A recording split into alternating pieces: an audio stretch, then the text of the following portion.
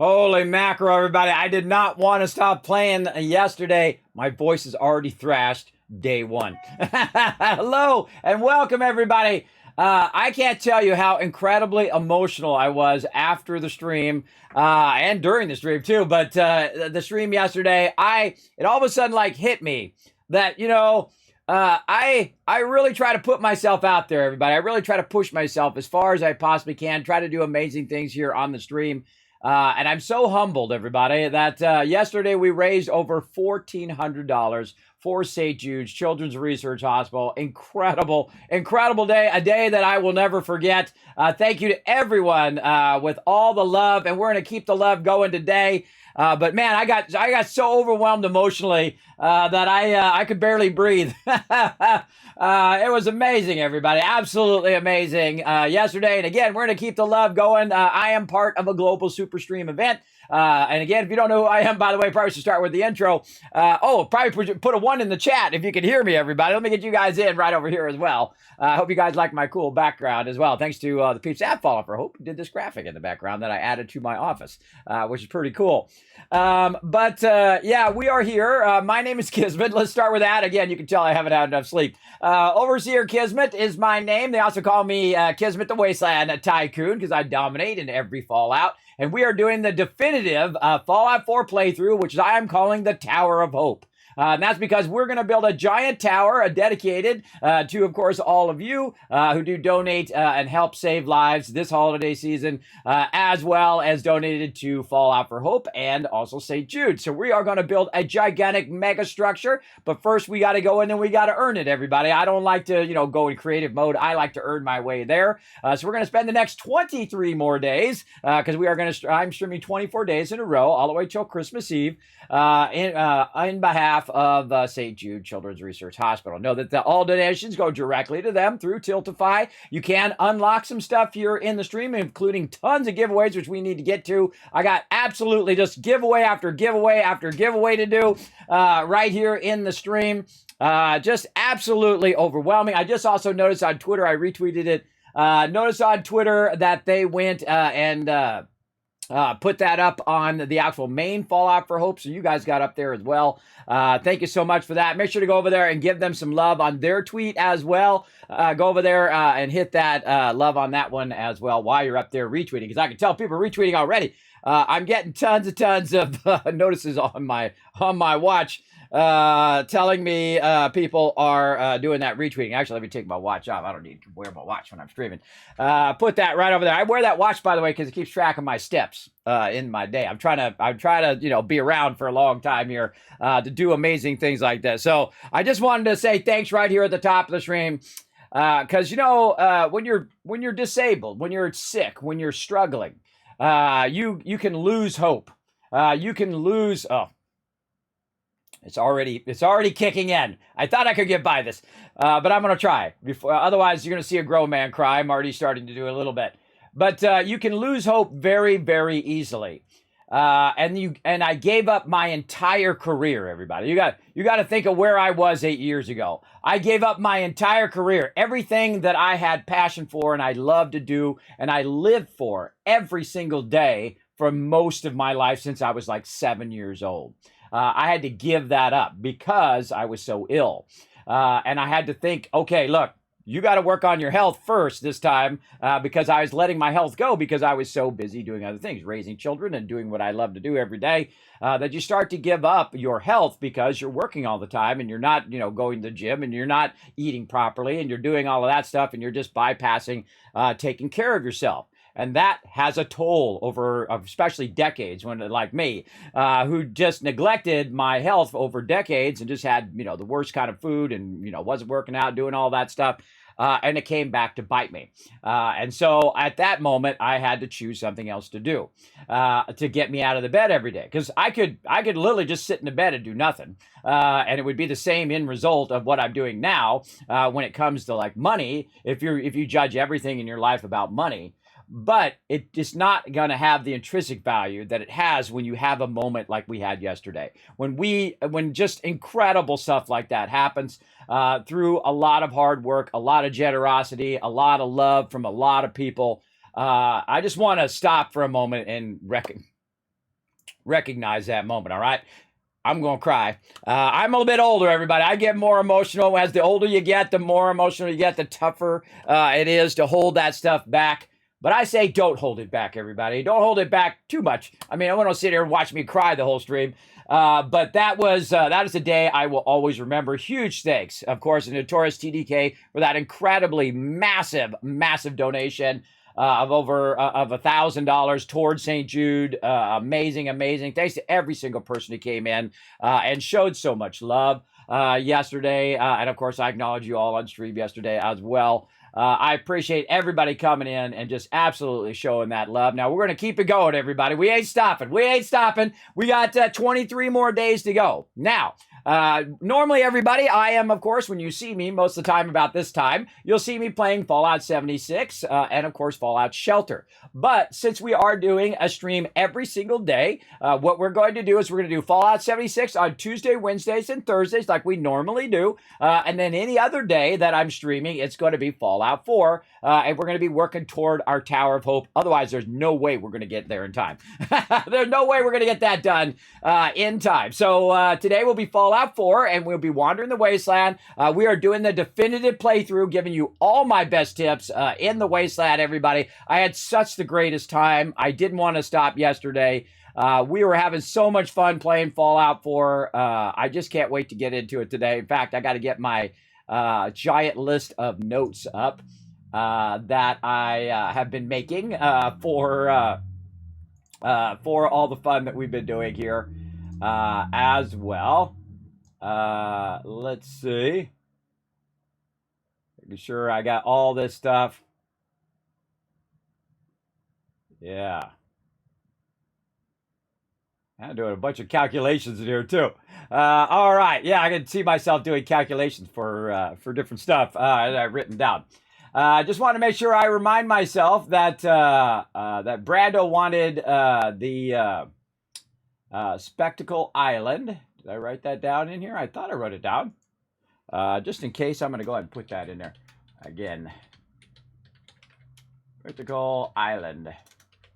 I probably already have it in there. I remember writing it down, but I'm just going to put it in there, and then I'm going to save it in there so I don't forget. There we go. Now, what we've been doing, everybody, is we've been, again, doing a definitive playthrough. And one of those things that I have been doing is basically going through my various list of stuff that we have oh yeah, it's right there. There we go. I actually wrote it. Yeah, I scrolled down a little bit and then found it. That we have been going through a whole bunch of tips and suggestions that I have in Fallout 4. This is my going to be my ultimate playthrough. Speaking of Fallout 4, it's right there, loaded, ready to go. So basically, I'm going through. I'm showing you all my best tips on building, how to dominate the wasteland, how to get a great start in the game, how to choose your perks, how to go ahead and choose your pick order as well. So we're going to get into all of that. Before I get too emotional, again, everybody, these are miraculous things that happen here in the stream. You got to think that I'm a tiny little streamer, everybody. I'm a small streamer. I mean, I'm obviously a Twitch partner and all of that stuff too, so I'm not like just starting off. But I'm no giant streamer with 50,000 people in their channel. You know what I mean? I'm just a small streamer, and to do that much good work in a day is amazing, I think. And again, I got real emotional after the stream. I was like I feel like that was one of my best streams ever. And of course, thanks to all of you as well. So let's go ahead and say hello to everybody in the chat, and then we're going to get into it. We're going to have some super fun in Fallout 4. Man, I am so excited. I'm so excited to play. I've been getting reinvigorated on playing a really amazing playthrough. Just kind of my best playthrough ever in Fallout 4. So we're going to get that going on. First, hello to Akia right down there. Oh, I got to move the thing's covering my stuff. It's covering my thing. It's always something, everybody. It's always something, but that's okay. I have the power to move that up right over there. There we go. Right there. And I need to go easy on my voice too, because already, I mean, just so much hype yesterday. Already my voice is going out. All right, Wombat for Ire said Fallout 4 Hope. Fallout for Hope Day 2, let's go. I like your sentiment. I like your enthusiasm, Wombat. That's right, we're going to get it going on. The mighty Blair and Fire coming in. Hello, Blair and Fire. Always fantastic to see you. And of course, Rotisserie J, guess who's going to be joining me on the 7th? December 7th on Wednesday, Resistor G going to be joining me on Bethesda's channel to check out Nuka World on tour. Amazing, amazing time. As long as also TARDIS as well will be joining me, my team. Oh, there's the mighty Notorious TDK. Speaking of awesome. Do you have any add-ons for Fallout 4? I am currently not playing with add-ons. I'm playing a vanilla version, though I do have what I call the Settlement Overseer, and I will throw it in the chat for you right there. And you can find on one of the tabs on the bottom Fallout 4 mods that I have actually used in the past. And you can actually watch my progress in Fallout 4 as I go through. And I'm going to be, of course, doing my different settlements and how I manage my settlements, and I do all of that cool stuff. That will all be in there. Let's again show a massive love to Notorious TDK, everybody. Absolutely a huge, generous love to the stream. Thank you so much, Notorious. I appreciate that. And again, I appreciate every person who's come in and already hit us in those milestones. We got to hurry up, though, because I got like a bazillion, at least it feels like, giveaways to do. So we got to get into that as well. So settle in, everybody. We got lots of giveaways today. A lot of fun stuff to get it going on here in just a moment. So just chill out. We're going to start those in just a few moments. I'll tell you how to start them. I'll have Saltbot come up, give you a little bit of overview if you don't know who Saltbot is. He's my chat bot who comes up and sometimes randomly bans people, at least back in the day. He doesn't do it as much now because I have Stream Elements. But when I had those bots, by the way, I've owned every single bot you could possibly own, I believe. And a lot of those bots I paid for, too, back in the day to manage my channel. And Stream Elements is the absolute best, everybody. They are the best of the best, for sure. Sudsmaker coming in, wants to know about those giveaways. Again, we're going to have those giveaways here in just a moment. Thank you very much for all those ones in the chat. I'm going to start you guys off with 1,000 Kiz Caps. You guys can earn a bunch. Holy mackerel. I was going to say you can earn a bunch more by going and retweeting. You've already not only got the 5 retweets, you already crushed the 10 retweets in there. So here's what I'm going to do. I'm going to go ahead, since you guys crushed it so quickly, I'm going to go ahead and give you guys some love right here in the chat. In just a moment. Actually, if I do it right now, I won't be able to catch up on chat. Let me catch up on chat first. Oh, speaking of TARDIS, there's TARDIS right there. Good to see you, TARDIS. Thanks for coming in. We got Space Ranger as well with that one. Thank you so much. Alpha coming in, lending a hand. Appreciate everybody coming in as well and showing the love today. Holy mackerel. I'm sorry I'm new here. Do you have any add-ons to Fallout 4? Yeah, again, I just answered that question, and for a fantastic question, you know what I do? I give out Kiz Caps as well. And you're like, Kismet, what are these Kiz Caps things? I'm new here. Well, Kiz Caps are my loyalty rewards by just lurking in the channel. Now, if you are a subscriber, of course, you are earning 3 times the Kiz Caps and 3 times to win, 3 times chance to win the giveaways. So if you want to win the giveaways, best thing to do, ask great questions, lurk in the channel, and you will start to earn Kiz Caps like crazy, because I'm about to dish them out here in just a moment, because what we do is we go out and we reward you guys for doing stuff like retweeting and showing some love, and when I forget to change screens, you guys remind me and all of that kind of stuff.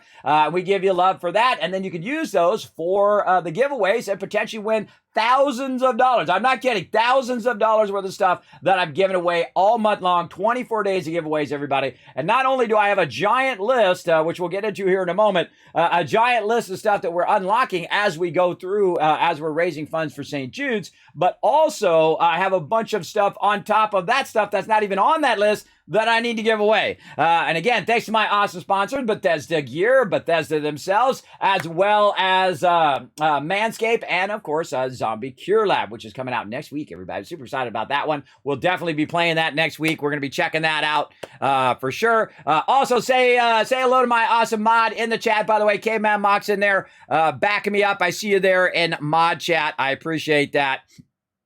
There we go. How many caps shall we be giving? Hold on. I'm gonna give out the first round of caps, Caveman Box. I'll do it here in just a second. Yes, retweets took 10 minutes. I realized I was about to give it all out, but then it would scroll my chat, and I want to say hello to everybody in chat first, and then we'll do it. You may be a small streamer, but you have much bigger than many I have watched. I always keep my life in perspective, everybody. I remember what it's like to just have a few people in my channel. Now, I'm a little bit lucky because I am one of the longest running gamers out there, everybody. I mean, old school gamer. I mean, from the 70s, stand-up arcades, Atari, the Commodore, the Magnavox Odyssey, which is the very first console way back in the day, in the early 70s. And I have a long-time gaming guild as well. One of the longest-running gaming guilds, 20 years together with over 1,000 members. We played tons of MMOs together, like the original Lineage, like Lord of the Rings Online, World of Warcraft, of course. What else? Oh, my God, a whole bunch. Guild Wars 2, and giant list. And we even played New World, which is pretty fun. Though being a guild leader can be very heartbreaking, everybody. Very, very heartbreaking. As you can see, if you go look at some of my posts. I don't know why people don't just come to me and be honest and say, Kismet, I want to go off and do this other thing. I don't know why people just can't be straightforward and honest like that. That's who I prefer people to be than to be shady and just, G quit the thing because they want to go off and do something else. You just come to me. You just say, I want to go and do something else. All right, go ahead. I mean, hey, that's the right thing to do, everybody. That's a respectful thing to do. I don't ever do that to people. I feel like that's hugely disrespectful. Hugely disrespectful to just go, yep, nope, bye. That's not cool. And that's one of the heartbreaking things about being a guild leader, everybody. But don't worry, we got thousands of other members, or 1,000+ members as well. So I've been around in gaming for a very, very long time. And I do have that built-in audience of, obviously not all 1,000 of them come and watch me because they got real lives, they got things to do. But I did start with about 10, 15 people on my channel because they were my guild members right in the very beginning. So I did have that kind of leg up on that. And I always appreciate it when I have 50 or 100 or 200. I used to have an average of around 200 peeps in my channel when I'm playing Fallout 4, as well as I've been on the homepage of Twitch many times, and of course I had 5,000 people in my channel, which is incredible. Incredible, everybody. That's the most I think I've ever had in my channel at the same time. It's right around, I think it's like 4,000 to 5,000 people, pretty close to 5,000. Which is amazing. And it's very hard for my mods as well, too. You got to give my mods some love as well, everybody. When you got a lot of people in your channel, man, that's some serious moderation going on over there. So I appreciate all my mods, my current mods, and, of course, my past mods as well. Make sure to show them some love, everybody. They are the heroes behind the stream, all right? Make sure to show those mods some love. Be respectful of my mods big time. Getting hype going on. Mod chat, sir. Yes, I did see the mod chat there. I will get to that here in just a second. I'm going to dish out an absolute ton of caps here in just a second. I want to make sure I get to everybody. Now, if I do miss your comment or question, I do get focused sometimes. Obviously, I'm playing games and I'm doing about 20 things at the same time. If I forget and miss your message, just throw it in there again. I never mind. Just use my name. Put Kismet in there to highlight, or you can highlight it via your channel points right down in there as well. So a lot of ways to get my attention in the chat. I love interacting with chat. Chat is my favorite thing. Did you know that? Even more than playing the games. Chat is my favorite thing, interacting with all of you. And if I didn't have chat, I probably wouldn't do this at all. Just so you know. Just so you know where my priorities lay. But I am older, so I do get distracted pretty easily, big time. All right, here's what we're going to do, everybody. You guys absolutely crush those retweets right here at the beginning. So here's what I'm going to do. I'm going to double up already. So I'm going to go 1,000, 2,000, 3,000, 4,000, 5,000, 6,000, 7,000, 8,000 caps. You got some caps to get yourself started up right there, everybody. You are ready to go. And guess what? You crushed it twice. I'm just going to go straight to 10,000. 1,000, 2,000, 3,000, 4,000, 5,000, 6,000, 7,000, 8,000, 9,000, 10,000, and that's how you start a stream. Let's get into it. Let's play some games.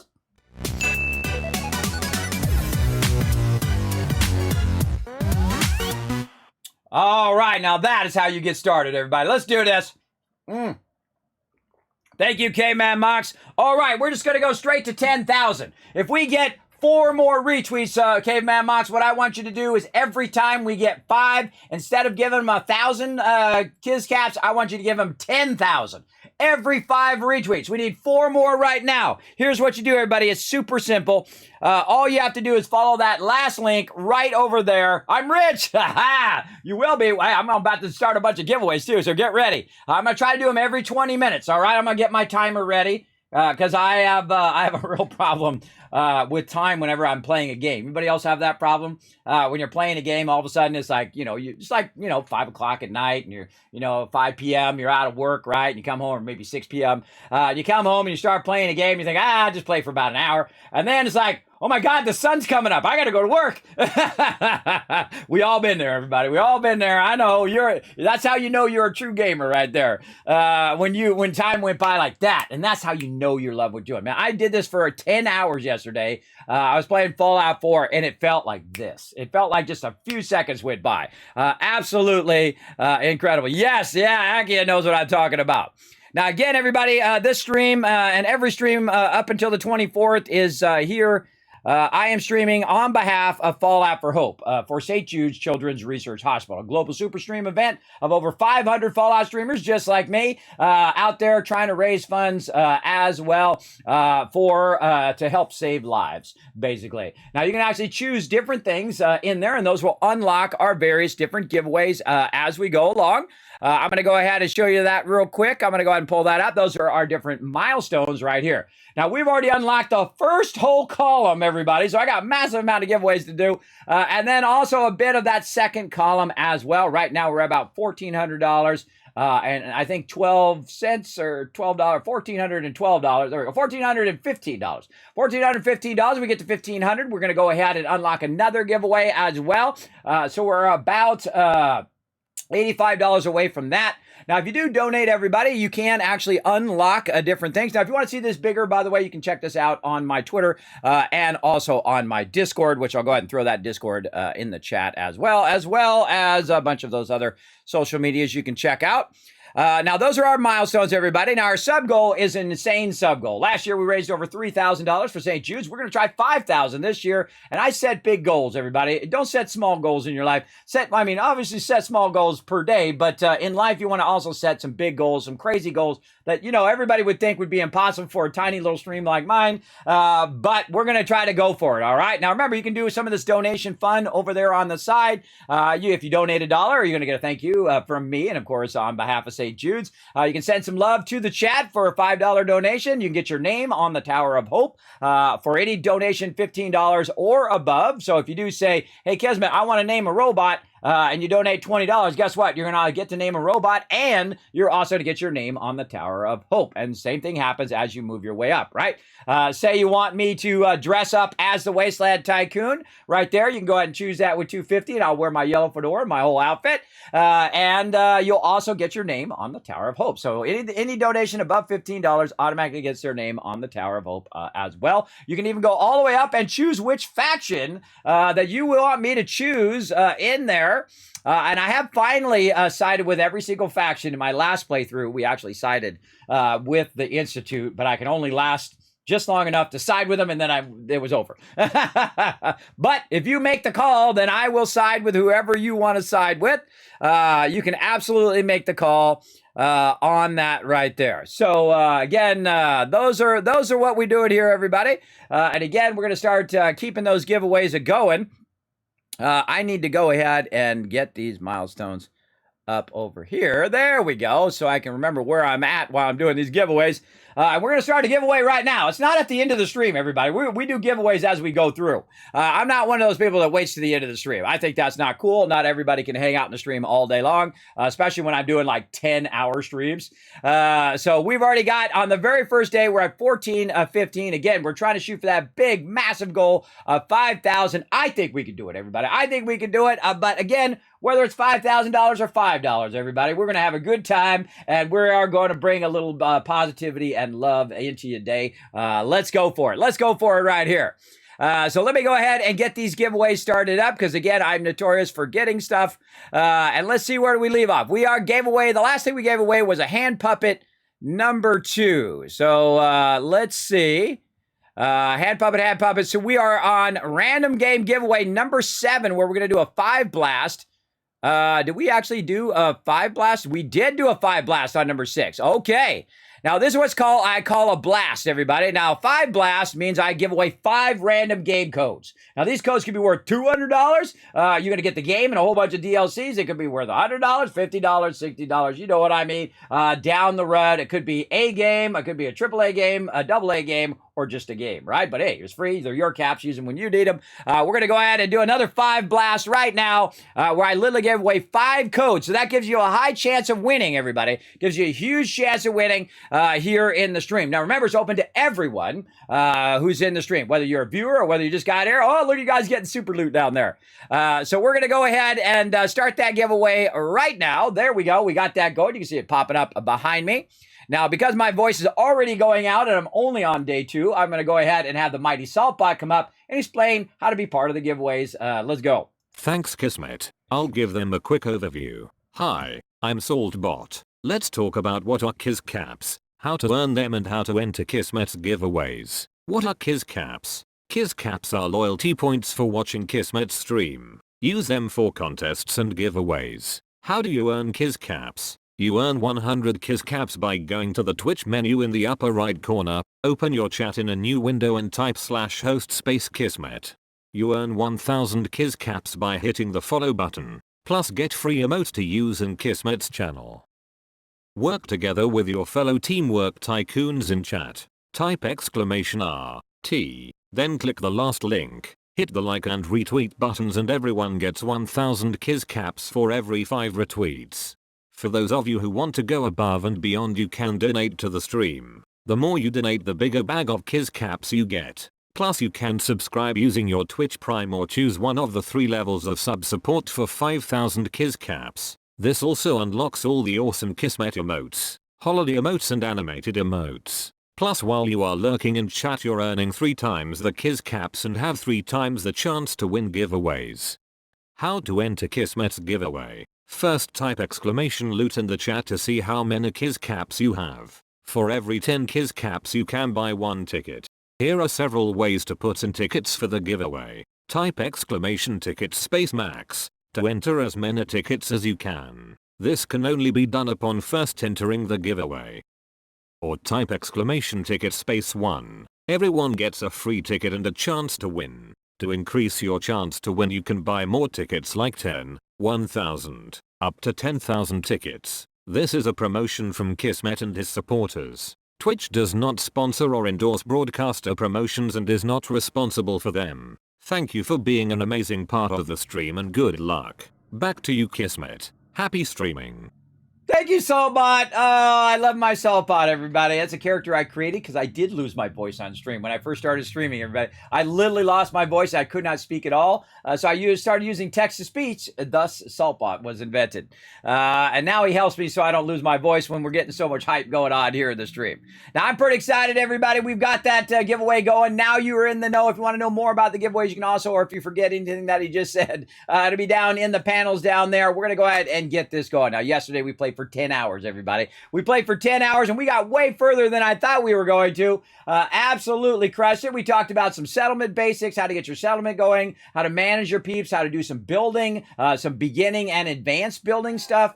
To get you going. Whoa, we got to say Jude Hero coming in right over here, everybody. Let's show him some love in the chat right over here. Let me get my my list up over here. 1 second. I knew I had forgot something. Again, everybody, I have not had enough sleep. But if I make a promise to stream every day, everybody, I'm going to stream every day. Now, I will be taking a break later, obviously, to rest up and then to spend some time with my family as well as I do on Fridays. So I'll be doing that as well. Just a heads up. Let's go. Let's see what's up over here.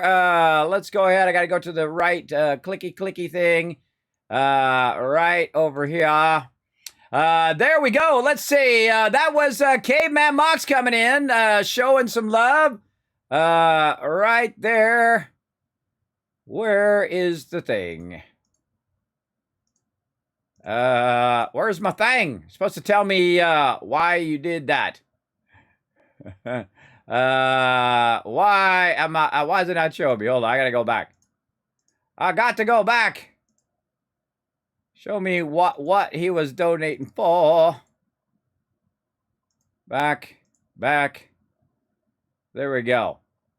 Right over here. There we go. All right. There we go. Caveman Mox coming in with $25 giveaway. Thanks so much. Or $25 donation. I've had a good Fallout 4 pun in mind, but I forgot it right away. That's 1,000 Kiz Cats for the chat. That's a good one. That's a good one. I like that one. Very, very nice, Caveman Mox. Thank you very much for coming in and showing some love, getting us started on showing some love to St. Jude. That's going to get us one step closer to that $1,500. We're $60 away from that $1,500 goal. Incredible, everybody. We're going to show lots of love all month long.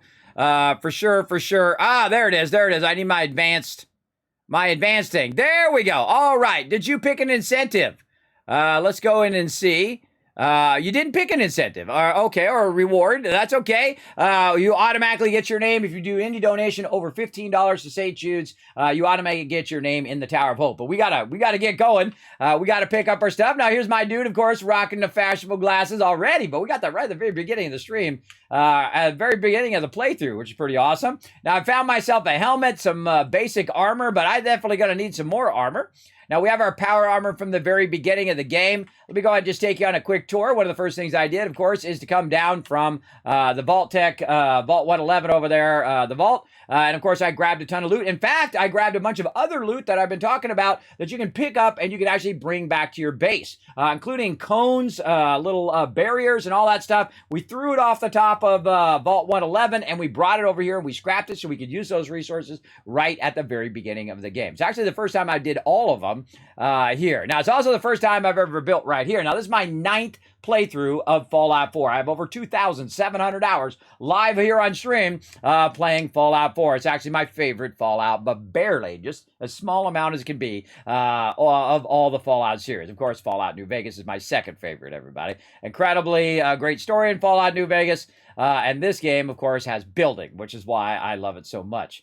It's incredibly, incredibly fun. Building is not everybody's forte and not everybody's passion, and that's okay. That's okay. We can like different things and still love some Fallout, I think. That's just the way that I particularly am. Now, Cogsworth here is my companion now. I put my buddy Dogmeat right here, and I got him a little dog house. And so he's chilling out in there. Look at him. He's got his goggles on. He's got his bandana. Reminds me of a little friend that I'm going to be giving away here on stream. We do unlock that. My little buddy Dogmeat, and he's got his little goggles on. And of course, you guys can win your own little special friend to watch after you in the wasteland. I've got one of those to give away to you guys as well. So pretty awesome. Now, again, if you do have a comment or question in the chat, feel free to let me know. You can go ahead and put it in there. If I miss it for any reason, say people are doing giveaways or whatever it is, feel free to throw it in there again. I never mind. Or if you have a question, you're like, Kismet, how do I do this thing? Whether it's in this Fallout or any other Fallout or just a general question, feel free to go ahead.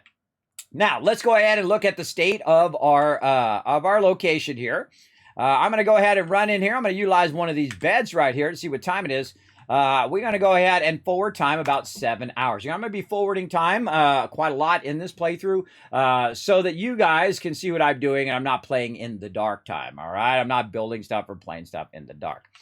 So there we go. And I'm well rested as well, so I'm getting that bonus XP. But here we go. We've gone through and we've salvaged everything that we possibly can at Sanctuary. We've gone to Red Rocket. We've got all the materials from over there. We salvaged everything we could over there, even our workbenches. And then we brought all of those resources back here to Sanctuary. We've also gone over to Abernathy Farm, by the way, which is one of the largest settlements in the game. It's actually the highest settlement in the game. And we've gone over there and talked with them. We've got a bunch of food that we brought back so that we can get our settlement going. Now, over here, you can see that we have a bunch of potatoes running right now. You can see up here at the top, we have 6 food, 50 water, because that's right, we got purified water going way back there, right over here in the corner. That's going over there. We're producing 50 water. We have 19 power, 22 defense, and 10 beds, and our happiness is on the rise. So we were down to about 30 happiness or 40 happiness. Now we're back up to 56 because everybody has food, everybody has water, they have beds, and we have a decent amount of defense. Now, our defense has to match our food and water plus a little bit extra. So if we take our water and we add our food together, that's 56 food, or 56 total defense that we need from food and water. And right now we only have 22, so that's not a lot. That's not a lot. But we got our, of course, Kismet kill box is one of the signature things that I do here on the stream. This is all you need. You don't even need to have people on defense, though I did have an extra dweller or an extra settler that I did put on defense. So she's walking around and watching for peeps as well. Remember that one settler can do 3 of your defense areas, right? So I've got this little defense area here. I've got one way over there, which actually she's standing on right now. And then I have another one, which is facing the opposite direction right here below me. And she'll go between those three. I've also got a siren, which I normally don't ever use because I don't like the noise of it, but it actually is very functional and very useful because the settlers themselves will flip that on, and then everybody will come running to help defend the base. So that's what we need to do. Now, I purposely want to drag people to attack my base so that I can defend it. Now, one of the tough things in survival mode, that if your base is going to be attacked, well, guess what? You can't quick travel. You can't come back really fast back to your base to help defend it. And that is one of the toughest things about it, because if they do not defend your base, what happens is that you actually get stuff damaged on your base. It costs you materials as they auto repair those things, as well as you might lose items as well from your inventory from them attacking. So obviously you want to try to prevent them from damaging your base and damaging your whole entire settlement and whatnot. Now, another thing that we did is we are working through our perks using my Kismet Settlement Overseer right here. Of course, this is a list of all of the various ones. We also started with a certain amount of perks so that we could match those base perks up and not have to actually put any points in intelligence or perception or whatever it is along the way as best as we can. Though we've already gotten a point into intelligence from the little book that you get at the very beginning, as well as we found a bobblehead, which gave us +1 perception. So we've also got a point into perception as well. Now, these are the main perks that I'm going to try to do in this particular playthrough, and I've made a note of when you can first get the 2-star version of Medic, when you can get the 3-star version of Strong Back, and so on. And those are the very first moments in which you can do that. So I went and spent 5 hours, by the way, 5 hours going through and picking my perk order that I'm going to play through off game, by the way, off game, just in my head. I play through in my head, and I pick my perk order to maximize getting the objects as quick as I could. Like the case of Strong Back here, it's in yellow. That means that's the earliest I can get Strong Back 2 is at level 10. Right? So these are all in order. And again, I spent so much time doing this for you guys off stream so that you can simply just go to my Settlement Overseer and see exactly which perks I'm going to pick in which order. Now, obviously, when you're finding bobbleheads and all that other stuff, it will affect your perk order depending on where you go and which place you go first and second and all of that. But one of the great things about Fallout 4 is that it's never the same every single time you play through. It does have a great randomness to it. And so as we go through, obviously, we're going to be adjusting these, but this is my base right now. And we're going to work our way through. Now, we've already done local leader, which is at number 6. I think I'm still level 6. Oh, my God. No, I'm not. I'm level 7. So I do have another level up. So we'll do that here in just a second. But I did do my local leader perk. And you can see right down here, we have our very first provisioner. Now, I'm going to show you something awesome on your provisioners. First, you want to gear them out. She's looking awesome. Look at how great she looks. And then what I did is I just traded with her, everybody. Now, in here, you can see that she got some leather armor that I gave her. I've also, she had a trilby hat already from before. I gave her some goggles. I gave her 1 bullet because that's all you need to do to give to provisioners or settlers. Your companions will burn up all the bullets they have, by the way. That doesn't count toward your companions when they're with you. But when they're not with you and they're just a settler walking around, you can just give them 1 bullet. Now, the exception to that obviously is explosive ammo, like nukes and like missiles, right? Those, they have to have all of the missiles. In fact, don't give them any missiles. Don't give them any grenades, or you're going to die, especially early game. Now, if you notice that I've given her a weapon with a very specific name, and that name is P-SAN, S-A-N, and then I have a little greater than symbol, and then RR. That means she's a provisioner, and she is part of Sanctuary.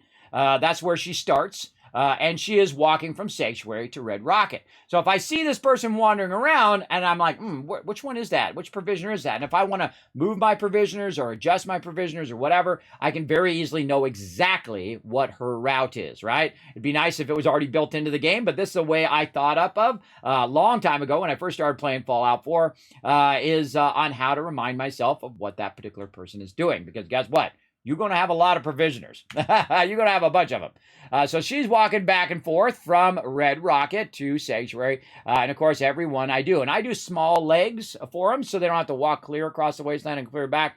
Because what they can do is they get tripped up and all of that stuff. So I don't like them to get tripped up. I like them to have, she walks from here to there. They walk to the next one and so on and so forth. So we're going to get that going. Oh, there we go, up on the thing. I rarely ever use those, everybody, but in this playthrough, we're going to do the ultimate playthrough. Now, we've got a bunch of things down that we're going to use in the long run. We've got our bell to call our peeps over here. We've got, of course, the doghouse for dog meat over here. We got this one here for Cogsworth so he can do that collecting and whatnot. We've also got some salvage in here, a bunch of beds for everybody with roofs. Very important that you have a roof and not a floor above them so that they are actually getting that bonus to happiness. And then up here, of course, you can see we have a bunch of food. But now that we got a couple new dwellers, right, you start off with 5 people from going to Concord and bring in Preston and crew back. And I've actually got 2 more people that have come to my particular location. And you can see that I'm at 7 right now. Now, I'm only producing 6 food, so that means everybody's not getting their food.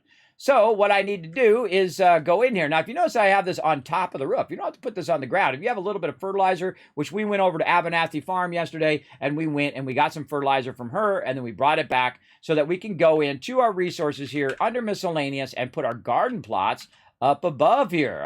This way they're not as easily damaged, so they can shoot them over here. Eventually, I'll enclose this level, and we'll keep building upwards over here. But this is now nicely enclosed. It will also hold on to your various different food as you're putting it in there. Now, notice how it doesn't show up right now. And that's because if you take your food out, oh, I actually took that out of there. If you take your food out and you stick it in some sort of locker here, like this, it's actually not going to show up in your workbench. So I can go ahead and take those potatoes out there. And then it's on me, or I can actually put them in the workbench by simply going to one of my weapons or tool area and put those back into there. So I'll have those so I can go ahead and make stuff from them. Also, it makes it so that people can eat those as well. Now, we've already got over here, we've got 6, and I'm going to go ahead and group these by 6 again. So what we need is we need group of 2. So there's 1, 2, right? And then, let's see, we're trying to do 6. So 1, 2, 3, 4. Now remember that 2 potatoes equals 1, right? So it's a half of a food unit right there. We're going to spread this one out a little bit more like that. Now this one I put really close just to give you an example that you could actually really densely put that in there. Now what I need is I need another person to do food, right? Right now, I've got Mama Murphy over here doing food, but I need somebody else. So what I can do is go ahead and hit my little bell. I'm going to show you an amazing trick, everybody. You go right here to your chair, and you go ahead and you hit T to forward time by 1 hour. What happens? Boom! Everybody's there. You don't have to go hunting them down wherever they're at. Now, I absolutely hate Marcy, but I'm going to go ahead and put her to work right over here. Come here, Marcy.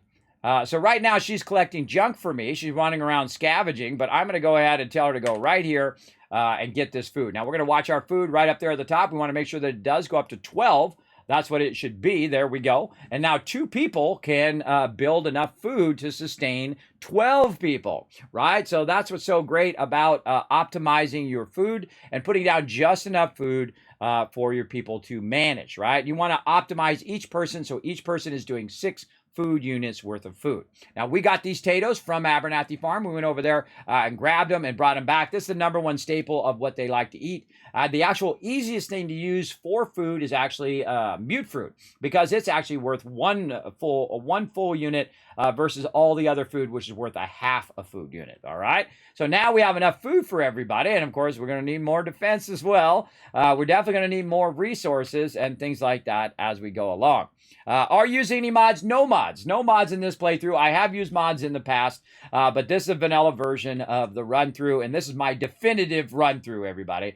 Now, yesterday we did talk a bit about how to do a lot of building. One of the things that is really unknown both on PC and console is the fact you can actually pick up a large group of objects at the same time. I wish you could do it in Fallout 76, which you sadly cannot. But you can actually pick up multiple objects at the same time. So if I go in here and I go ahead and say, all right, here, I want to build out a little bit of a room here. And I'm just going to build something out real quick here. A little bit of this, a little bit of that, a little bit of this, right? And if I decide, you know what, I don't want that there. I want to move that somewhere else, especially since the Cogsworth is stuck. I just hold down E on the PC and it picks the whole thing up. at one thing, and you can move it around. Now, this is also how they use what's known as the pillar glitch, everybody. So if I want to take this and I want to stick this right in the side of this, I can go ahead and try to run that into the side. Now, sometimes it'll work and sometimes it won't, right? Depending on the condition of what you're doing, right? If I try to run that into the side of this building, it doesn't work.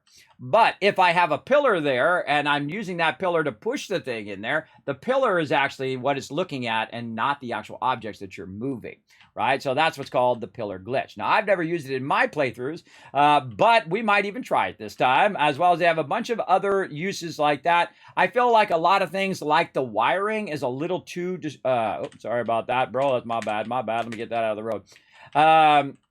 Is a little too constraining. Like in real life, you would want to run all of your power in the walls, right? Or you would want to run a power through the wall, right? You just go in there, you drill a hole, you run it through the wall, GG's, you're good, right? But a lot of times when you're trying to run power, you can't run them through walls. You can't do all that stuff. So there's a lot of tricks on how to do that, as well as a lot of cool things you can do with wireless power, conduits, all of that kind of stuff. We're going to go deep dive into all of that, everybody. Big time, big time. And again, remember, do not give your settlers any grenades or explosive weapons. Do not get the explosive turrets, because the explosive turrets will kill your settlers as well. Watch out for that. Those are level 7 turrets, unless you want to. I don't know. It's your settlement. You do what you want to do. Don't forget also to scrap from the workbench as well. And I always set up people to do scavenging right away. This way, they're slowly bringing in stuff. The scavenging things do stack, by the way, on top of each other as well. And thank you very much, Easy Target, for that question, by the way. A fantastic question. And you get 1,000 Kids Caps toward the giveaway right now. We're giving away a 5-pack of games right now, everybody. You can be part of it. It is open to everyone. So feel free to come on in, relax, take it easy, put your feet up. We're going to get it going. Let's see. Mr. Macklin coming and says, in Starfield, I would like the far less building for building's sake and far more building for my personal in-game benefit. The worst part of Fallout 4 settlements is they only appeal to people who have a bleeding fetish and absolutely nobody else. I totally disagree. I totally disagree. They actually benefit you as you go through the wasteland tremendously. If this was multiplayer and you were playing without settlements and I was playing with settlements, I would absolutely destroy you. Absolutely, hands down. I would annihilate you. And the reason why is because I would be earning so much caps and so much income in the early game that I would be able to get all the best stuff in the game, and I would way outdo you with both weapons, armor, and everything. I would absolutely outdo you in a way. In fact, I'm going to do it in this playthrough right now. You're going to see, all of a sudden, I'm going to start scaling up, and then my scale up is going to go boom, and boom, and boom, much higher and much higher. I love the building. I feel like the building was one of their genius moments in the game. I totally disagree. But if you don't like building, that's okay. We can each like what we like, and that's what's so great about playing a game, is that you can play it however you want. If you don't want to do any of the building whatsoever, well, hey, go ahead. More power to you.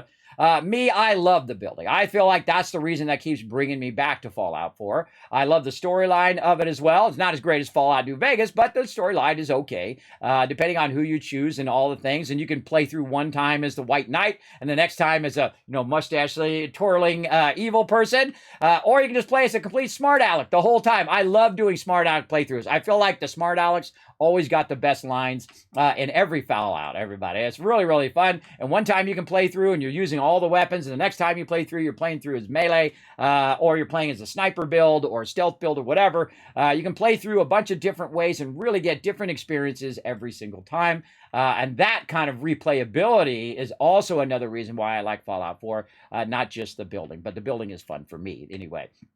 That's what I like to do. But again, if it's not your jam, that's perfectly okay as well.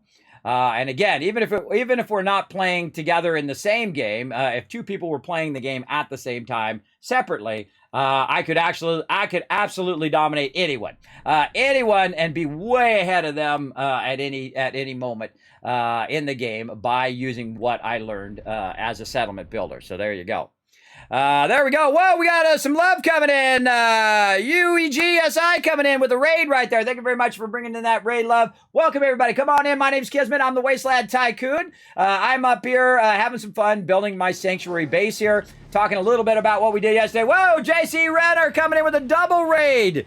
Wow, thank you very much for that love right there as well. JC Hunter bringing in your viewers as well. Holy mackerel. Thank you also to Brian for the follow. Way a long time ago, about 7 hours ago, as well. And thank you, JC Hunter, for that 32 months of Tier 2 sub love, everybody. Let's see all the love in the chat. Let's welcome those raiders in. Welcome, everybody. Come on in, hit that follow button. We're literally giving away thousands of dollars worth of stuff all month long. I'm streaming on behalf of Fallout for Hope, which is a global super stream event of over 400 streamers who are raising funds for St. Jude's during the holidays to help save lives. So that's what we're going to be doing all month long. You can unlock stuff in the game to get your name up in lights if you want. On my Tower of Hope, this is my Tower of Hope definitive playthrough of Fallout 4. I'm showing you all my best tricks right here, and of course way beyond in this one too as well. I'm going to show you a bunch of advanced building later on and how to dominate the wasteland. Now right now I am level 7, everybody, and at level 7 I've already built myself a nice little bunker here. I'm already recruiting people. I've got a little bit of a Kismet kill box going there. I've got my food going on. I've got some defenses up. I've got dog meat. I've got Cogsworth. I've got Preston already. We got, of course, the crazy Mama Murphy going on there.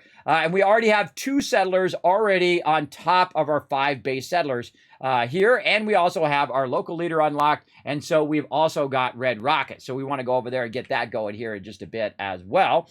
That's a pretty good start, everybody. That's a pretty amazing start. And of course, we've already got our beds and our food, and we got all of that stuff starting to rock over there. And Cogsworth's following me around right there.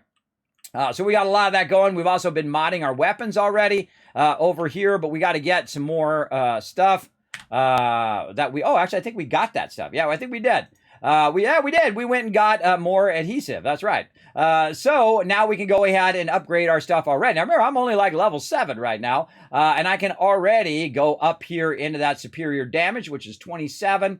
Right here. Now, hardened automatic. I don't like using the automatic receivers. I feel like they waste way too much ammo. But I do like the powerful receivers because they do boost your overall damage. So I'm going to go do that on there. Long barrel. Now we have long light barrel. So we have the standard long barrel, and then we have the light barrel, which basically is going to make it way less, which is always good. So I'm going to go to that.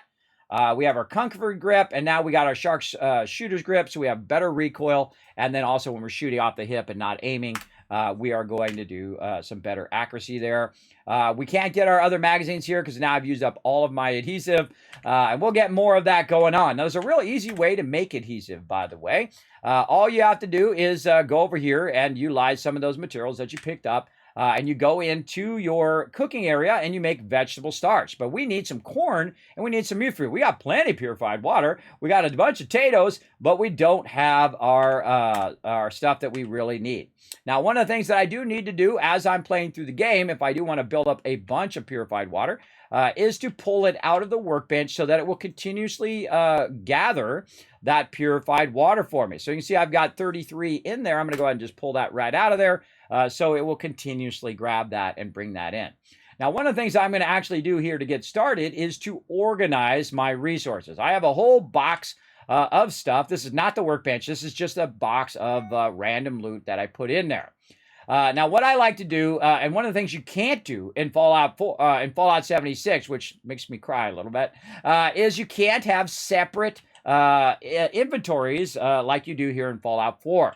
And I feel like those separate inventories are incredibly useful. Big time. Actually, I'm going to have Cogsworth is like in my way here. Cogsworth, hey, yo, bro.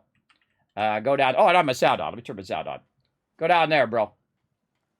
All right, now he's going to go down there. That's a bit out of my reach, I'm afraid.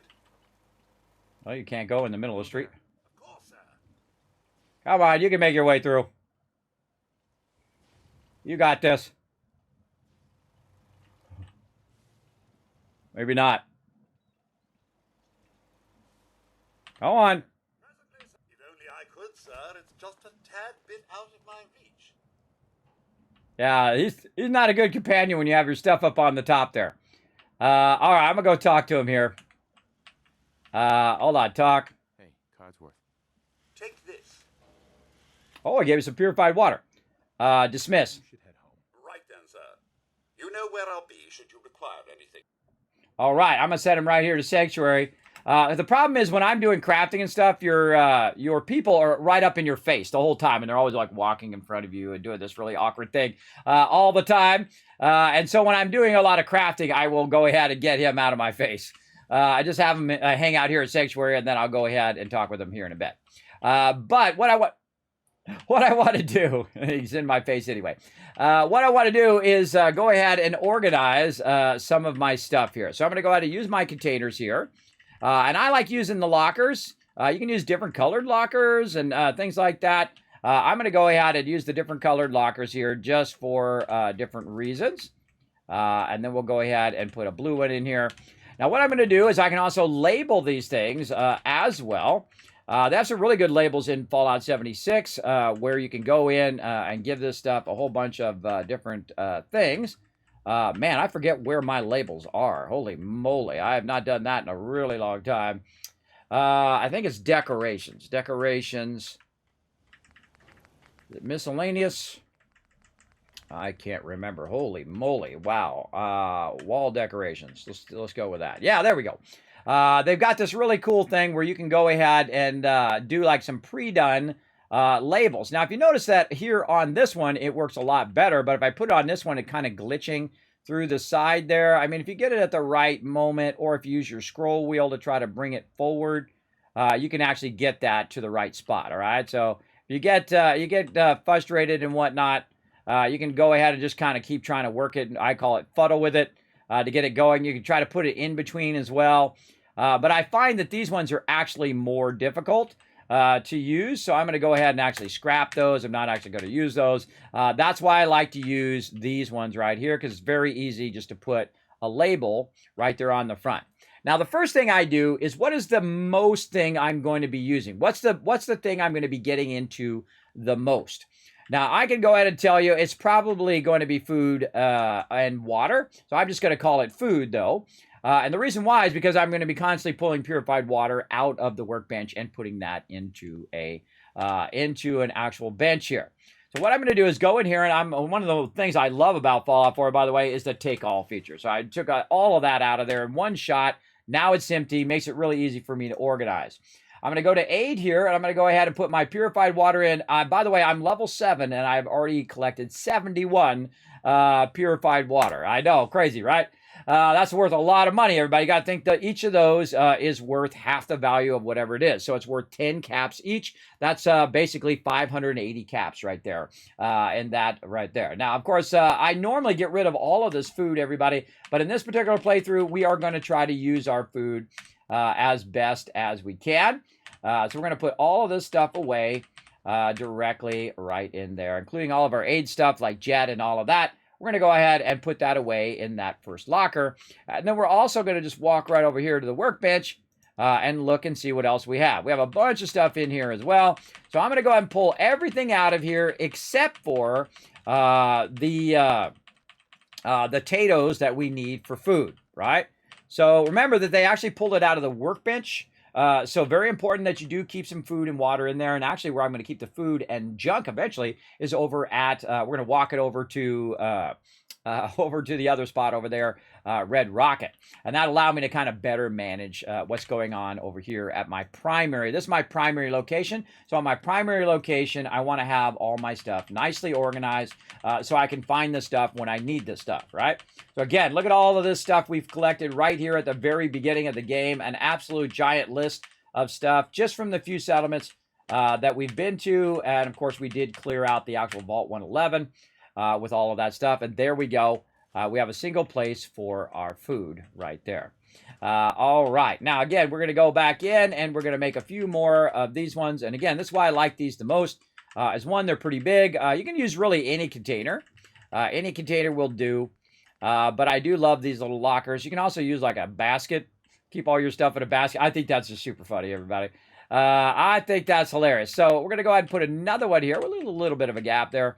And then another one. And then we're going to put another one right here by our power armor. We're not going to be using that power. I don't use power armor until like level 25 or something like that. Very, very much later in the game. Max level in this game is around level 50. But believe me, we're going to get way past level 50. That is for sure. How are we doing on this giveaway, everybody? Hold on. It just dawned on me. Okay, yeah, we're 8 minutes in. All right, I forgot to set my timer, but all right, we'll try to remember. We're going to try to give away stuff every 20 minutes. Because we got an absolute ton of giveaways. We're going to do a 5-pack of drops to you guys, meaning we're giving away 5 random game codes. It could be codes for worth up to $200 because it could be the game and a bunch of DLC, and I got just absolute tons of stuff to give out. So again, if you want to be part of the giveaways, you can check it out down below, or feel free to ask in the chat if you can't find out how to enter my giveaways, everybody. It is open to everyone. Of course, the more you lurk in the channel, the more you interact with the channel, the more Kiz Caps we're going to give to you, especially if you go out and retweet. Because right now, if you go out and retweet, 2 more people go out and retweet. Click that last link, hit that like button, hit that retweet button, and hit the follow button while you're up there as well on Twitter, because it does help me do more fun giveaways here on the stream. We get 2 more. My mod, Caveman Mox, going to give you guys 10,000 caps. That's a lot of caps, everybody. 10,000 caps toward the giveaways. And again, they're your caps. Use them when you need them. We're going to be giving away stuff the entire month up till the 24th at 5 p.m. Eastern Standard Time, Christmas Eve. So there you go. What am I doing? I am doing labels, everybody. All right, we're doing decorations. I used to know all of this stuff by heart, everybody. It's funny when you come back to it and you realize, oh, God, I forgot what the heck I'm doing. All right. Now, the next thing that we're going to do is we're going to do guns. So we'll put guns right here. There we go. And then the next one, of course, will be armor right over here. And I don't really do chems or any of that other stuff, or clothing or components or any of that other stuff. What I'm going to do is just put, and you can put individual stuff in here. And then what I'm going to do is actually name this something very specific right over here.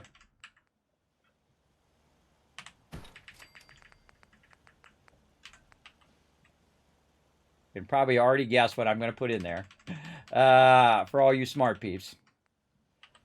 Miscellaneous stuff that you don't want to deal with anymore. That's right. I sure wish you could do this in Fallout 76. Holy mackerel. What are some things that I want to keep, but I don't want to mess with right now? Well, Atomic Command holotape, right?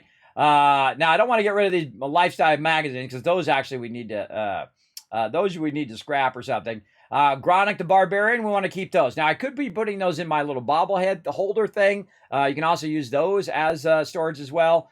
Some holotapes that I've already listened to, I can put those in there. Perception bobbleheads will not go in there. You got to have the bobblehead thing. I forgot that. You can actually do that in Fallout 76, by the way. You can actually just put it in your stash.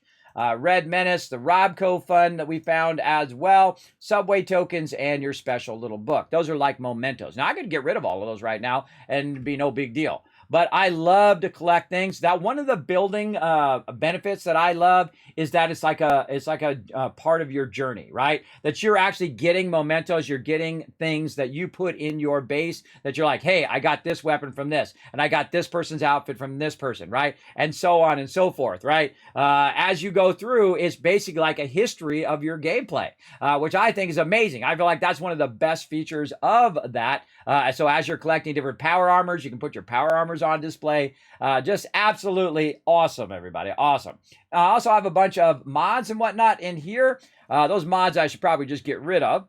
But let's go over here now and let's look at our guns. So we're going to go into weapons, and I'm just going to go ahead and put every single weapon that I'm not currently using right in here as well. And we're going to show you a great trick with that here in just a moment. So now we got guns in there, and then this one obviously going to be our armor. The second I find out where it's at, come on, armor, weapons, apparel. There we go. And we'll put all that in there. Now, sometimes it's really tough actually to switch games, everybody. I switch back and forth between games, between Fallout 76 and Fallout 4 here. And it is definitely different in the way that it organizes your stuff. Absolutely. All right, let's go ahead and put all this stuff back in there. Now, all of the stuff that I'm putting in there is not necessarily the same. Like formal hat's going to give me more charisma, so I'm actually going to get that one back out again.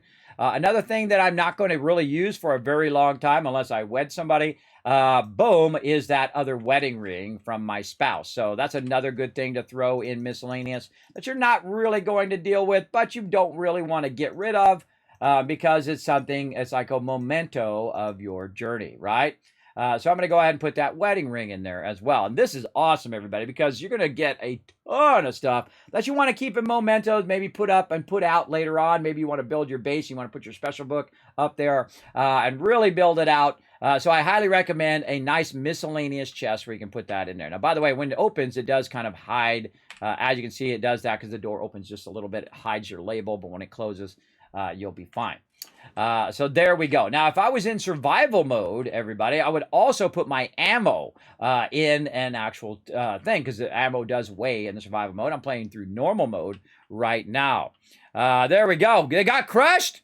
Did we crush it? Oh, did we get the 15 retweets? Did we give them 10,000 caps? We did. Whoa, nice job, everybody. 10,000 caps in the chat for you guys. Way to crush it. Big time right there. And again, now we've got our stuff a bit more organized. And we also have kind of cleared out our workbench here. So the only thing in workbench is going to be the two things, the junk, and then also any aid that's supposed to be in there, like water or stuff like that. Now, one of the things I do recommend as well is to have actually some purified water in there, at least a little bit. Now, they're going to collect some more here in a bit, but every so many cycles, what it's going to do is everyone's going to grab food and water out of the workbench, all of your settlers, and they're going to eat that and they're going to drink that, right? So you want to make sure that you do have extra in there. I'd say between, how many ever peeps you have, maybe you can do it exact if you want, or you can just do double, which is what I usually randomly do, about double the amount. But the problem is if you get too much food in there or too much water in there, they will stop collecting it. And that we don't want them to do. We want them to keep collecting that food, keep collecting that water as well. So you might try some various different tests where you go in and say, okay, I have seven peeps. So I'll go ahead and give them exactly 7 water and exactly 7 potatoes. Sorry, bad math there. Right there. And put exactly what they need in the workbench so they'll have that going on. So there we go. Now, another thing it allows you to do is to actually work on your character as well as all your settlers. So my particular character here, he's going to be working on his apparel. So let's go into under apparel. And what we need is we need to work on some of our stuff. We got a raider chest piece here. We got a raider leg and whatnot. Now, I typically go raider in the very beginning because that's usually all you got. And then what I'll do is I'll take the raider stuff off and I'll go ahead and switch over to leather. Now, there is other things that we can build later on. When we go in here to our workbench here, we'll have other items that we can go ahead and modify in there as well. Mostly it's modifying, by the way. Unlike Fallout 76, where you can craft stuff from scratch, in the beginning, you're mainly going to be modifying stuff. So one of the things that I like to do, of course, is go through and get some leather armor here. We got right arm, we got right leg. I already gave away my other leather stuff. So right arm, right leg. We need a left arm and a left leg of something. So left arm, raider, left leg raider is what we got. Anything better than raider? We got a wielded raider, right leg there. I don't know. Not really my jam right there. We could also put on our Minuteman outfit, would give us more agility and perception, but then we can't put our armor on. There's certain outfits that override your actual armor over the top of you. The vault suit is not one of those things. So if you have your vault suit on, you can have stuff over your vault suit. Keep that in mind. Some things I like to use just to dress up my peeps. And then also lets me know what they do as well. It used to be before you could tell what they do. They have a menu for it now that tells you whether they're, doing food or whatever it is. But it used to be where you didn't know. So what I would do is I dress all my farmers up in overalls, so I would know that they were doing farming. I would dress all my guards up in road leather, so I would know they're doing guards, and so on. A great way to know what they're doing, and I still do it to this day, and the reason why is because I can visually look and see what everybody's doing without having to go up to them or I have to go into the workbench mode and then highlight them. It still works fantastic to this day. So there we go. We've got all of that stuff going in there. We've got a bunch of stuff that we put onto us. And now what we're going to do is go ahead and make sure that we actually equip that apparel on us right there. Now, I'm obviously not going to keep it that way. I'm going to go in and modify as much as I can. So I'm going to go into leather chest piece here. Uh-oh, guess what we need? Adhesive. That's right. Adhesive is one of those things that you're just going to need an absolute ton of it. You're going to be struggling at the very beginning. But one of the cool things you can do in the workbench, but in Fallout 76, you don't even need the workbench. You can actually do it in the actual Pip-Boy, including your glasses and also hats and all that other stuff, which you can't do in Fallout 4 in the vanilla version. But what I'm going to do is go ahead and rename my Raider leg right here. I'm going to rename it something very, very specific, right? Now I'm going to go ahead and put Z and then dash. Then I'm going to say leg, so I know that this is a leg, and this is going to be my left leg, and then what kind of armor it is. And in this case, it's a Raider armor. Now, you're going to see why I do that here in just a second, so I'm going to quickly go through, and I'm going to set all that up real quick. I'm going to go ahead and type all these out. Leg, right, and leather. That's all I really need to know about my power armor, or about my armor or power armor, is what it is, what type it is, and then is it right, left, and all of that stuff. So again, put a Z, chest, leather, boom. Now what just happened, everybody, is this now is organizing itself. Uh-oh. Did I name something incorrectly? I think I named something, I definitely named something incorrectly there. We can rename, by the way, and try to figure out which one this one was. One of these is left. I typed right instead of left. Here's how you know, everybody. You go back in your inventory if you screwed that up, and you take this off, and you can see that's actually my right arm. So that one is the right arm, and this one is the left arm right here. So the second one is the left arm. So again, bad typo on my part. Sometimes that happens. It's okay. You just go right back in and rename it. And then we'll call that left. There we go. And then we'll go ahead and get out of there. And then back in here, if I turn this off, yes, this is my left one of my armor. All right, awesome. Now, one of the things you can notice what happened first, it dropped it to the bottom. Why do I want it to drop to the bottom? And that's so when I'm transferring stuff in and out of my workbench, I know which ones are mine, the one I'm using, the ones I might have modded or whatnot. These are my armor, so I know exactly which armor is mine. As well as the fact that it will be at the bottom of the list. And so when I'm transferring stuff, I don't accidentally put my stuff in the workbench, which I know everybody has done. I know everybody's done it both in Fallout 4 and in Fallout 76. They've absolutely done that for sure. I know I've done it. I've accidentally sold my armor before, legendary armor. Especially in Fallout 76, where I was in my power armor, and it acts like your regular armor is not equipped, so you start to transfer it, and oh my god, I just sold off, and I didn't realize it for a few minutes too, and so I couldn't go back and buy it back, everybody. It was gone. 3-star legendaries, all gone. Sucked. It sucked big time.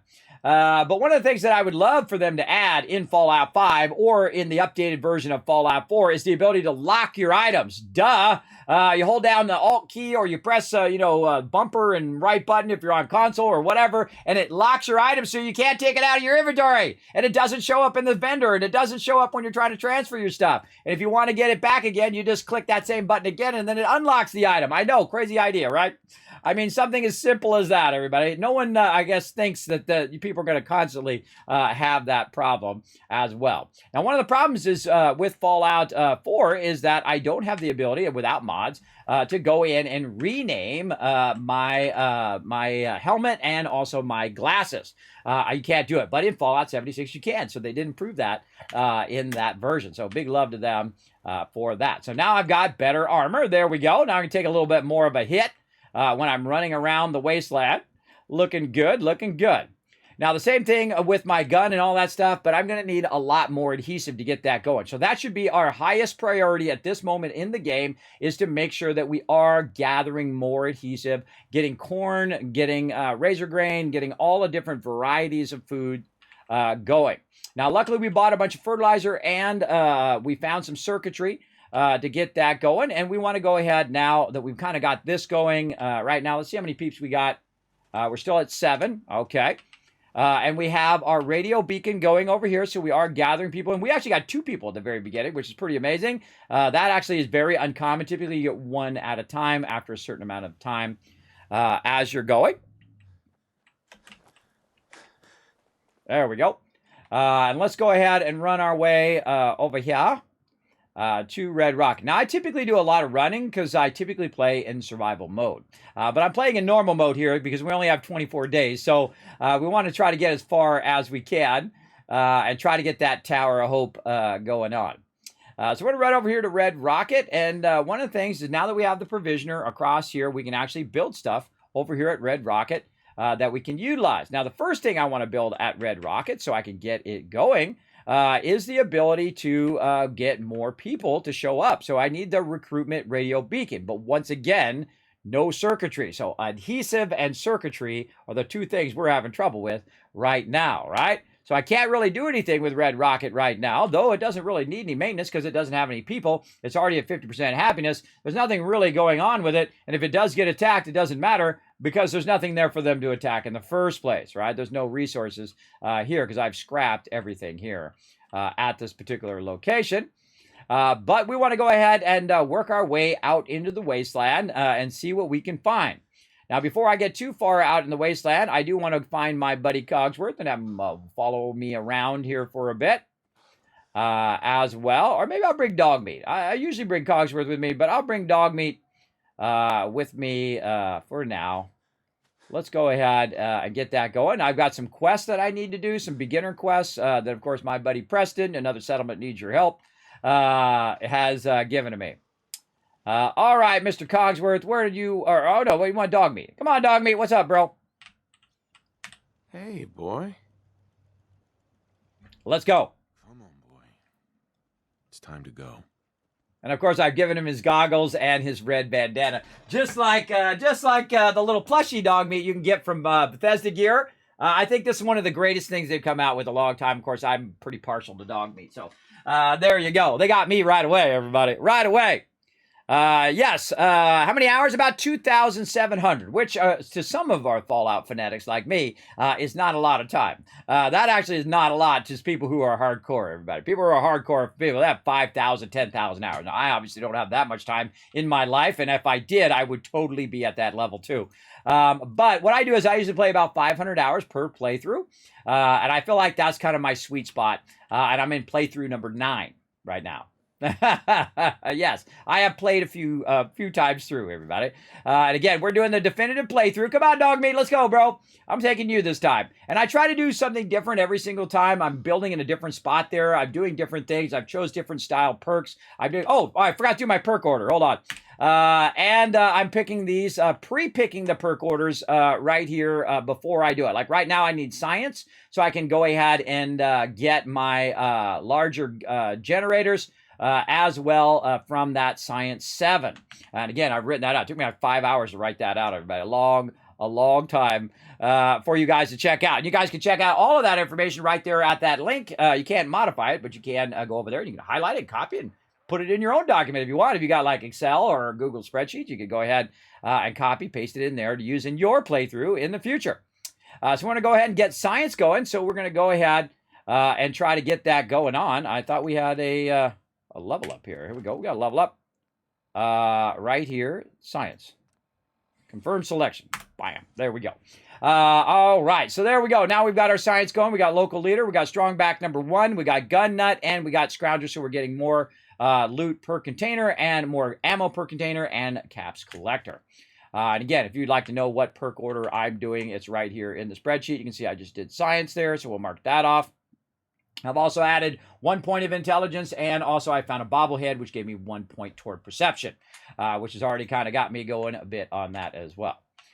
So let's go ahead and keep going. We're going to go ahead and wander down the road and see who we run into along the way. Now, again, if you are new to my stream, my name is Kismet. They call me Overseer Kismet or the Wasteland Tycoon. I have played Fallout a lot. I have played every single Fallout since they came out, since 25 years ago, everybody. I'm old school. I'm the OG gamer from the early 70s. That's right. I've been gaming for around 50 years. Longer than some of you have ever been alive. Right down there. Now, what I want to do, everybody, is, again, grab all the little stuff I can find along the way. One of the cool things about Fallout 4 is, especially in the normal mode, is that your stuff does not spoil. Which is pretty great. And whenever I'm looting, everybody, you're going to find me in first person. And when I'm not looting or I'm just kind of running around, oh, there's some gourd right there. Very nice. I didn't even remember that was there. Nice. All right. We found some gourd. You don't have spoilage in here. I don't think I'm a fan of the spoilage in Fallout 76. I understand what they're trying to do. Well, that respawn. Oh, they put some sugar bombs right at the top there, too. I'm not a big fan of that spoilage because I feel like it discourages me from actually going out. Oh, yeah, more stuff. Oh, yeah, we can't unlock that one. That's right. It's weird. It's weird that that stuff is respawn. All right. That stuff all respawn there. Normally, it stays despawned. But we're going to keep on rocking through here. I hope it didn't back me up in my playthrough. We have been to Concord. We've been to Freedom. We've been to Abernathy. Okay, we'll just double check. Now, we came over here, of course, to Concord, and we did the dialogue and, of course, all of this. Did you know you can actually skip Preston? You don't actually have to do anything with Preston at all in the whole entire playthrough. You can actually just go straight past Concord and never interact with them ever, if that's what you want to do. I've never done it, but I have seen people do it. Absolutely, just bypass Preston altogether. You can do that if you so desire. Oh, look at this, everybody. Look at this. You can actually teeter-totter. Come on, dog meat. Get on that side, bro. Hey, dog meat. Hey. Over here. Right here, bro. Right there. Get on there. Come on. Get on there. Move here. On the seesaw. Here. That would be so awesome if you could do that, everybody. And then I could seesaw with dog meat. One of my favorite clips in there when I suddenly realized I was walking around with Paladin Dance, and I suddenly realized that these seesaws work. And I'm like, Paladin Dance, get on the other side so me and Paladin Dance could be going up and down on the seesaw in our power armor, everybody. That would have been amazing. I would have lost my mind if you could do that in the game. That would have been incredible. That would have been an amazing Easter egg, by the way. Amazing, amazing. All right, so I'm going to walk around and basically just try to grab as much loot as I can. You can see I'm just kind of walking around Concord here, looking for all those little sneaky areas where we can find all of this loot. Now, this is all basic loot. If it's something special, everybody, I will point it out to you. But if it's just basic loot, I am a super looter. I loot everything. And the reason why I do that is because it pays off later on in the form of building and resources and all that other fun stuff. As you go along. But after I kind of clear Concord, I will come back over here and grab all of the resources that I can find to get me started right over here. Look at this. This is a novice right here. Let's get this going on. Now, I like to unlock these mostly myself so that I can get the XP. That's it. More than the actual items. I'm going to put my pistol away. More than the items that you actually get out of there. The XP is really nice in the very beginning, so you're leveling up as you're going along. All right, now very systematic as well. I'll go ahead and do a little bit here and a little bit there, and then I'll get back on track here, and I'll go through and I'll do one side of the street and another side of the street and so on. Thank you very much for the follow there, Locke. Appreciate you coming in, showing some love. Let's show them some love in the chat, everybody. I appreciate the follow.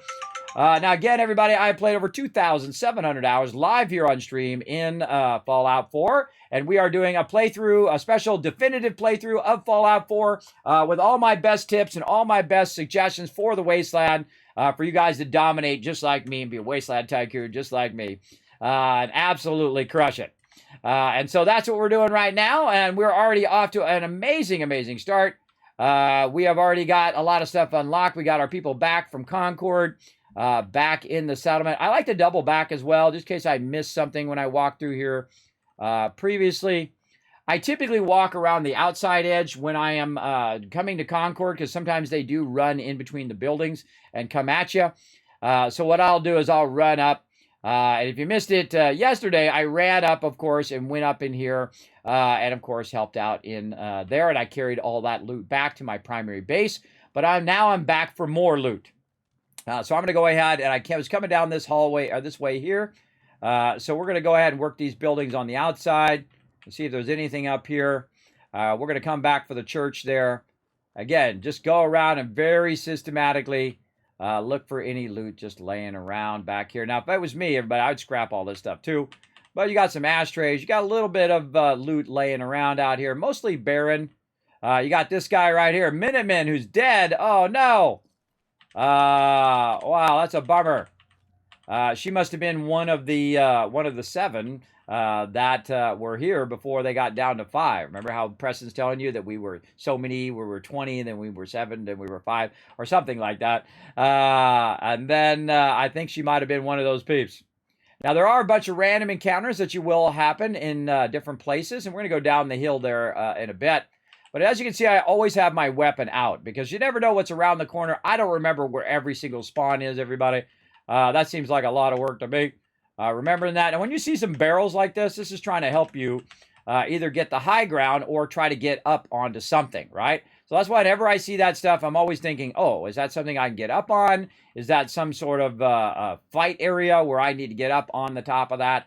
And again, we'll go around the back here. We'll look at every single one of these and try to find what we can find here.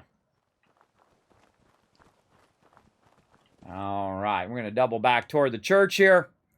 Oh, the update's getting delayed. That's okay. I take their time and make it awesome. That's all I care about. We're going to play a bunch of Starfield anyway, so I'm sure we'll be busy. I'm sure we'll be busy with that when that drops.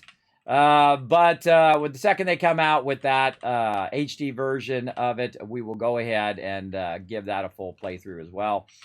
In this particular playthrough, we're not going to have enough time to do Nuka World and the Far Harbor, so we're going to basically use a little bit of the DLC. We're going to be using the Automatron and also a bit of the Contraptions Workshop, all of the standard DLC, except for those extended storyline stuff that we can do. And this is Expert. I can't go into that yet. How far down? I think I put it real late in this particular playthrough. There we go. How far down did I put Locksmith? 19. And that's going to get me advanced locks. Right there. I must have put it earlier because that's advanced. Where is Expert? I think Expert is number 2. Yeah, Expert's going to be at level 27, which is pretty rough, meaning that you can't collect a bunch of this stuff in the early game. And sometimes I go very high on locksmithing. Sometimes I don't. It really depends on how you feel like playing through it. I always try different types of playthroughs to see what I like because it's really about you, everybody. It's about you and what you like, right? What you want to do. There's not really much in this church, but I do like to go along and grab a bunch of stuff out of there while I'm at it. Excuse me there, a dog meat.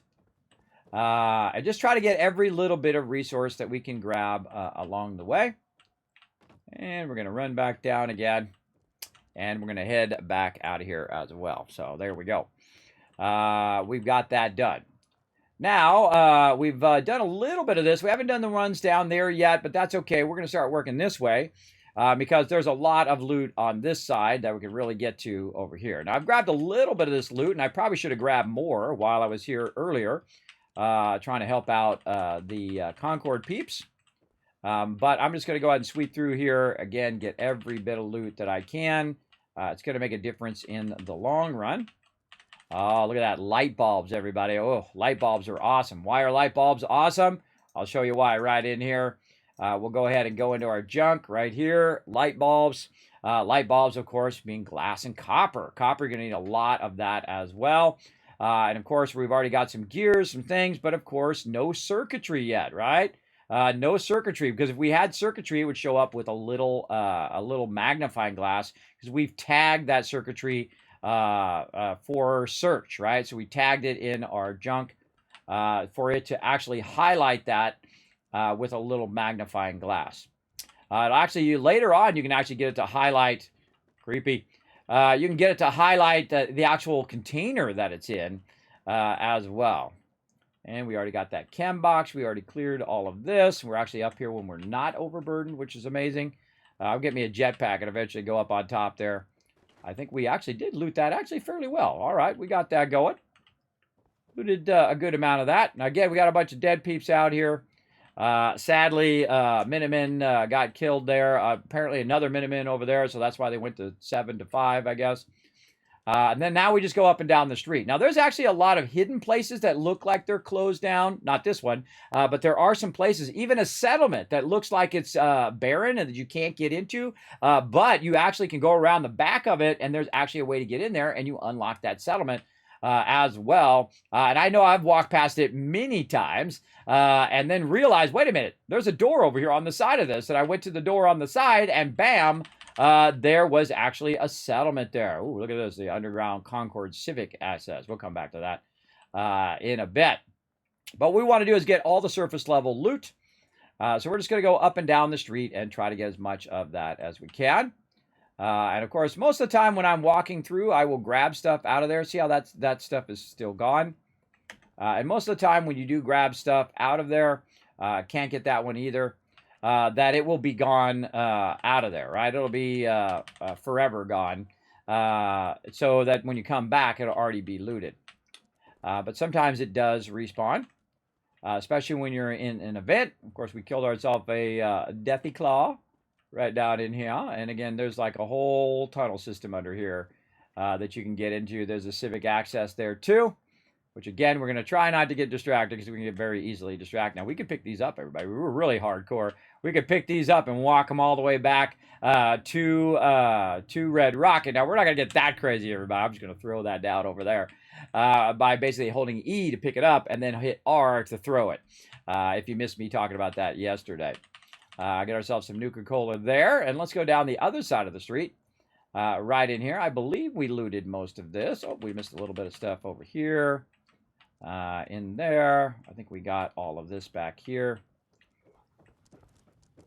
And we're going to run up here on the top. I think this is pretty much barren in here. There's not much stuff in this upper area. A little tough to get up here, and they kind of block you as well. If you have a jetpack, you can get up into those weird areas like that. But there we go. We got that done. And now we're going back down. Now look at this, everybody. Look at that. It looks like it's closed down, but there's actually a door there. So we can actually go inside. That's an interior location. There we go.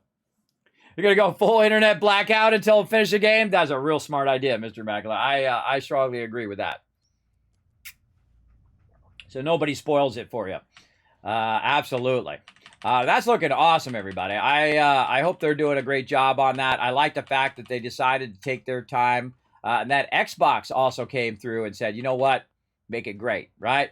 That's what I like. I like it when they actually put the time and effort in, just like they did with Fallout 4. They did a great job. When it came out, it was incredibly fun to play. In fact, a lot of people couldn't stop playing. And I know somebody that had that problem, right? Just like that problem last night when I was playing, and I couldn't stop. I just wanted to keep going and do one more thing and one more thing. And before you know it, we streamed for 10 hours and had a problem with stopping. But eventually I did stop, get some rest, and now I am back playing a little bit more.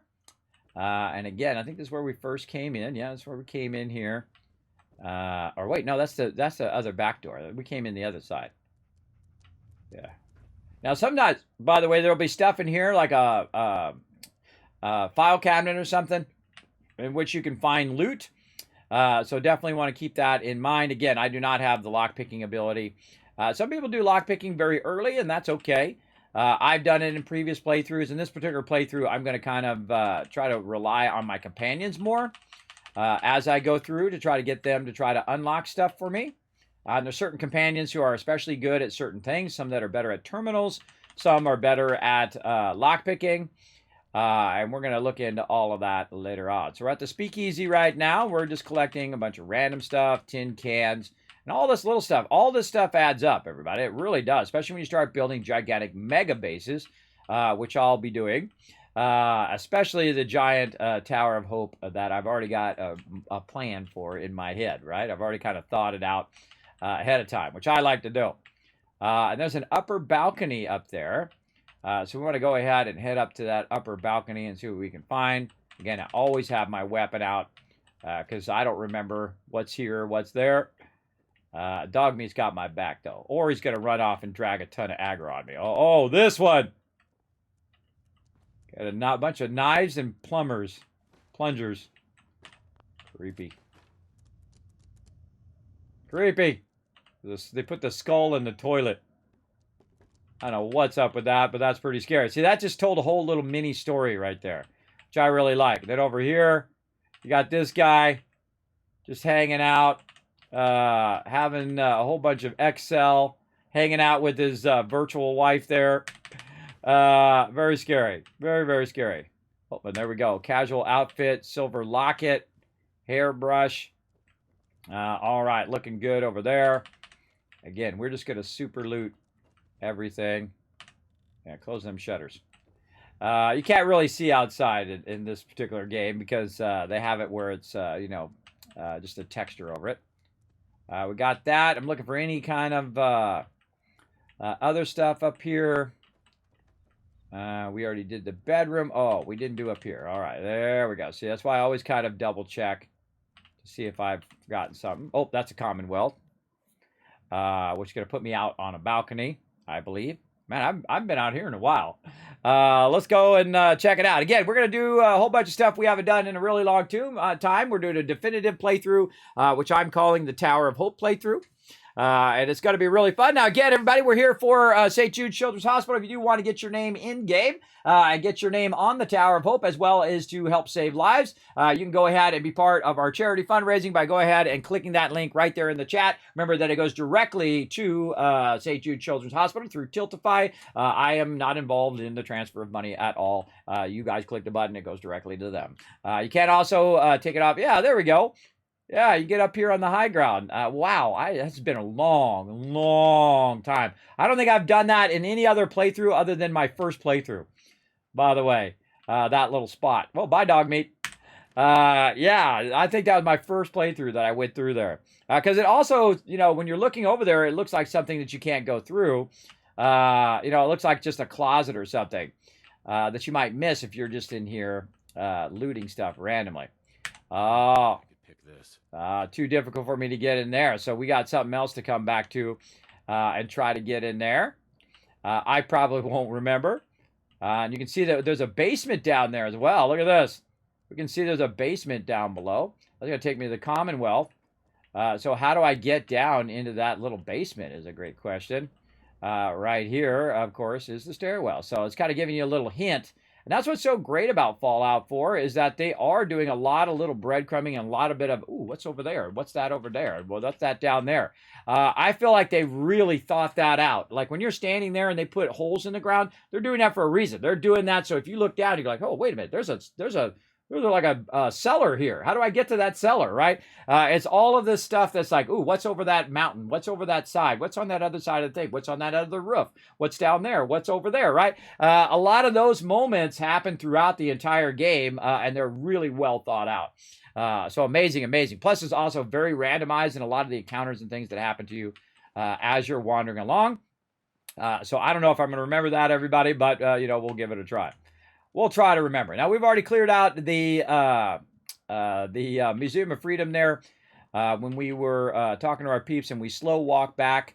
That's why I super loot in the very beginning, so that when I'm waiting for them to walk back to Sanctuary, that I'm walking overburdened and I'm walking with a ton of loot, so I don't have to come back and do it again later on. Oh, nuclear protection.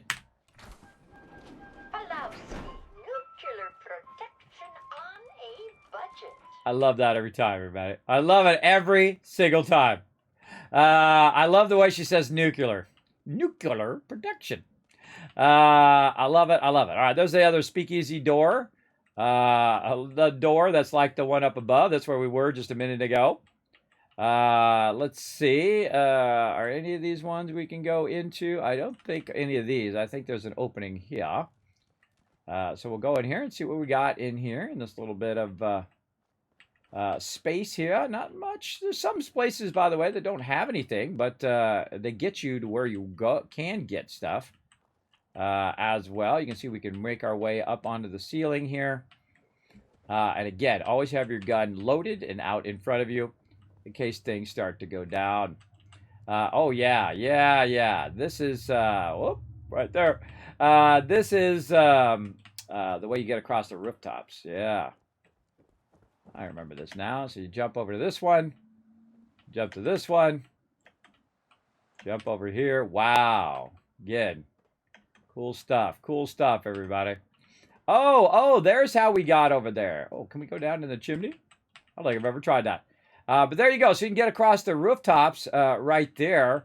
I just remembered something. So I'm going to go ahead and jump back down here. And if you are quite skilled, everybody, this is how we get up on the roof. By just kind of running up here, kind of getting around the corner here, and then just trying to jump up right there. It does take a few tries, and I find most of the time if you jump at an angle, that'll help you try to get up there. Or you can jump on the end piece right here and then jump your way up. And then now you're up here. You can try to get up to the person who's up above there. Or you can just kind of jump here and just try to parkour as much as you can. You can shoot down on people from up here. But there's no real quick way to get onto the roof where that person is and where our drops are right now. Now, if I run over here, I can try to get here and try to jump my way up and try to get up on the edge there, or I can try to jump this way.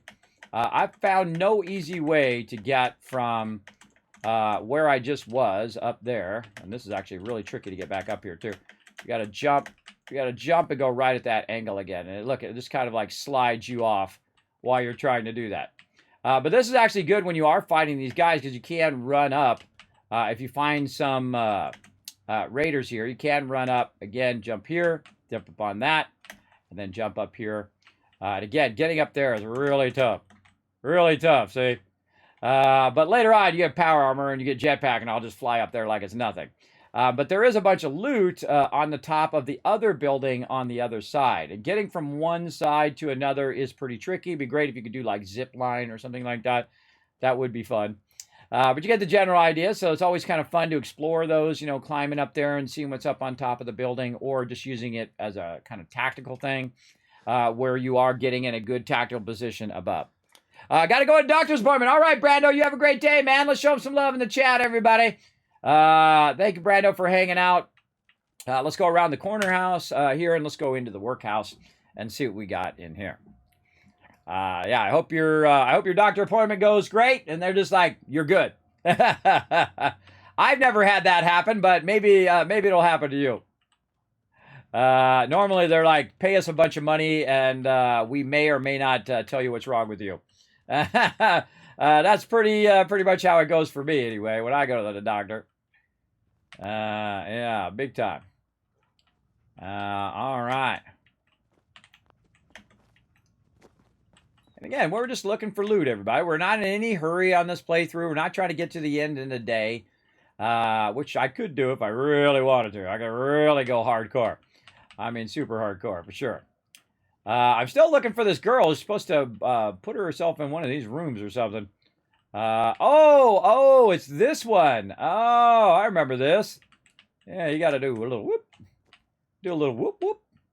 Let's see, some Molotov, some stuff there. She got a little baby rattle, a little bourbon in there as well. So we went around and we got this girl. Now again, I don't know who this girl is. Maybe that's that girl from Concord who said she locked herself in one of the rooms and she'd been hiding in there with a weapon. That could have been her. All right, up we go. Again, I stop at each level. Oh, yeah. I remember all this. That's an advanced lock. I can't unlock that yet. Yeah, really rough when you can't unlock stuff. Sometimes I'll go early unlocking, but most of the stuff in there is not that bad of stuff that if I, could live without it, I could definitely do that. And that's another way of getting down there, which I've already done. We're working our way up here as well, up to the top. So again, another great way to get to the top of the rooftops and run across the rooftops and get into all sorts of trouble, especially if you come over here and it's a random event, a bunch of raiders or whatever, try to kill you. You get the high ground on them and just hide around the lip of the building and then just lean out, pow, pow, pow, and then lean back and then boom, boom, boom while you're reloading. Really, really fun to do that as well. Just get up here in the high ground up above here. Now, I'm here for the loot, but you can go ahead and actually do a lot of parkouring from the top parts here and try to find your way to the building you're trying to get to. If I'm trying to get to that building over there and I jump from here without power armor, I would be dead. By the way, Fallout 4, a lot more sensitive on fall damage. A lot more sensitive. You're going to die quite often. Speaking of, now it makes me nervous. I'm going to go ahead and hit save just because I do fall off and die. Right there. And again, sometimes as I'm going through everybody, we will end up playing in the dark, obviously, as we're wandering along. It's going to get dark as we're wandering. Usually when I'm building, I will forward time, so you guys are not watching me build in the dark, but when it comes to traveling, it's going to happen no matter what. So let's keep on rocking. So we didn't find much in there, but we did work our way up to the top there. And got that going on. Woo, there we go. Up that down into there. We'll just kind of hop our way down. There we go. Get our light back on again. I find when you go in and out of doorways, your light goes off as well. Making sure that we looted all of this. Which way did we come in? Let's go out the back way here. Let's go out the back way. See where this takes us.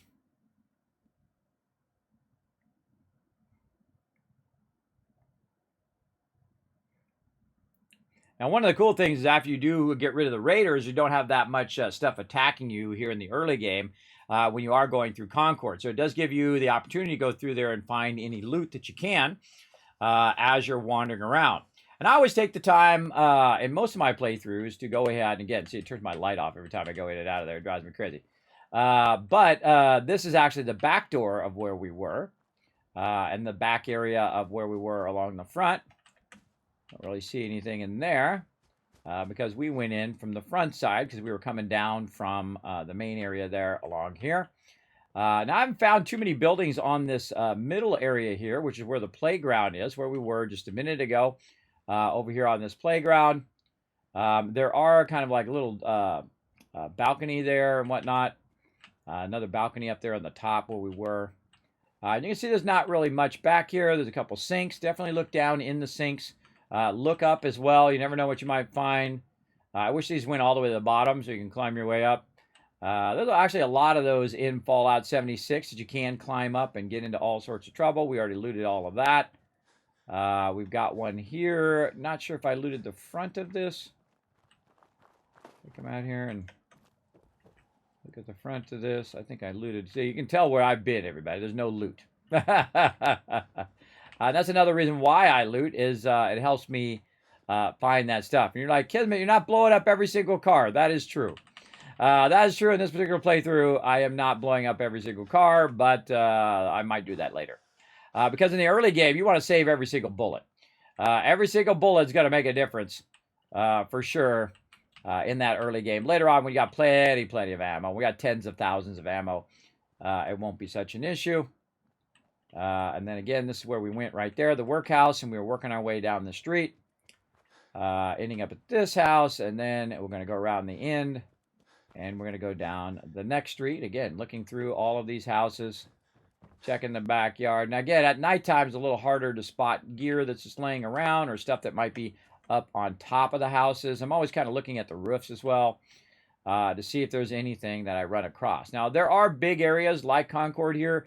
There's big sections where there's nothing really to find as you're running along. This is where we came out the back here. But there is, little tidbits of loot here and there. Another one we went to earlier, and we climbed our way up to the top, got up on the roof. We're going to go around the back here. Got ourselves a little dog bowl.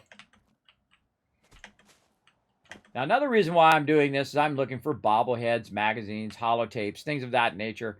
And that is why I also super loot. There's that civic access right there too, which we'll do that after we're done kind of walking around Concord here first.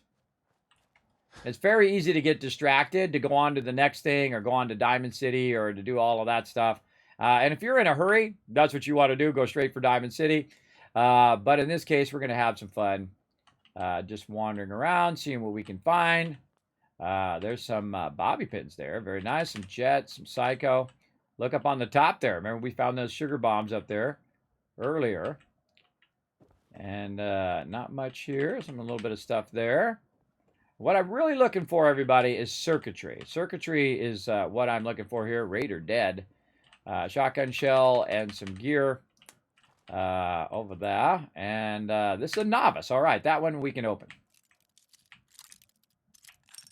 Now, what I do is I go just a little bit. I'm just kind of tapping it to see if it will rotate instead of holding it down.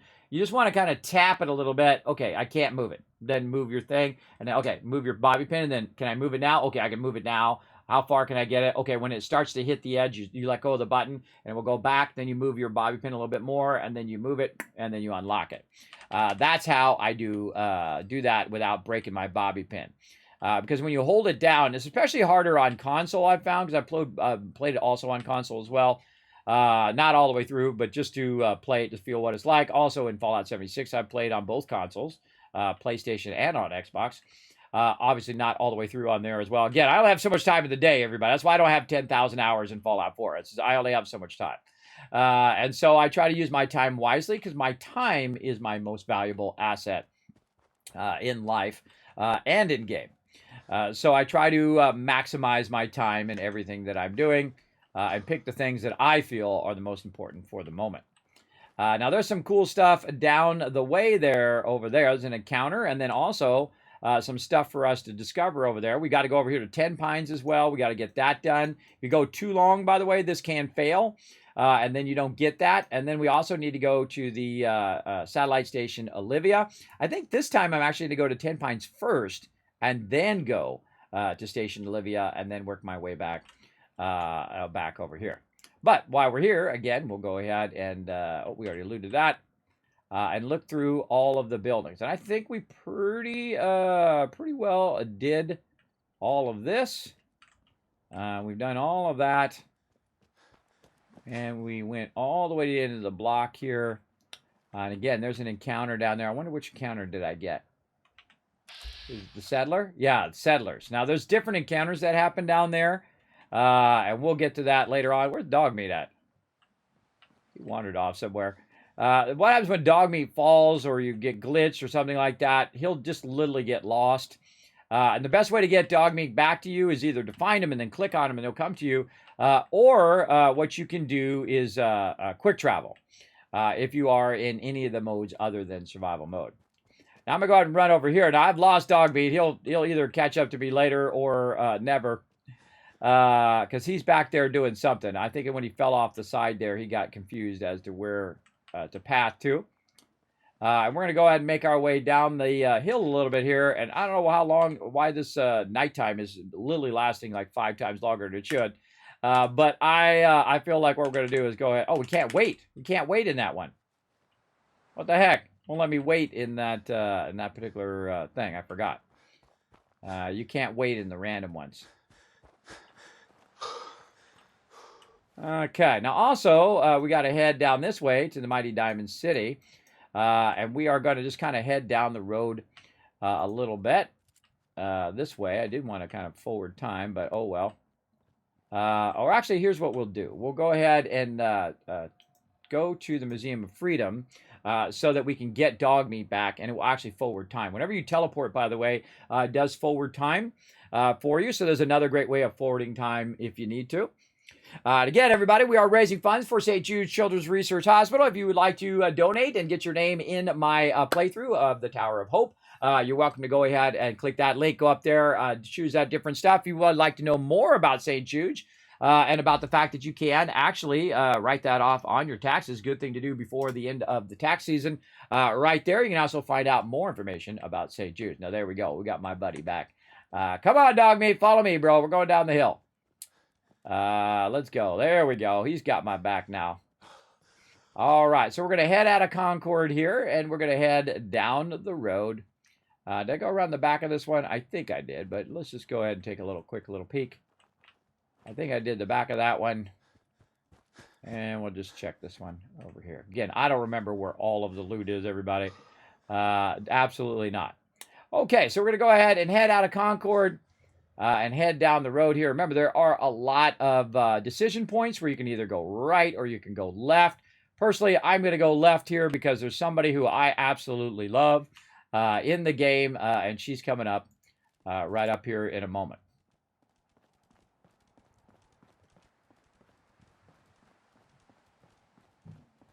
She's my bestest buddy.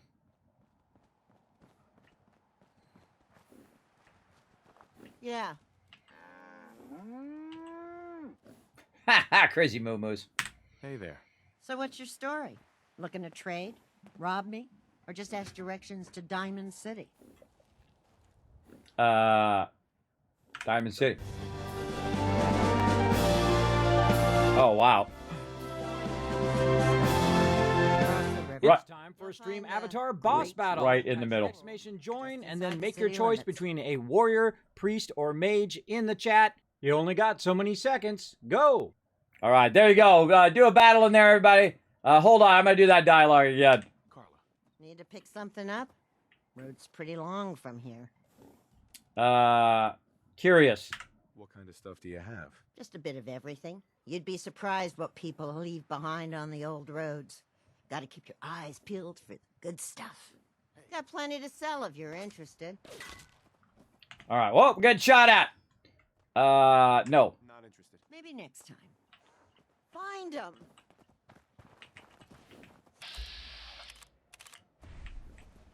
Hey. On him.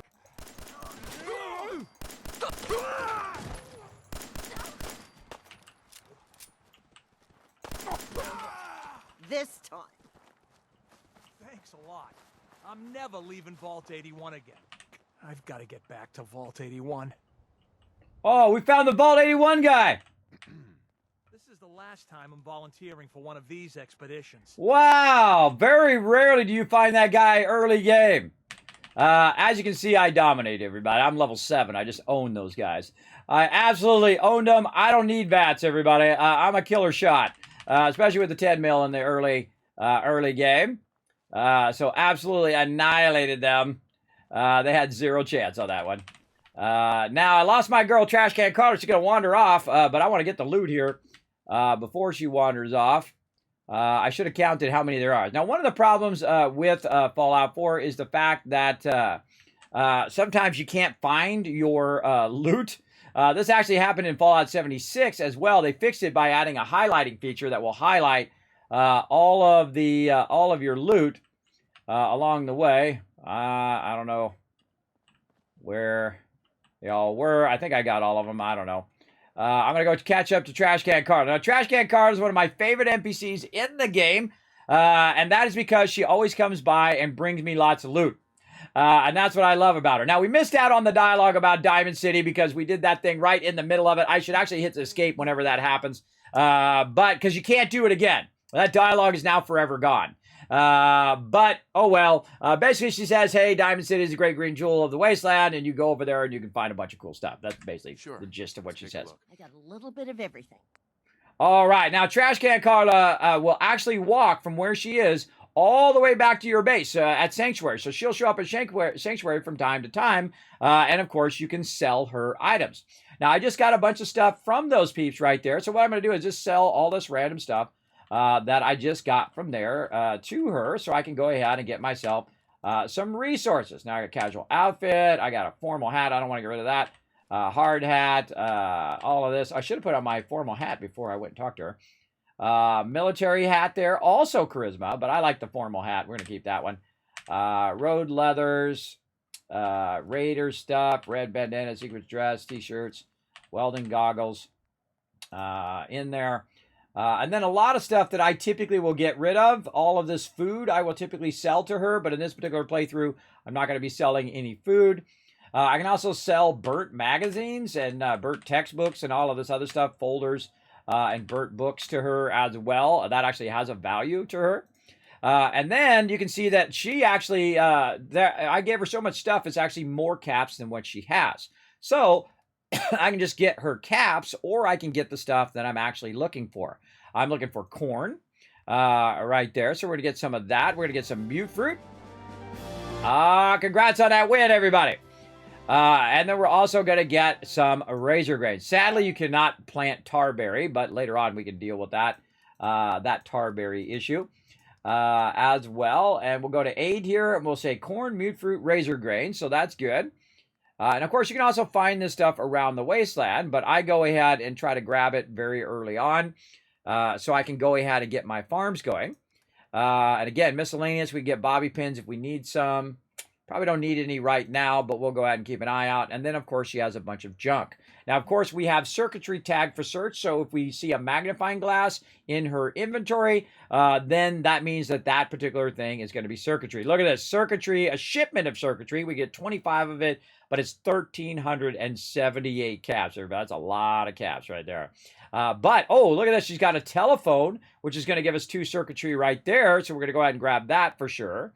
And now it's down to 249 caps. I have 624 caps on me right over here. So I'm already doing pretty good on the caps thing. And I could actually buy a bunch more of this other stuff that I need, like adhesive. I could go ahead and get some of that. If I needed copper, eventually going to need a lot of aluminum and steel and all of this stuff. We're going to need all of that, especially those shipments of circuitry as well. And I'm just going to go ahead and look through here. And see if we see any more adhesive. I'm also going to try to remember to tag adhesive for search. And again, we're going to need lead later on. Now, she's also got a bunch of ammo. So if there's ammo that we need, like, say, 10 millimeter, we could also get that. That's 240 caps, everybody. That's a lot of caps for just 60 10 millimeter. I kind of feel like it's not worth it. There's a fusion core for 441 caps, everybody. That's a lot. That's a lot at the very beginning of the game. Now, later on, that'll be pennies to me. But at the beginning of the game, to be burning up fusion cores for your power armor, even for your, like, a Gatling laser or something like that, is incredibly expensive. I typically don't do any of that at the early game. And also later on, we can use the Contraptions Workshop to buy stuff as well. Now, does she have any weapons that I could use? There's a tactical light pistol there. Very nice. By the way, you can get certain weapons and actually remove the mods from those weapons and put them on a same or similar type weapon. So say you have a combat shotgun and it has a perk that you want to use. Maybe you're changing the style of ammo.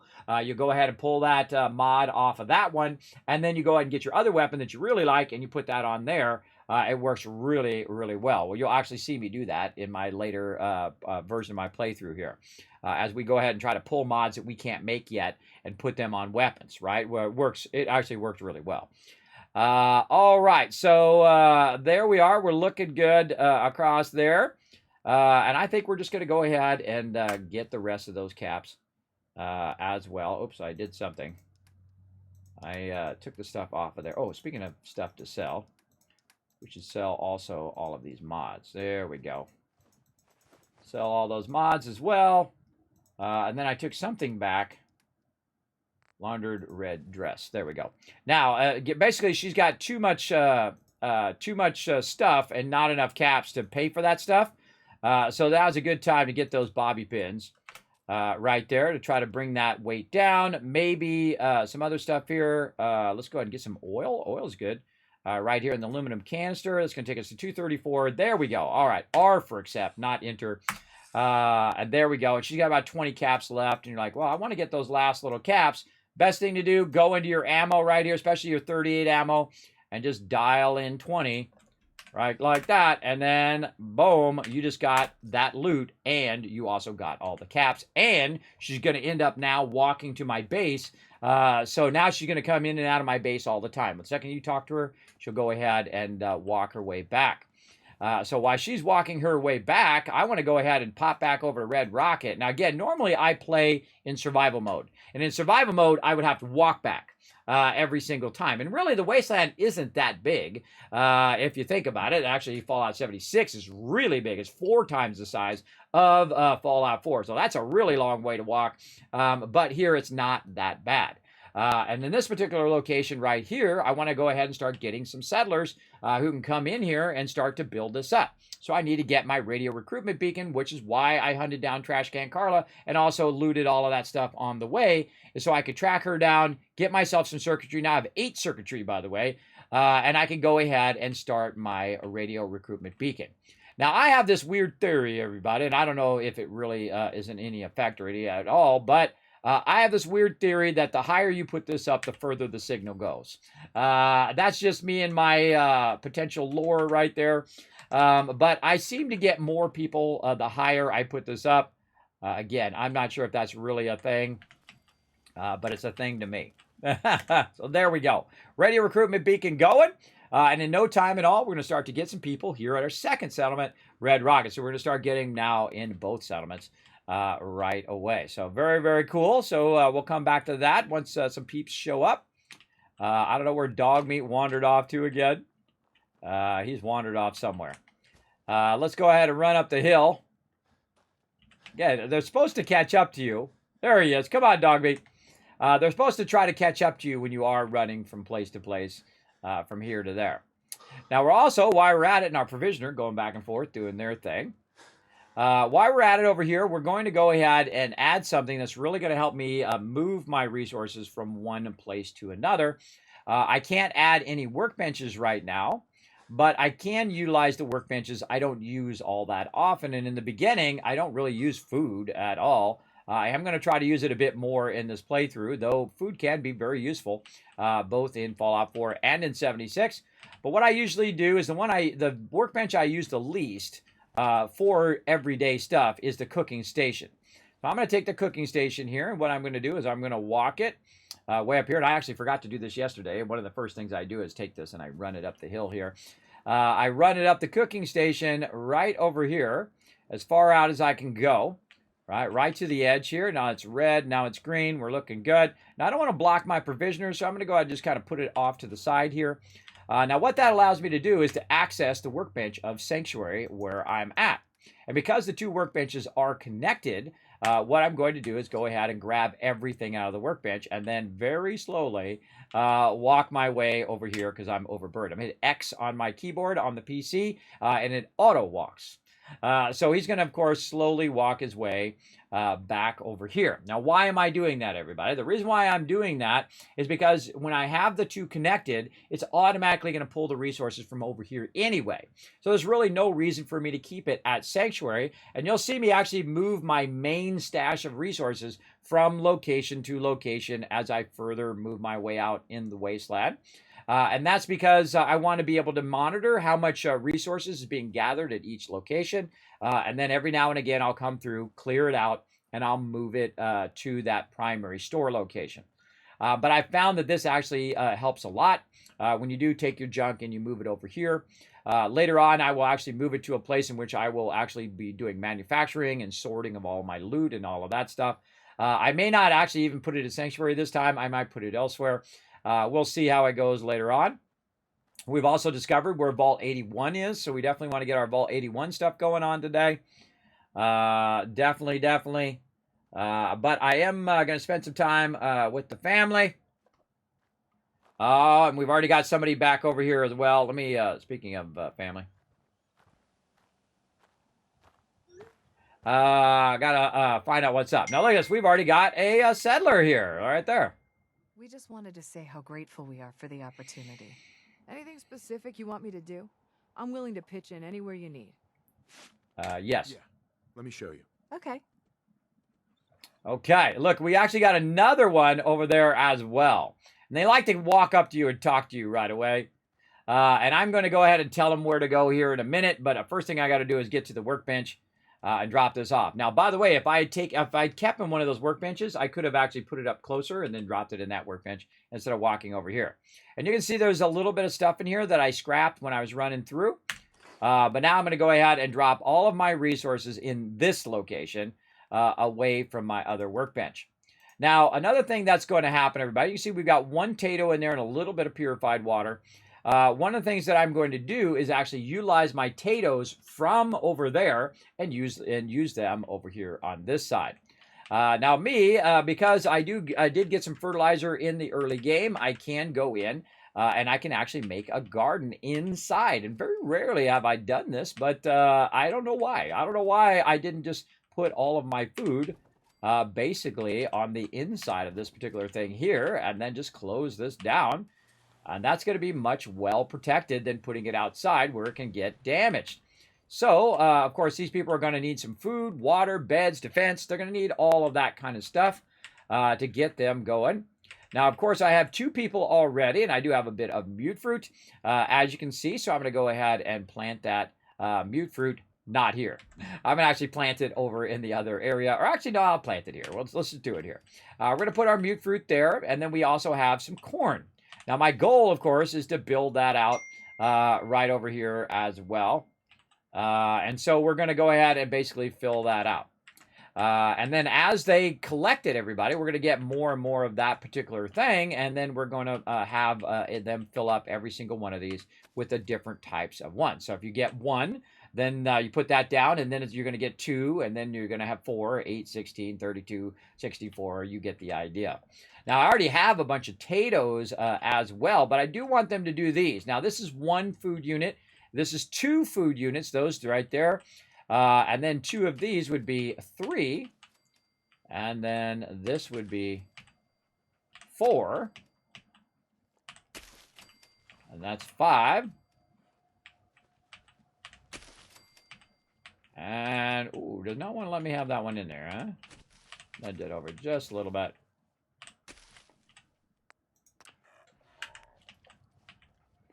Did not let me have that one in there. That's okay. We'll go over here. There we go. And, of course, we have to match it across. So there we go. So, again, this would be 1 food unit. Mute you can see up there, produces 1 food. Where corn produces half food, right? So that's a half and a half. That'd be 1, so that'd be 2. 2 of these produce half. That'd be 3, 4, 5, and 6. I always start with 6 food in the beginning. And then this way I have 1 person doing food. And then the other person should be gathering me resources, everybody. There should be nobody in your entire thing who is doing nothing. They should always be doing something. In fact, if you have 4 people doing nothing, what'll happen is it'll stop bringing settlers over to your actual settlement. I'm going to put that right there. All right, lady, you can go ahead and start doing that. You can do some scavenging. And then other lady over here, I'm going to put you on the food. Now, what's going to happen is I'm going to hit the middle one. And then you're going to see the food go up right up there. And it should say 6. There we go.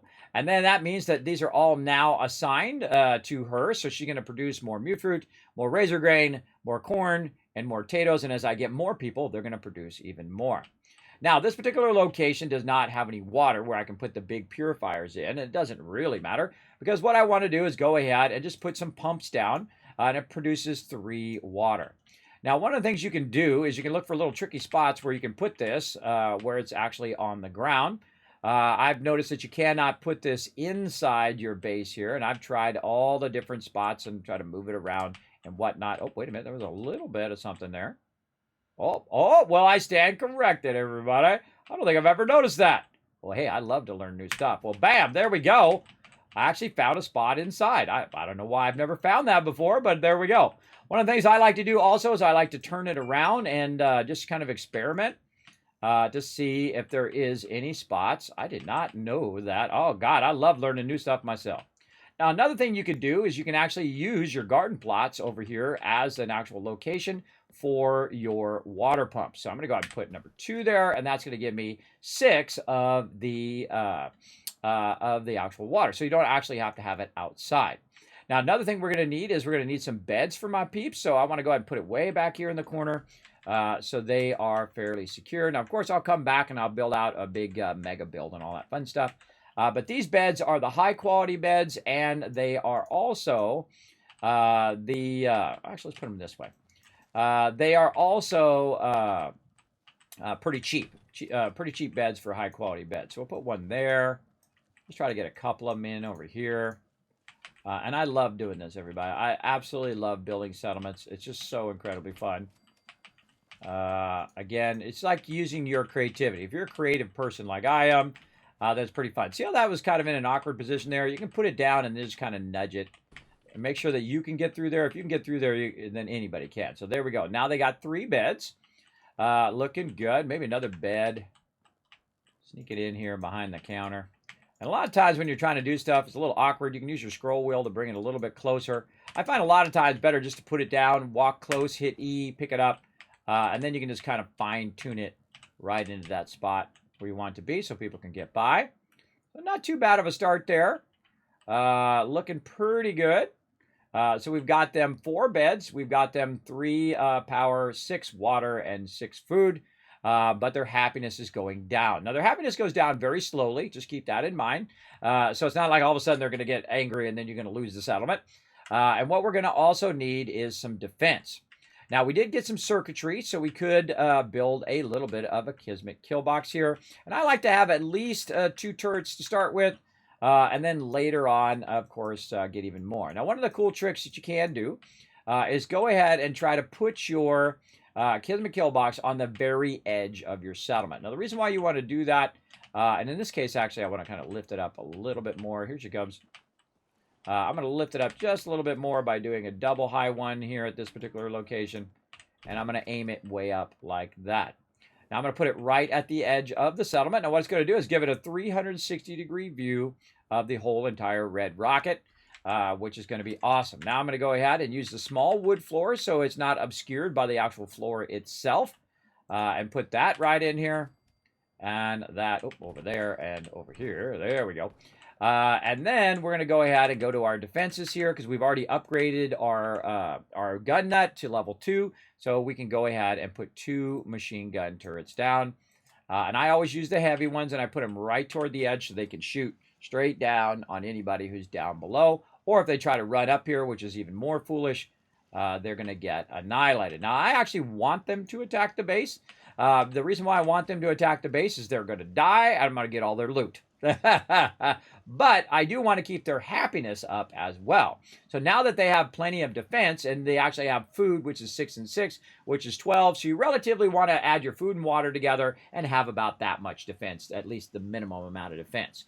In this case, I'm producing 12 food and I have 16 defense, and none of my people are actually on defense. They are doing food and they're doing scrapping. They do not have to be on defense because when it does trigger and a bunch of people come and attack here, the turrets are going to take most of them out right away. Now, I'm out of oil, so I can't make any more right now, and I do want to save that last 2 circuitry for any other settlements that I happen to find here in a moment. Foreshadowing, everybody. Foreshadowing there. All right, so we're going to go ahead and let that go, and now we'll let our peeps do their thing here. Come on, dog meat. We're out of here, bro. We're going to run up the way. Dog meat is the ultimate aggro magnet, by the way. Come on, dog meat. We got to go, bro. We got to go down the road here. So now that we got Trash Can Carla going back and forth, bringing us some loot, and she will path through Concord here back and forth because you have to kind of clear that area. We don't have to clear that area, but you can clear the area and then go down there and talk to her, and then she'll start to path all the way up to Sanctuary and back and forth. And she does a real long path, too, so you can run into her as you're running around. But I like to do this particular quest down here, and we've already looted pretty much all of Concord here. I like to do this quest down here in the daytime. And again, it is randomized, so, you know, one time in your playthrough, you'll have a first thing, and then you go to another playthrough, you have another thing. But again, let's get our weapon out, make sure we got it filled up. And again, this should be the settler, yeah. My gun away, not cool to walk up on people. Hey. Ooh, boy. You may want to keep your distance. Friendly. Don't worry. I'm not gonna hurt you. Oh, I'm not worried about that. It's just, well, I think I ate a bad can of meat.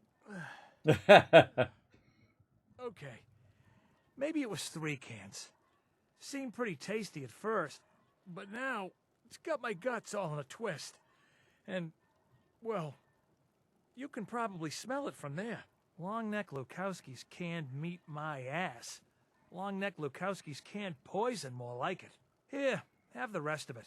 I'm never touching the stuff again as long as I live. Assuming I live through the day. Ugh. And if you happen to see that Lukowski, tell him I hope he dies in a goddamn fire. Oh, God. Sorry. Probably better if you get going. If it's anything like last time, it's about to get kind of messy.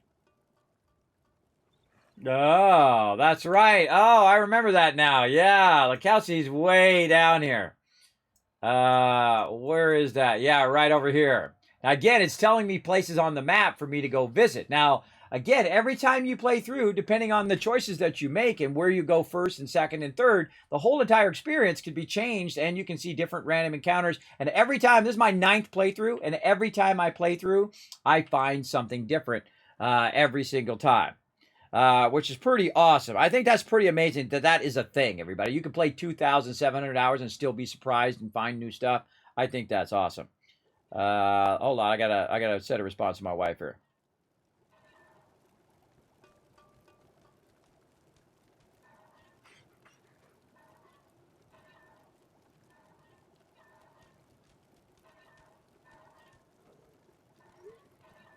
All right, there we go. All right. Oh, that's not good. They must have had some of that food. Not good. Find a lot of dead people, everybody. A lot of dead peeps wandering around. Now, of course, there's stem packs and all sorts of goodies right there. And then also nearby, where is it? We got to go to the radar thing up there. We've got to go to 10 Pines, which is over here. But I think, oh my God, I can't remember. I think it's down here. Oh my God, I can't remember where it's at. But we're going to 10 Pines right now. But down here, we're going to need to find some more peeps to help us out. Actually, let's run up on the top of the hill here because I literally can't remember. I can't remember, and that's kind of fun, everybody. It's kind of fun when you don't remember some things. Look at this. We could pick this up and run that back to our base if we want to. Let's throw that over there in case we feel like doing that later on. Look how far I can throw it. So cool.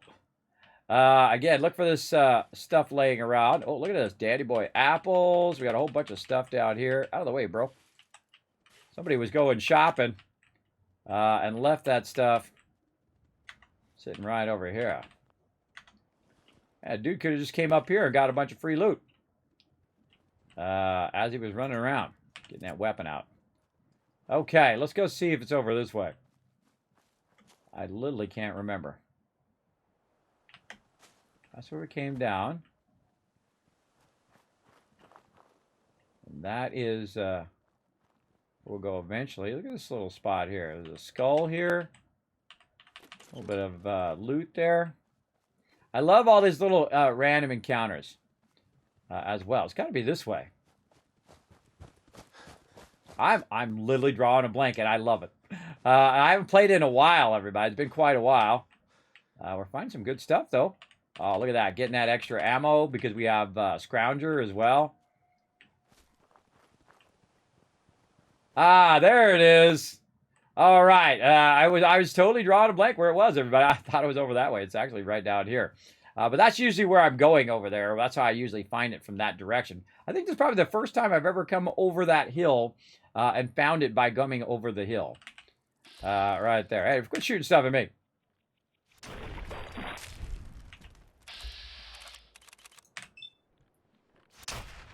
God, I miss this kind of system in Fallout 76.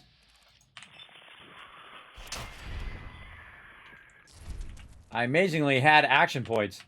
Because you can't pause the whole game, everybody, when you're doing multiplayer. Obviously, everybody in the game would be waiting all the time. So you have to have, like, live bats where you click the thing and you shoot them and you do your critical on them. But it doesn't slow down time. But the slow down time thing is one of the coolest things in the game.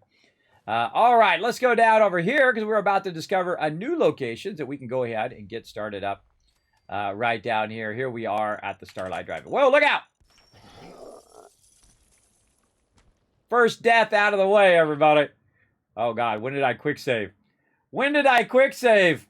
Uh-oh. All right, rip. Our first death out of the way there. Oh, God, where did I last say? Oh, I was talking to this guy. All right, awesome. All right, it's not too far. Not too far back. That's why you should save before you go running into stuff like that. All right, well, now we know where it is, and we also know that there is some loot up this way as well. Did we already loot all of these guys? No. Okay, so we got to re-loot these guys. Luckily, a quick save for me after I was done talking to that guy. Usually in dialogue, it'll quick save. Now, again, when we redo stuff, sometimes, by the way, when it reloads you, it actually randomizes these encounters. So they might be actually different than what we did before as well. Oh, there's actually some knuckles in there, too, which I didn't even see. Let's get that. Oh, look, we actually found more loot because we came back. Where'd them knuckles go?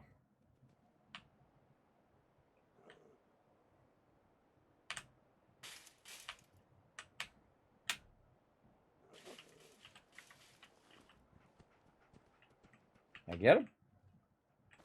I don't even know. I don't even know if I picked them up. All right, this way. Now we know where we're going. Come on, dog meat. Let's go, bro. Let's try not to die to the thing. Now, of course, one of the things you definitely want to do is... oh, ragstags.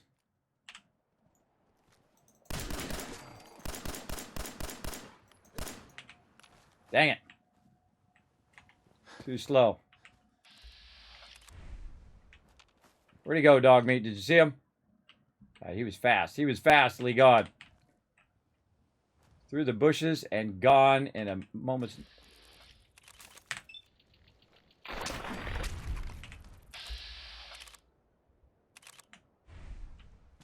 Give me that loot.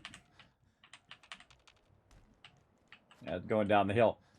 Hold on, I gotta go back up and get this loot before I forget. Now, see, this is what happens, everybody, when you're wandering through the wasteland and you don't save.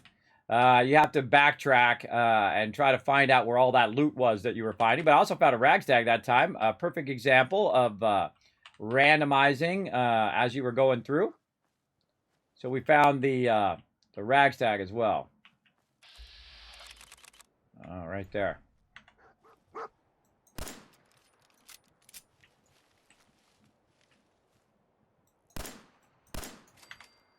Gotcha.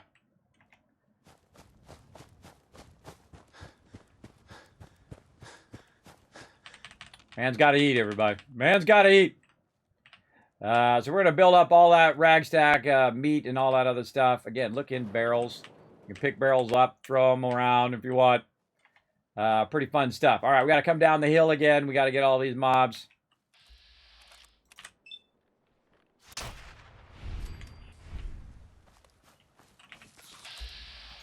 Get him, dog meat. By the way, that also saves ammo, by the way. Have you ever noticed that? Because you're, you're criticaling them or you're just single sniping them. That blowfly. Okay, now let's be smart this time. We're going to go ahead and quick save before we run down the hill. I had totally forgotten that there was explosives there. But if you hit Q, by the way, it'll actually show you that that's there. Now, if you're really bold, what you do is you'll run up and you'll disarm it before it goes off. Now, that's some gutsy stuff right there. Because I've actually died many times for that. So the thing that killed me was a bottle cap mine. First death in this playthrough. I never do playthroughs that are permadeath, everybody. I don't care. It's not my thing. Of course, if that's your favorite thing, there you go. More power to you. But I love those moments. I love those unexpected moments in which you get caught up in unexpected things and you die in funny ways. So there we go. All right, let's get all this loot out of here. And boom. Now we've got, of course, we've got the workbench. We tried to get the workbench anyway, but there's enemies nearby. Now, one of my favorite things to do is this.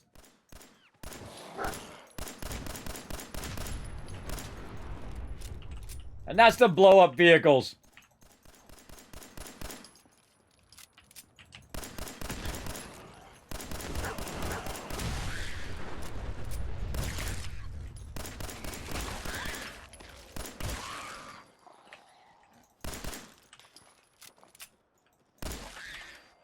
I love blowing up vehicles big time. Now, most of the time, by the way, you'll see that I actually don't go into the thing. I don't hit R and then R again. Most of the time, I just hit E because there's just a couple of them.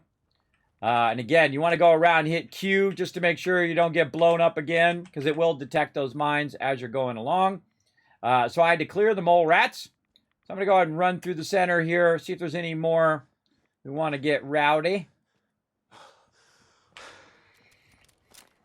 And now we're going to go in here. I'm going to go ahead and quick save again. Because there's some dangerous stuff going on up in here as well. That's wrong button.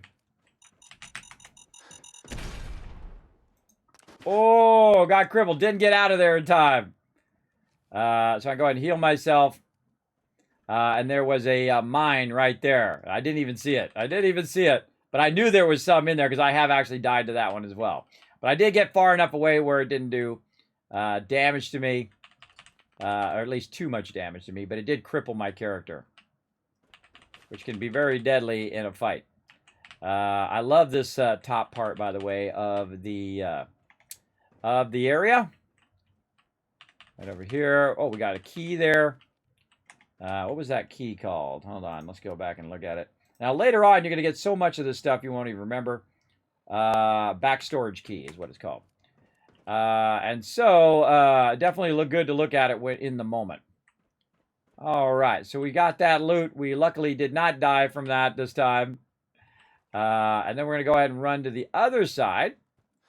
The reason why we're going to run to the other side is there's actually a little way in right over here as well. You can hit Q to try to watch out for any bombs or whatnot. But there's a whole bunch of just kind of random stuff down here underneath the stairwell that you can grab. Obviously, look up on ledges as well. Look up on ledges. Look up above. You never know what kind of cool stuff that you might find up there as well. And then back here, we have another little location. Yep, there goes another bobby pin, but that's okay. I got 40 of them, so I'm doing okay. Yes.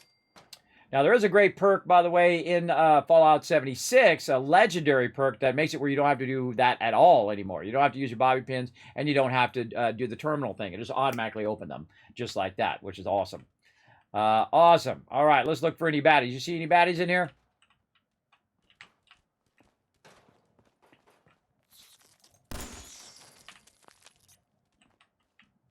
All right, what do we got over here? Expert. Can't open that one. Got some quantum over here. Oh, fusion core. Well, that's worth 400 caps right there. I love finding me some fusion cores, everybody. That's some good stuff. This is just regular resources here that I'm just going to go ahead and just randomly pick up because I'm in here right now. But I could actually come back and get all this stuff going on later on. There's a flip lighter there. I find it's easier to kind of do the loose gear. First, you just kind of go along and you grab all this loose gear here. The stuff that's in containers, it'll actually put that in the workbench for you. But I'm a big fan of just going in and grabbing all that random stuff while you're kind of sweeping through that area. Reload my weapon. So I run into an area to see if I can aggro any mobs. And again, we'll go ahead and get a bunch of food here. Oh, poor little baby. There was a baby there. A little baby.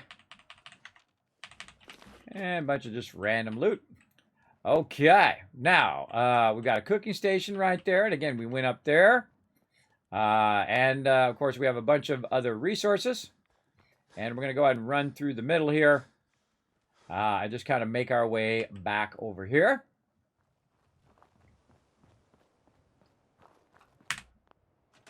And there we go. Now we've unlocked Starlight Drive-In. So, all right. Now we got 3 settlements going on. We've got Red Rocket, we've got Sanctuary, and we've got Starlight Drive-In. But we don't have a connection between Red Rocket and Starlight Drive-In. So I can go to Red Rocket and bring some people from Red Rocket to Starlight Drive-In to create a connection. Or I can grab some resources that will go in and basically recruit people to come over here. One of the things I do want to do as quickly as possible under miscellaneous here is put up a radio beacon. But I need some circuitry, crystal, copper. That's basically what I need right there. And I kind of chain people forward, meaning that what I want to do is go ahead and pop out of here for just a moment, pop back to Red Rocket. Now that I've kind of cleared the way between Red Rocket and the drive-in. One-shot kill Rad Roach, yes. I'm playing in normal mode, everybody. I will play a survival mode playthrough when they come out with the HD version. I did just hear from the chat that they are delaying it, and that's okay. I don't mind they delay it. Now, I still only got 2 people here, but one of my persons here, I forgot to scrap that. And there's a stem pack underneath it. One of my persons here is food, and the other one is to scrapping, right? Now, I don't really need someone scrapping right now. I would rather extend my supply lines instead. Now, normally what I would do is go ahead and make a weapon and modify a weapon and put that weapon on her to know what her path is. But I can also do that later on and trade it with her. Now, I'm going to tell her to go from here to the Starlight Drive-In. And now she's going to be my provisioner, which now connects this, which has all the resources, to both Sanctuary, Red Rocket, to both Sanctuary, which I can use my resources there, and 61% happiness, pretty nice. 40% happiness here at Red Rocket Truck Stop, but don't worry, that'll go up eventually. It always goes down right at the very beginning, and then it will come back up. And then she's going to go ahead and connect us to the Starlight Drive-In down there. Now I'm going to go ahead and fast travel to the Starlight Drive-In. Again, when you're in normal mode, you can fast travel. Normally, I'm playing in survival mode, and I am walking back and forth from place to place. Now, I have gone way too long without doing the giveaways, everybody. I totally forgot. You guys should have reminded me. Let's go ahead and do this giveaway. Oh my God, I am going to be doing these giveaways every single minute here at some point. All right, everybody, closing the giveaway. Here we go, everybody. We're going to do a 5-bomb of the random game codes right here. That means 5 people are going to win some games right this second. Let's see, we're on number 7 right now, right? Yes, we are. So we're going to go ahead and draw some winners right now. Here we go. 1, 2, 3, 4, and number 5. So Akia, Blitz, Kijin, Dr. J, and Roars all need to say something in the chat. Again, sorry for getting sidetracked, everybody. I got way sidetracked on that one. I was all getting into what I did. Now, if you didn't win, everybody, I want to see some GGs in the chat for all the peeps. Be a good sport about it. And I will go ahead and give you some more Kiz Caps for the next giveaway, all right? So let's show some love in the chat. Let's see, we've got confirmed Kijin in the chat there. We've got confirmed Dr. J. Dr. J in there? Oh, no, not yet. Okay. Let's see. We need, again, Roars. We got Roars. And we got Kijin. Yes. Who else are we looking for? We're looking for Bits Complete, Dr. J, and Akia, which may or may not be in the chat. It's gonna be hard to re-roll these. I have to remember who I did and who I didn't do. All right. All right. Well, I'm just gonna count those as good, everybody, because yeah, there we go. I see them in the chat. There they are. Okay. Let's go ahead and give you guys some love for those GGs. 1,000, 2,000, 3,000 caps. Now, again, if you just won, everybody, what you want to do is go ahead and whisper me and say, Kismet, I want a random game giveaway. Again, Blitz, Bits Complete, Kijin, Dr. J, Roars, and Akia with the win right there. And you're like, Kismet, I missed a giveaway. We were doing nonstop giveaways here in the stream. I should have been doing way more of them today. I totally forgot. I got all sidetracked onto other stuff. And man, time goes by for me like this when I'm playing the game, too. That's what's really hard. Let's go ahead and give you guys some love. Now you're like, well, Kismet, I don't want to get a random game. I want to go ahead and get my own. I want to choose my own game. Let's see. I gotta do this. There we go. So what I'm gonna do is go ahead and give a $10 Steam gift card away next. So you can just go choose whatever game you want. We're gonna call this number 1 right there. There we go. Steam gift card number 1.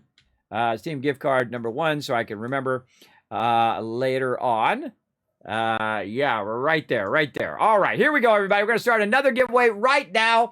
There you go. The giveaway started. Paul, you're going to need to put that in again because I just started it there. I definitely want to watch in the chat for it actually to be started first and that for it to say that you actually entered you in the giveaway there, all right? So make sure to put that in again, Paul, so you can be part of it. Now, again, $10 Steam gift card, everybody, up for grabs for everybody in the chat. If you're not sure how to be part of the giveaway, what you want to do is go ahead and watch what everybody else is doing right there. Exclamation ticket space 1, 10, 100 up to 10,000. As well as you can go ahead and go exclamation loot to see how many Kiz Caps you have. Drop off the last number, and that's how many tickets you can buy because it's 10 Kiz Caps per one giveaway ticket. Everybody gets a free ticket, by the way, for every single giveaway. So if you do want a $10 Steam gift card, now's your chance. Just go exclamation ticket in the chat and choose how many you want to use, or just go exclamation ticket because everybody got a free one to get it going. Okay, now we're back at the Starlight Drive-In here. And again, we're going to go over here. We're going to go ahead and save that again. We're going to just do a big save there. There we go. And what we want to do is, of course, start to draw people to this particular location.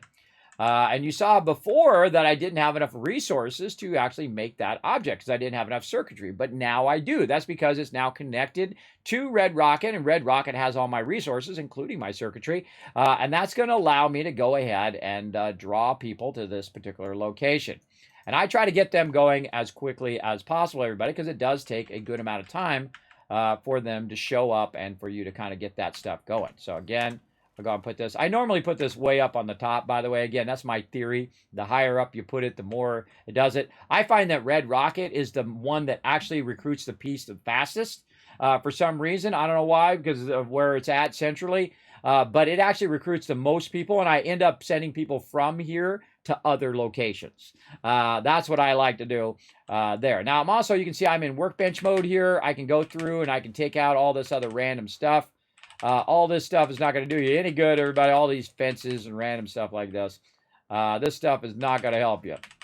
So I'm going to go ahead and clear all this stuff out right over there. And I'm going to go around and do what we do at every single settlement. And that is to clear all of the random debris, get all the wood and all of that stuff.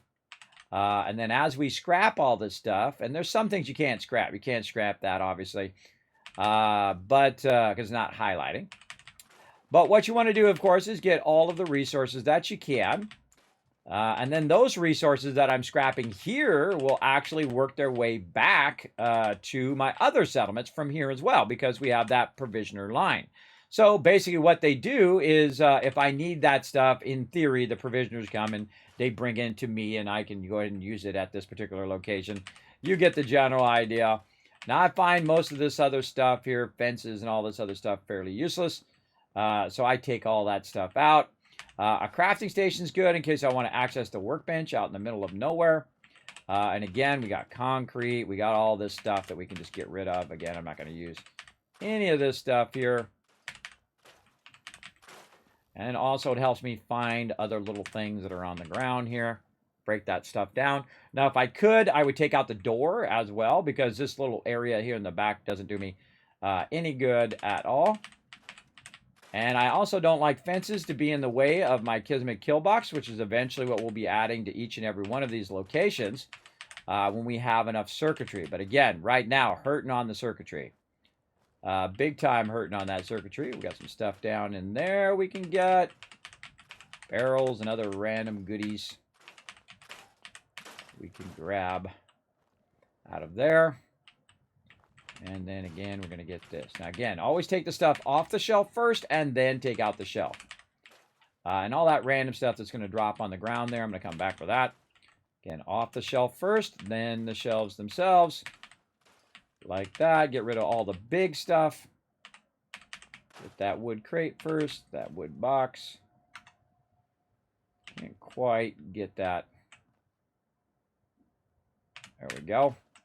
And then get this and this. And then I can't open this back here in the corner, but sometimes you can scrap these. In this particular case, it will not let me scrap this particular one. I don't know why that one's immune to being scrapped, but oh well. Do what I gotta do, right? And then again, you're going to have a bunch of stuff that potentially fell on the ground here. Excuse me, dog meat. So I'm just going to walk across here. Grab any random stuff.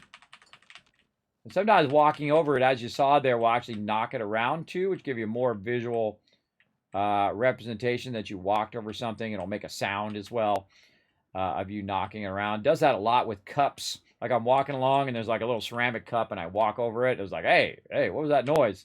Sounded like there was a cup somewhere. Big time. All right, we got that going. And we're going to go ahead and keep on scrapping our way across here. Taking out anything that we can. Again, if I'm just scrapping, everybody, I'll just leave at nighttime. But if I'm actually building, I will try to remember to forward time. So you guys are not watching me build in the dark. All right, and we've still got some stuff to do back at Red Rocket. Some of our basic stuff, like bells and all that other stuff. We're going to move this right over here. Very awkwardly. All over the place. There we go. That's a great place to get steel, everybody. You're just getting crazy tons of steel from all of these cars and speakers and all of that. Now, see how I'm getting radiated there? You can actually go in and scrap all the barrels that are radiating you.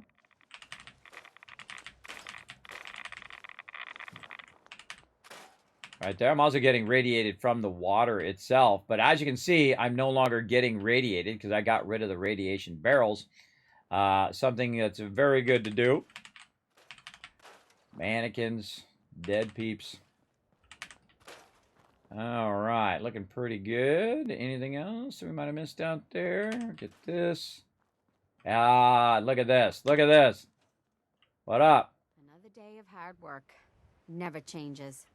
True that. So there's my provisioner, and over here I now have a person here. Now notice it only says one person, and that's because she is actually part of Red Rocket. She is not part of the drive-in, and I find the drive-in is one of those ones that gets people the fastest. I don't know what it is that makes it so fast that these people show up at this particular location, but this person right here, guess what? I don't want you to be here. You know where I want you to move? I want you to go ahead and move to Sanctuary Hills. So I'm going to go ahead and move him directly to Sanctuary Hills right away. Now, that means I don't need any food or water or anything like that here because I don't have any people here. They are not at this location. This is going to be mainly a recruiting location, though I should do some basics just in case, you know, I'm busy somewhere else and they're just chilling out over here being recruited to this particular location. And again, I'm going to take all that out in the best order I can do right there. And get all this wood and any other wood that's laying on the ground. I try to be as thorough as I can be. Oh, there we go. When you're walking around, again, just aim your cursor at everything. Your little green dot. And see if you missed anything. Now, dude's going to walk all the way back to Sanctuary. And I'll have another person in Sanctuary. And you'll see me do that until I fill up Sanctuary. And then I will then start filling them up separately. A few cars got smooshed. Uh-oh. Uh-oh, uh-oh. Where is it? Where is it? Where is it? La da da da da da da. Doop deep deep deep deep doop da ba doopa. Dooba da ba doopa. There we go. I gotta turn those radios off. That's something I'm always doing in the wasteland, everybody. Running for radios and try to turn them off. So yeah. That's what I try to do. All right. Oh, thank you, Dog Meat, for that. You just about killed me. Dog Meat went and hit the thing I was trying to avoid. Let's go in here and actually use a Radaway now that we got all radiated. And then we'll use a stem pack. Boom. There we go. All right. One of the things about Fallout 4 I do like is the fact that stem packs seem to work a bit better. I find. And there we go. And again, we can pick that up, see if there's anything under it. And we're just going to pick up all the loose stuff. And then I'm going to go into workshop mode and just take all this stuff out. All of those resources. Dog meat. Get that. Get this. What's up, dude? And so now I've got another dude.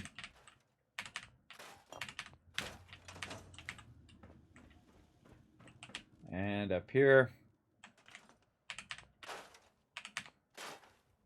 That dude might have not walked off. He might have walked back because it says 0.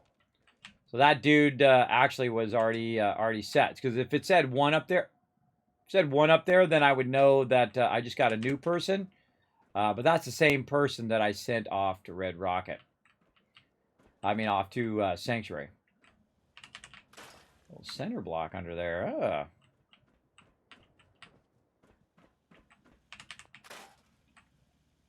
And grab this.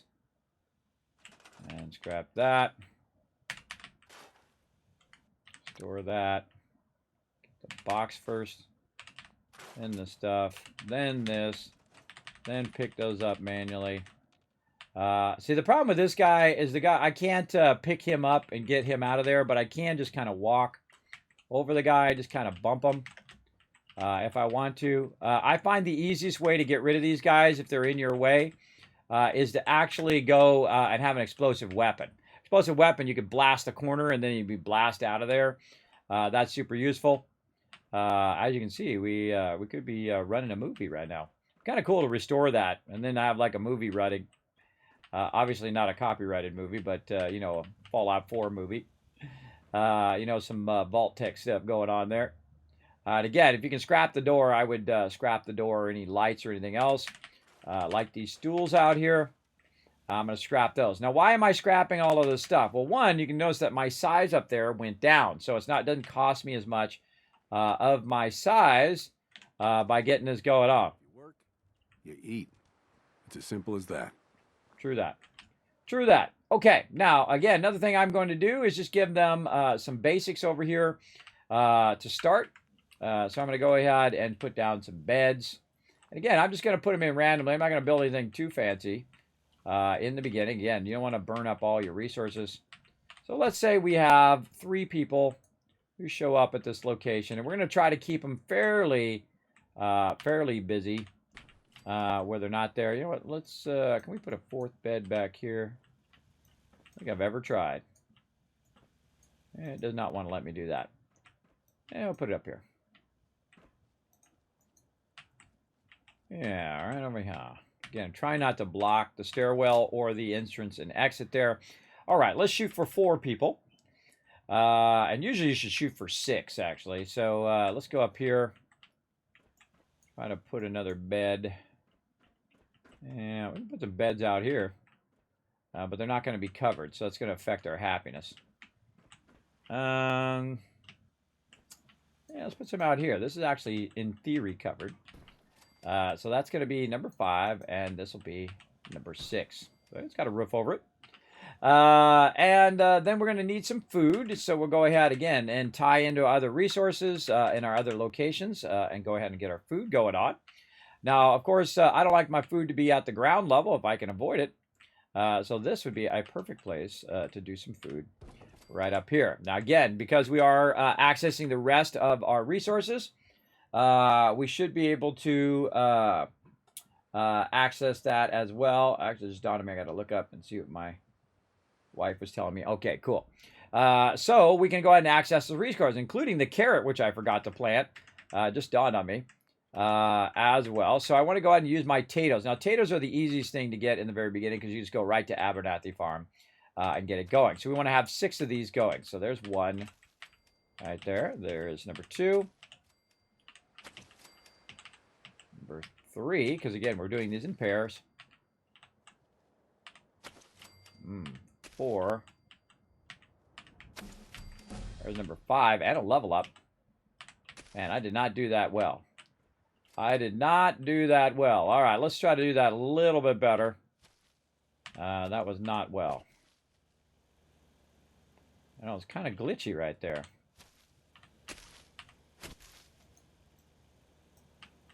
A little bit glitchy. See how I can't put that really close like I can other locations? Let me move this. Try to move this out here a little bit. Let's see if we can do that a little bit better here. There we go. All right. Now we can get these 4 across. There we go. Again, a little bit glitchy depending on where you put it and how much is sticking through there. Yeah, there we go. And again, you can make these all perfectly lined up if you want to, everybody. I just want them to be functional. So there we go. So now we have 1, 2, 3, 4. This is going to be 5. Oh, I want to put that in the center. There we go. This will be 5. And then this will be number 6. Now, one of the cool things about when you put stuff down ahead of time is when the people show up, they will automatically go to doing food.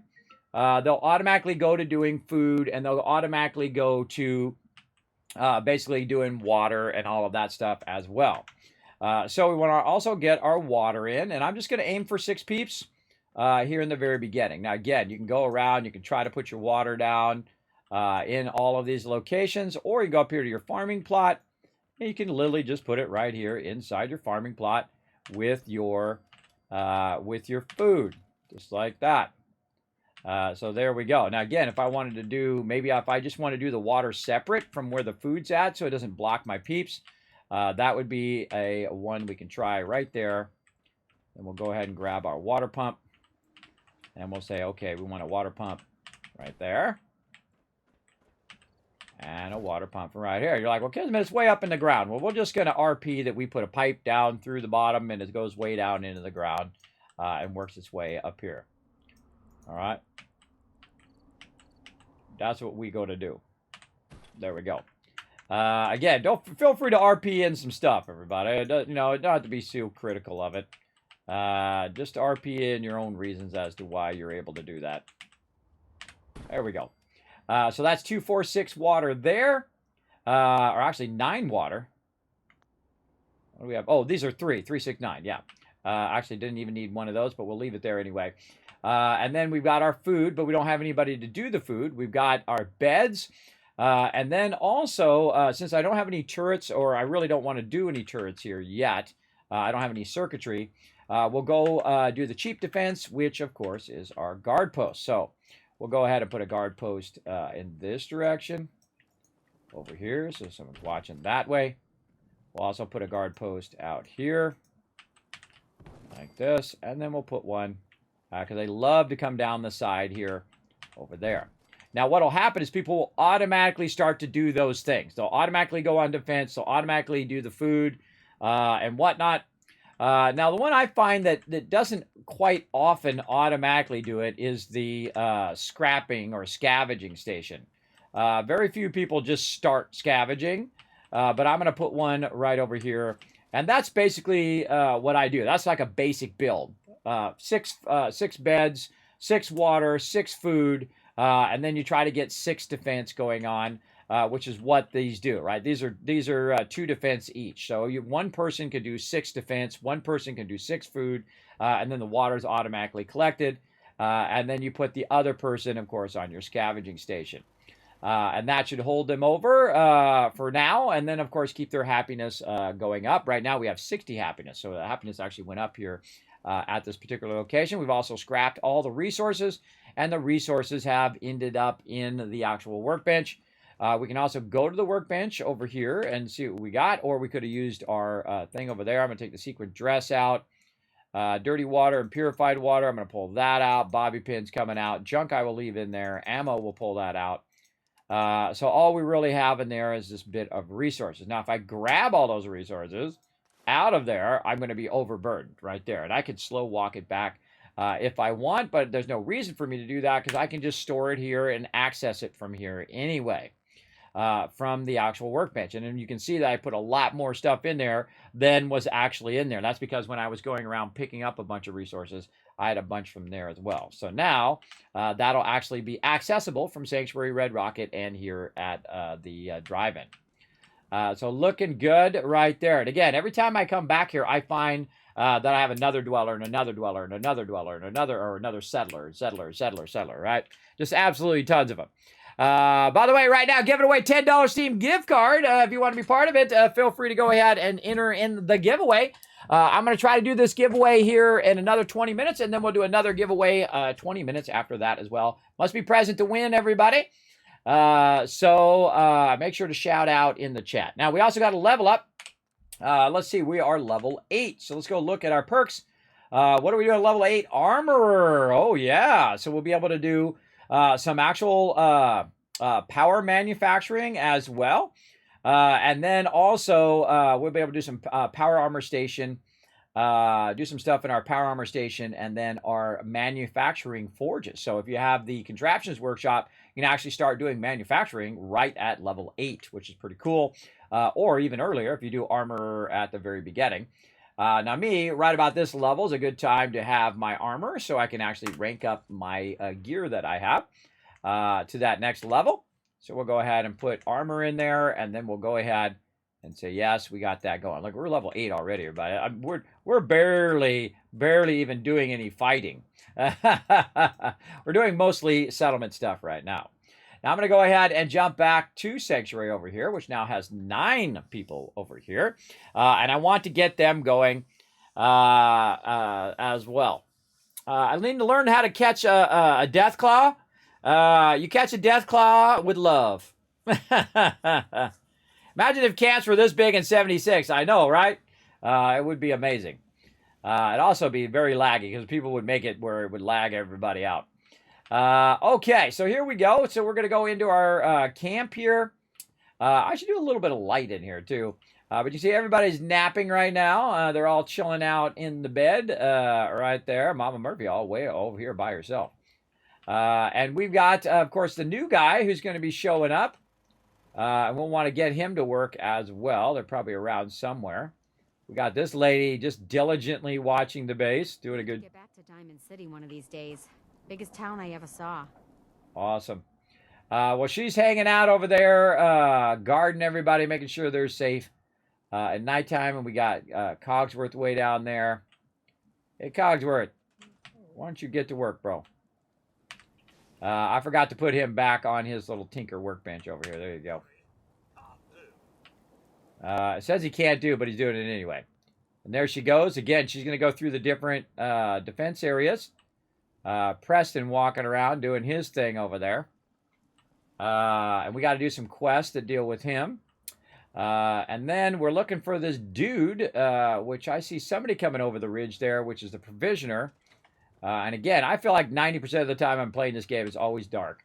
So let's go ahead and hit the bell. Then we're going to go ahead and sit down in the chair. And we're going to see if he's close enough for him to show up. We're going to forward time by about an hour. Yep, there we go. And everybody just kind of pops up so we don't have to go tracking them down. Defenses. I've got nothing else I need right now. I think Preston may want to chat, though. Hey, easy living. This ain't. All right, so we got a new settler right there. Feet hurt. Everything hurts. And so you can see that he's not doing anything. So let's go ahead and ring the bell again to get him over there. And what I want to do is go ahead and get some more variety of food and whatnot going over here at my camp. So I'm going to go ahead and put down another thing up here on the top side. Another garden plot. And again, I like to have them away from each other because if the plants get too close, then they actually don't do much. So again, we're going to go ahead and put down some corn. Again, you start with 1, and 1's going to make 2, and 2's going to make 4, and so on and so forth. And we've got lots of gourds here, too. So let's go ahead. The gourds are probably the most annoying thing in the whole entire game. I think, anyway. And so we'll put down a couple gourds. Not easily, obviously. Put down a couple gourds. Like that. Get those going. And then, of course, get our mute fruit going over there. And let's see. Did we not grab anything else? We got our corn. We got our melons. I don't think we're going to get any melons in there. Maybe we can sneak it here on this corner. Yeah, there we go. All right, so that's half. This is going to be 1. This will be a half, so this is 1. That's 2. This is 3. Again, always trying to optimize what I'm doing. So I really need 3 more. 3 more food so that my person is optimizing their food production. So over here, I'm going to need to put down enough resources to do 3 more food. So, of course, our go-to thing is our potatoes, and it looks like we only have enough for one more point of food. Even though it's 2 potatoes, it only counts as 1. So it's 1, 2, 3, 4 right there. And we got our new person who's right here, and we're going to take him, and we're going to put him on the food right over here. And I try to put him on the one that's in between so that he'll do this one and then also do this one over here. And you can see we have 16 food now. So we did it right. Of course, we have 6, and then 6 again is 12. And then another 6 on top of that should be actually 18. But I don't have enough food to do that because I need to go collect some food. Rolling well. I'm going to collect some more potatoes here. Right there, and then I have a bunch of potatoes over here. Now, again, these are going to help me in other settlements as well. I definitely want to go through and collect all of those potatoes, and they'll actually collect them for me as well and put them in the workbench. I'll put the surplus amount in the workbench for me to use later, but I want to make sure that this guy is maximized. So, again, 1, 2, 3, 4. That's going to be 5. And that's going to be 6. Now, the problem is when I put those down after I assign the guy, what's going to happen is that guy is not going to do all of the things I want him to do. So I'm going to go ahead and select him again. I'm going to go ahead and tell him once again to come up here. Oh, he already kicked in. So sometimes he'll also kick in and select that. Again, I like to go through and highlight all of my food and make sure none of it is red. And that should take me to 18, which I am at right up there. So there we go. And again, I like to do it exactly by the numbers so that everybody is fully utilized in my settlement. And right now, of course, we have our 5 base people. Then we have number 6, which is our guard. Number 7 is a provisioner. Number 8 is doing, I think she's doing scrapping. And then number 9 is doing food. And it's good to know what your peeps are doing, everybody, because it gets really confusing later on when you have like 20 people here and you don't know what the heck they're doing. I will actually give them an outfit that goes along with their particular job, including people who are at the vending. I give them a nice clean suit so they look like somebody who would be selling you something, right? Which I think is really fun. And then we also got our food up off the ground. We got our kill box going on. Everything's looking pretty good right there. So let's go ahead and save right there. So there we go. We got our 3 settlements going, and we got people coming in left and right. We got plenty of food. And again, I'm waiting for them to get attacked. It's actually 7 real life days that it checks and sees if you get an event. If you do get an event and it attacks, what it will do is actually it'll go on cooldown for 7 days. So the minimum amount of time would be 7 days later. I find that Sanctuary doesn't get attacked for a while, especially in the very beginning, that you'll be fine. So again, what I can also do, again, is hit the bell here. Go sit in my chair. Forward time again. Life still ain't perfect, but we're surviving.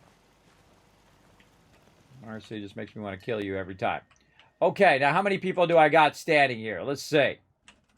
Oh, I got a new one that's unassigned. 1, 2, 3, 4, 5. And that would be 6. Cosworth counts as 7. Provisioner 8. And then somebody number 9 is missing. Number 9 is missing. Let me hit the bell again. What do you need? Complaining when there's nothing left to complain about. Marcy, you're really... You keep your mouth shut about this place. Can't trust anyone. Yeah, there's somebody way over there. Oh, Mama Murphy. Oh, that's Trash Can Carla. Where'd Mama Murphy go? 1, 2, 3, 4, 5, 6, 7, 8. Just thinking how wonderful it'd be to get out of this infernal rain. Where is our 9th person? What's going on? 1, 2, 3, 4. You know what I call a good day? One that ends without an empty stomach. 8 is our... 8 is our provisioner. Oh, hold on. Do that again. 1, 2, 3. Cogsworth is number 4. Number 5. Number 6. Number 7 right there. And then wherever that settler went. Number 8 is this guy right here. Okay, so I have a settler here that needs a job. That one right there. She ain't doing nothing. She just showed up. So what I'm going to do is go ahead and put her on a scavenging station right there. So there we go. She's going to scavenge for some loot. I swear I'm missing someone. 4, 5, 6, 7. Preston's number 8. Who is number... And then the provisioner's number 9. Yeah, there we go. I got it now. So, because Cogsworth counts as toward the settlement. And then here comes number 9 right now, which is my provisioner. So 1, 2, 3, 4, 5, 6, 7, 8. And then Preston, or whoever that is way at the end there, is number 9. Yeah, Preston's number 9. Okay, there we go. We got everybody accounted for. Of course, my buddy, my pal, Trash Can Carter. What up, girl? Let's go ahead and see if she got any caps first. Carla. You again. Here to trade? Oh, something on the ground there I didn't get. I just noticed. See what you have. Here's what I got. All right, Trash Can Carla back again. Bringing me some sweet, sweet caps. She's only got 18 caps left, but she does have some stuff in there I could buy, different outfits and whatnot that I could utilize. Let's see, what has she got that I really need? I could use some more of this loot here. I could definitely want that circuitry that she's got for sure. Let's go ahead and go in here and see if we can trade enough stuff. Oh, wait, that's right. I don't have it there. I have it up here. trade enough stuff with her that we could basically kind of clear our inventory out, but also get a bunch of loot. Now, normally I would get rid of all my food, but again, in this particular playthrough, I'm going to go without it. I could also use a lot of this gear right here to gear up all of my settlers, everybody, if I wanted to. But what I want right now is some circuitry. So I'm going to go ahead and just kind of clean house. I could also scrap all this stuff, but I haven't gotten to scrapper yet, so I don't really want to scrap it. I really want to just get the caps or use this as bartering, right? Use this as bartering to basically make some dollar bills. Make some dollar bills in the early game. Now, my caps and her caps are irrelevant most of the time. It's whatever... Oh, and I forgot my purified water. Oh, it's okay. I'll go back for it. I'll go back for it after I do this trade. Now, the tricky part is getting to her before she starts walking off. And she does actually walk faster than you do when you're overburdened. What's up? There you go. Put her in the stocks, kids. Oh, I will definitely do it, Jazz says. I am definitely going to do that at some point. Yeah? Carla, Hey there. Trading? let's see what you got. Always happy to make a sale. Now, again, I don't hang on to this stuff forever, everybody. Again, I could gear up all of my peeps, but really what I need right now is circuitry, and then I don't need to gear up my peeps, right? So I'm literally going to sell her every extra thing that I've got right there and keep my kind of generic weapons there. There we go. Make sure that I'm getting rid of all this stuff. I'll keep my formal hat. Wish I could lock that stuff. Do I want to keep that Miniman outfit? That's like the first Miniman outfit that you get. Not really. Let's just get rid of it.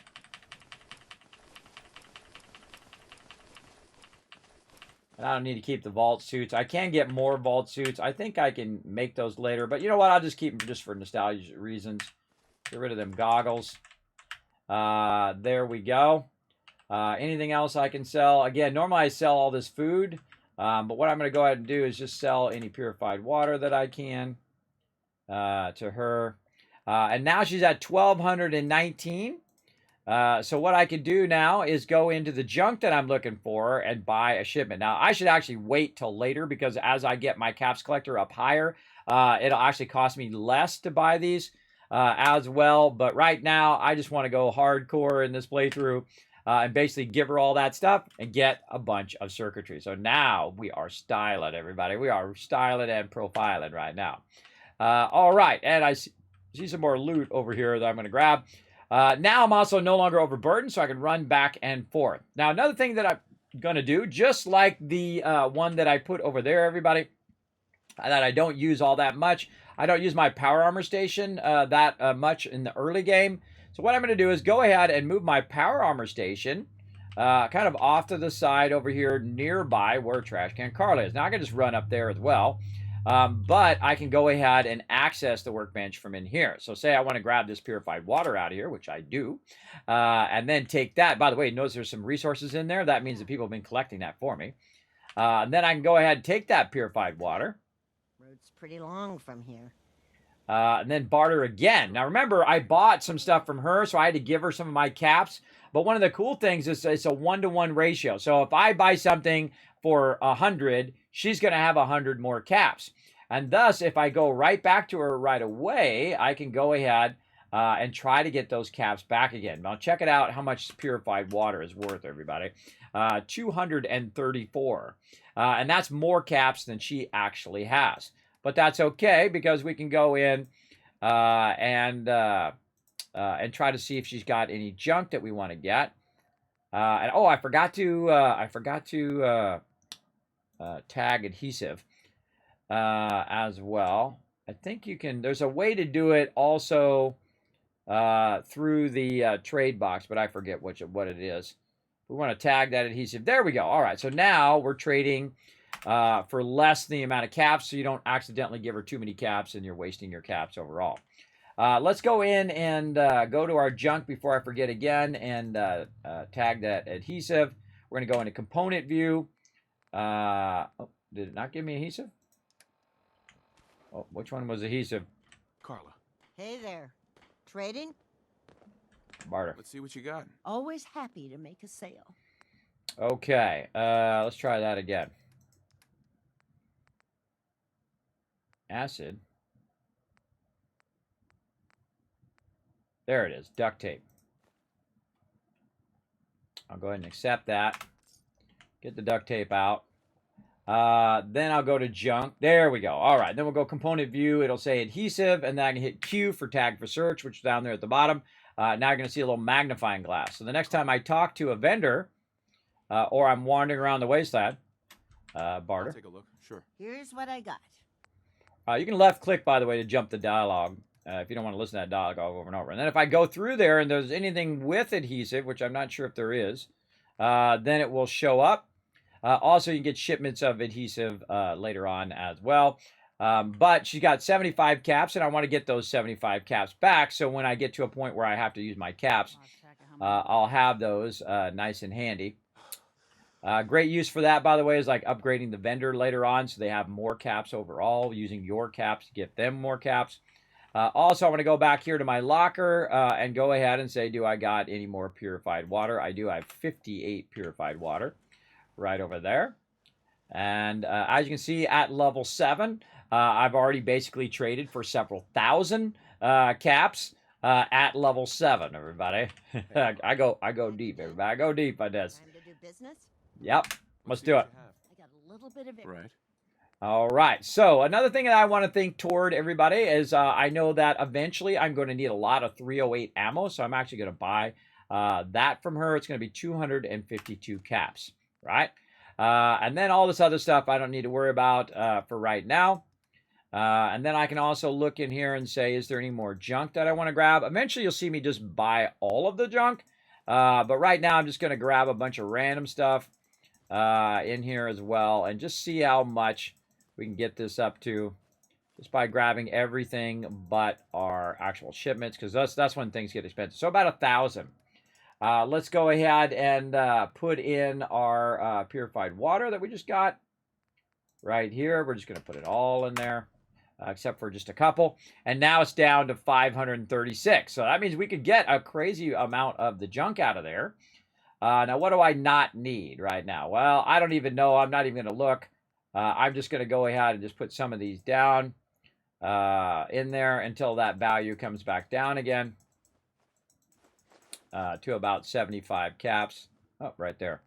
And then again, now I'm going to go ahead and actually look. Little fiber optics there. Perfect. Wow, I didn't even work out the math, everybody. It just ended up to be perfect. So accept. Oh, it actually went up 150.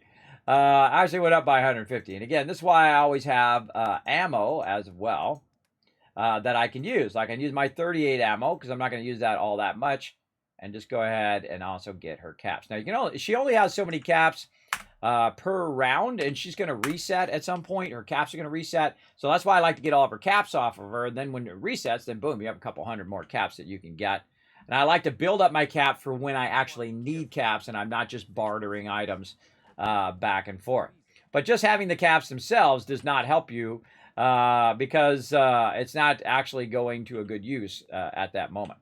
Another good time to save right there. Right here, and we want to go ahead and start working a bit on our kill box. How we doing? A giveaway time. Oh, hold on, let's do our giveaway. I totally forgot. Let's go. Let's go ahead and hit escape. Close the giveaway right there. Let's go. 3, 2, 1. Boom! $10 gift card going to Aki. Aki is on fire today. You do have 2 minutes to say something in the chat, though. Otherwise, I'm going to re-roll and give it to somebody else, which I don't really want to do.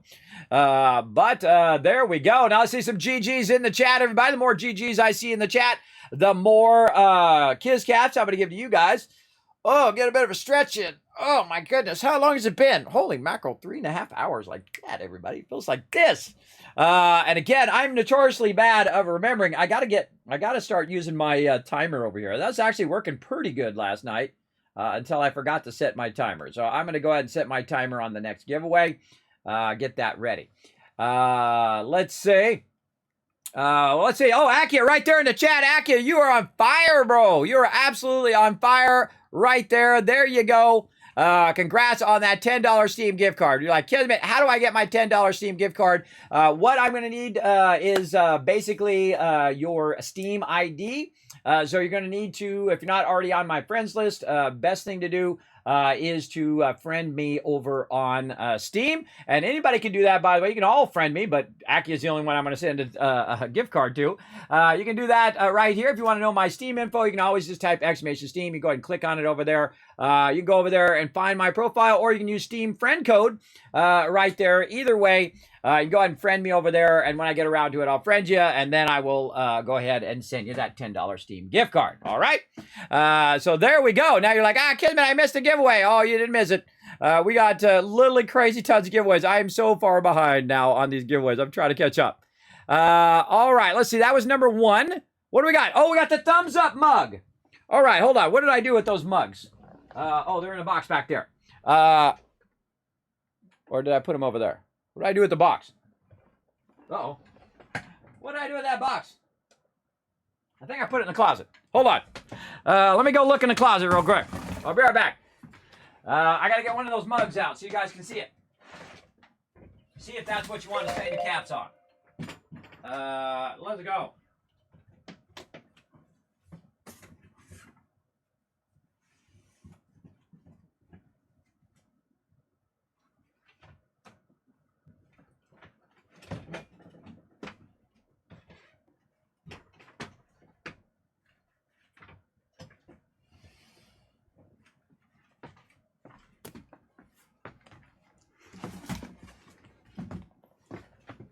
Way too much stuff in my office. All right, we got it right here, everybody. I'm going to take it out of the box temporarily and show it to you. This is really cool, everybody. I want to keep one for myself, but I rather to give it to you guys. I'm not gonna use it all that often, but it is awesome. Right here, I'm going to go ahead and send it to you in this box, too. Right here, thank you to Bethesda Gear for sending me these. Check it out, everybody. Is that awesome or what? It's actually got a thumbs up in there. It's actually a mug. Put some GGs in the chat, everybody. What a fantastic idea.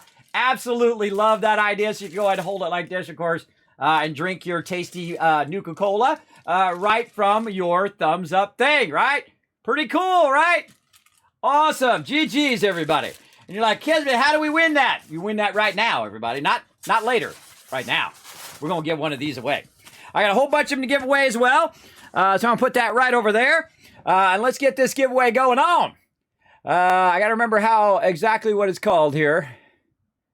Let's go ahead and put that over there. And we are going to do this as number 1. And we got to do a little finagling here. Put that like that. Oh my God, I got so many giveaways to do. It's going to do this. I do this every single year, everybody. I just end up with and it's amazing that I have that many giveaways to give away. I mean, that's pretty awesome in itself. But I always just run out of time. All right, Fallout Vault Boy. Thumbs up mug giveaway. There we go. All right, number 1, by the way. I have a bunch of those to give out, so that'd be number 1. Again, this is just so I can reference these later when I go back to send these things out to you. Now, I will need your full name, your address, your full address, and your phone number to send this to you, and I will send it to you no matter where you are in the world, all right? Even if it costs me more to send it to you than it's actually worth. That's just the way I am, everybody. If I say I'm going to send it to you, I deliver on what I say. So there you go, everybody. It is underway. Get yourself an epic vault-tec thumbs up mug. I think you're gonna love it. It'll make a great addition to your cup collection or your Fallout collection, whatever it is you want to do. Go ahead and go for it. Now, if you're not familiar with how to be part of the giveaways, everybody, I'm going to take a quick moment here to have Saltbot come up and tell you guys about it. For all of those who've watched this 100 times, I'm sorry, but there are new people in my stream all the time, and I want them to have a chance to win as well. So here we go. Thanks, Kismet. I'll give them a quick overview. Hi, I'm Saltbot. Let's talk about what are Kiz Caps, how to earn them, and how to enter Kismet's giveaways. What are Kiz Caps? Kiz Caps are loyalty points for watching Kismet's stream. Use them for contests and giveaways. How do you earn Kiz Caps? You earn 100 Kiz Caps by going to the Twitch menu in the upper right corner, open your chat in a new window and type /host space Kismet. You earn 1000 Kiz caps by hitting the follow button, plus get free emotes to use in Kismet's channel. Work together with your fellow Teamwork Tycoons in chat. Type !RT, then click the last link, hit the like and retweet buttons and everyone gets 1000 Kiz caps for every 5 retweets. For those of you who want to go above and beyond, you can donate to the stream. The more you donate, the bigger bag of Kiz caps you get. Plus you can subscribe using your Twitch Prime or choose one of the 3 levels of sub support for 5000 Kiz caps. This also unlocks all the awesome Kismet emotes, holiday emotes and animated emotes. Plus while you are lurking in chat, you're earning 3 times the Kiz caps and have 3 times the chance to win giveaways. How to enter Kismet's giveaway? First type !loot in the chat to see how many Kiz caps you have. For every 10 Kiz caps you can buy 1 ticket. Here are several ways to put in tickets for the giveaway. Type !ticket space max to enter as many tickets as you can. This can only be done upon first entering the giveaway.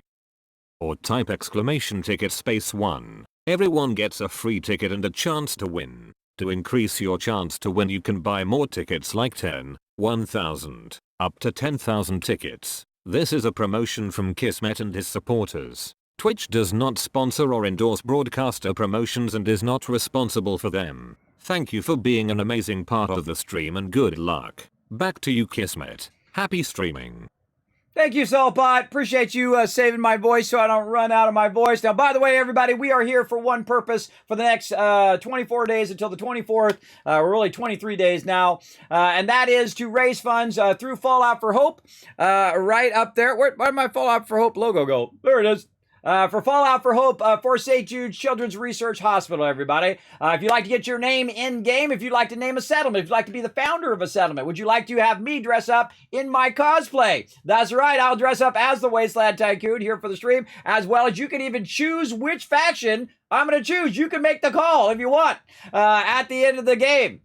So you have that power right there. And of course, you have the power to save lives. That's why we're here, a part of a global super stream event called Fallout for Hope. Over 400 Fallout streamers coming together, of course, for charity this holiday season. And a part of that, of course, I have amazing sponsors, Bethesda Gear, Manscaped, and of course, Zombie Cure Lab, who have donated a bunch of stuff for me to give away to all of you, including the cool thumbs up cup that you're giving right there from Bethesda Gear. I appreciate them sponsoring the channel. Now, not only do I have this giant list of milestones that we are going to hit as we go through, as people donate, I will unlock more giveaways, even more and more epic giveaways as we go along. But I also have stuff that's not on this list that's going to be random giveaways as well. And the Fallout 76, what edition is that? Hold on. I got to look at what edition it is so I don't say it wrong. Let me look it up over here. It is the Fallout 76 Deluxe Edition. There we go. The Pit Deluxe Edition for both PC and Xbox, everybody. So yeah, so if you're on Xbox, I'm gonna hook you up as well, all right? Again, huge thanks, Bethesda, for supplying those codes for this holiday and charity stream that I'm going to be doing every single day, everybody. This is probably the longest I've ever done in a row for charity. I think last year I did 20 days. This year, I'm going to try to do 24 days in a row. And of course, we're going to play a lot of Fallout 4, some 76, some Fallout Shelter, some Raft in there as well, some Zombie Cure Lab in there as well. We're going to mix in a whole bunch of stuff. And of course, for all my peeps who are a fan of Astroneer and Satisfactory and all of that, don't worry, those are some of my favorite games. Don't worry, we'll be getting back to those after this kind of holiday playthrough and charity playthrough of Fallout 4 as well. So, because Fallout 4, man, they're pretty involved. it takes a bit of stuff. And this is my main playthrough, everybody. I am doing come on, Braid. A definitive playthrough where I show you all the most epic stuff in Fallout 4, including a bunch of my advanced building techniques and all that stuff. Thank you much for the follow right there. Appreciate that, love. Thanks for coming in and hitting that follow button there, Pocket. I appreciate it. Lock here as well. Thank you much for that follow earlier as well. I appreciate everybody coming in. Now you're like, kidding me, how do I win thousands of dollars worth of stuff here in the stream? First, hit the follow button. Hit the follow button. Between a warrior, priest, or mage in the chat. You only got so many seconds. Go. Oh, someone's doing a battle doing an avatar battle down there. Sorry. Yeah, you got 30 seconds. Go. Basically, all you have to do is hit the follow button. You can be a viewer or a subscriber, and you can actually be part of the giveaways. Now, everybody gets a free ticket. I don't care if you've been here for 10 seconds. Everybody gets a free ticket. Everybody has a chance to win. I do not exclude anybody. So all you have to do is just go exclamation ticket. Boom, it puts your free ticket in just like that. Now, if you want to do more than that, you exclamation loot, see how many kids caps you got, take the last number off, and that's the maximum amount of tickets that you can put in. You don't have to put them all in. You can put in as much as you want or as little as you want into the giveaway. So you go exclamation, say you had 2,500 caps. You just go ahead and drop off that last number. So you have 250 tickets you can buy because it's 10 kids caps per one ticket. All right. Oh, look out, the Kismet Love Train coming in. We got Caveman Mox coming in and showing some love to Netflix. Now, Netflix, guess what, everybody? Or guess what? You just got a gifted sub. Now, when you get a gifted sub in my channel, not only do you get my epic Kismet emotes, you also get the holiday emotes that are going on. You get the animated emotes. And as a viewer, by the way, if you hit the follow button, you get emotes as well. Just by hitting that follow button, you can go ahead and use those Kismet emotes right there in the chat. Now, also, if you are a subscriber, you are earning 3 times the Kiz caps just by lurking in the channel, right? Viewers also basically just chilling out in the channel, even if you're just lurking there, and you are a non-sub, you're earning Kiz caps as well. Now, again, if you are a subscriber, you're earning 3 times the chance of winning those giveaways as well. So it's definitely a good time to be a subscriber in my channel because you're going to have a high chance of winning, but I never exclude anybody. Everybody has a chance. I have had people come in to my channel before, use their one ticket, and literally win several $100s worth of games. They absolutely have. You can see some of the highlights on my YouTube channel. Absolutely. Absolutely knocked it out of the park there. All right, so we'll let them go ahead and build up this food. We want to get more carrots. We want to get more gourds and other things like that. Our razor grain is back at Red Rocket, so we're going to need to go get that going on as well. Yeah. I really like Satisfactory. The thing that they just came out with, or they're coming out with, everything comes out at the same time, I don't know why, is the fact that they have blueprinting. Now going to be in the early access mode. So we could actually go into my current playthrough and then actually start doing blueprinting in my current playthrough, which is awesome, which, again, Satisfactory, one of my favorite games of all time. Incredibly fantastic. But we're playing Fallout 4.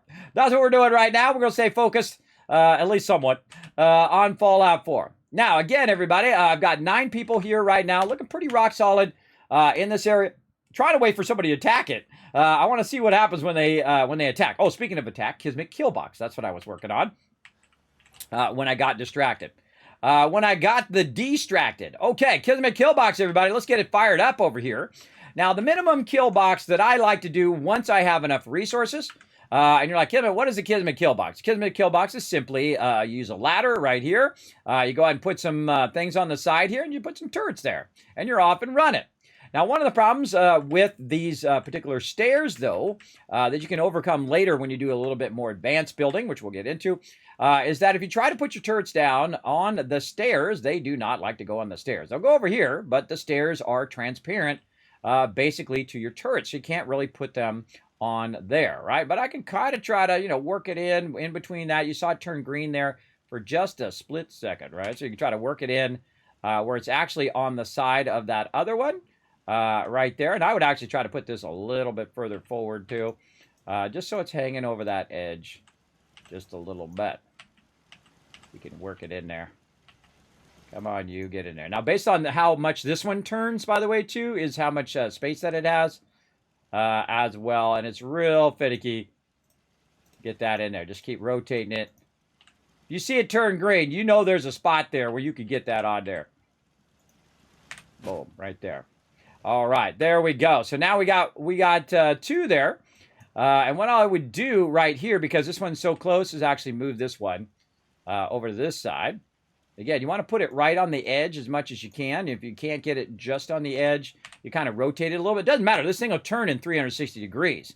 So no matter which way you turn it, you're going to be good. And then this one right here, we'll put at kind of a corner. And again, we'll try to get it to just snap in there. Again, I find rotating it to be the best way to kind of get it to snap in there. There we go. Now, these are all Mark 1s, everybody. These are the lowest style turrets. My favorite turrets are actually the level 5 turrets because those are incendiary. Basically, they catch people on fire, which is pretty awesome. So there we go. Kismet Killbox on high. Anything comes running in here, they can kiss their butt goodbye. Now, I'm out of oil, everybody, so I can't actually make any more turrets. But one of the things that I did tell about earlier yesterday is how to make oil in your crafting station. So we can go in and we go into chemistry station. We go down to utility. We can go down here and we can make some cutting fluid. Right down here, we need some steel, some bone, some acid, and that, and bam, and now we made some cutting fluid, and that cutting fluid will act as oil. So that's going to allow us to keep extending our Kismet kill box, because my primary place I want to defend right now is Sanctuary. Now, normally, what up, Trash Can Carla? I don't need to talk to you right now. Normally, I put the turret way over there because I'm not doing anything with that side right now. I'm actually going to put the turret nearby where this particular location is. Now, I've only got one turret, and I can go ahead and build out a whole Kismet kill box thing, but all I really need to do is just put this right up here on the edge of this. I'm going to go ahead and grab this and move this back a little bit. Kind of move it over there. Now, one of the problems that you're going to have if it's in your way is that wire is going to be in your way, right? And what I want to do is get this into a position so it's hanging off the side. Again, you got to work it. You got to work it. You got to fuddle with it. That's one of those variations of that shirt, everybody. I'm going to do is called fuddle with it. I'll get it going eventually. All right, come on. I know you go there. I've put you there before. Let's move this out of the way. It's interfering with my turret. Again, I want to get as close to the edge as I can so it can fire straight down. Good enough. And then we're going to go ahead and grab this and actually move this so this is not blocking the actual turret. And we'll move that back over there. Now, this is a siren that my people can go ahead and use. It's one of the few things that your actual people will interact with. So the siren can trigger all sorts of stuff, too. When we get into logic gates, into advanced power and all of that stuff, wait till you can see what you can do with the sirens, which is going to be amazing, everybody. Going to be absolutely awesome. All right, so there we go. So I'm just simply going to put one turret right there because I don't have any more. I don't have enough oil to make that happen. Oh, and speaking of oil, there's another thing. Do we have any oil actually on us? Over here? That's another thing that I should be tagging for search. So I'm going to go ahead and put that in my inventory. I'm going to go to my junk here. I'm going to go to oil. I'm going to go component view because oil is a component. And then I'm also going to tag that for search so that when I find that stuff, I can go ahead and put it in the workbench.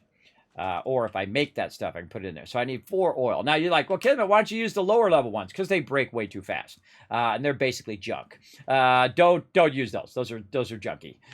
Use the higher level ones, or use none at all. Is what I say. All right. Now, also, you can see that our defense now is 46. So we're getting up there. Now, again, we want to have our food and water, combine that number together. And then, of course, that equals our base defense. Now, I do actually have a settlement overseer right here. It is a spreadsheet which help you with that number. So if we go in and clicky and scroll, we can go over here now and update the number of people. We have 9 people now. Let's see, what is our food right now? Let me go back into there. There we go. Our food is 18. Our water is 50. And I'm going to make this a little smaller so I can see that up there. There we go. There we go. 18, 50. We got 10 beds. Our defense is 46. Now, see how that's red right there? That's telling me, hey, Kismet, you don't have enough defense. You need at least 68 defense. Now, of course, there's also another random number, about 100 number in there as well. When you get in the later game and you have lots of stuff, I would basically double whatever that number is if you really want to go hardcore. Not really necessary, but look at that. See, now our happiness was 42. You may not be able to see that on screen, everybody, but it says happiness was 42 when we started the settlement. Now the happiness is 65, and it is rising. And this is basically how I track my my settlements, every single one of them. And this is something I did, I don't know, forever ago, everybody, when Fallout 4 first came out a long time ago. And we've got a whole bunch of other stuff here that we're going to need to add. Have we really finished our kill boxes yet? Not really. So I will not mark that as yes yet. Our peeps working? Yeah, vault-tec computer, we haven't got that in yet. We're going to need some quick shop. Do we have our beacons in? Yes, in fact, we have our beacons in Sanctuary Hills. We have a beacon now in Starlight Drive-In, and we also have a beacon in at Red Rocket down here, right next to Sanctuary. There it is, Red Rocket. So we are good there. Now, again, I can go through each of those, and I can go into my Pip-Boy here and look in my Pip-Boy at that particular status of those particular workshops, but they're not going to be right. Now, if you're going to mark down, the info, you want to be at that location before you mark it down. Like you can see, I have 9 people, 18 food, 50. Oh, I didn't update the water, and my happiness is 65 stuff. So. What you want to do is make sure you're at that location. And let me go ahead and upgrade my power as well. Now, again, this doesn't affect the game. This is just a spreadsheet, everybody. This is a spreadsheet on Google. This is just for me to remember. Now, this power is not tied together, by the way. So this power is all separate. Some of it's powering my purified water, and some of it is powering my radio beacons or my alarm thingies.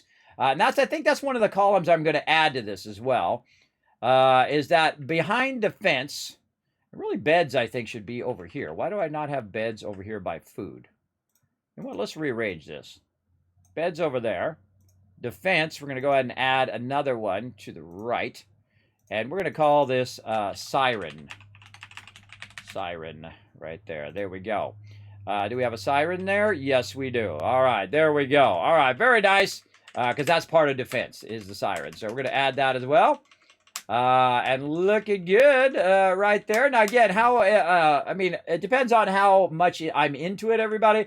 If I really want to go through and keep this updated every 5 seconds. I typically don't. I typically just see if I've gone through and scrapped it. It just reminds me, have I set up supply lines?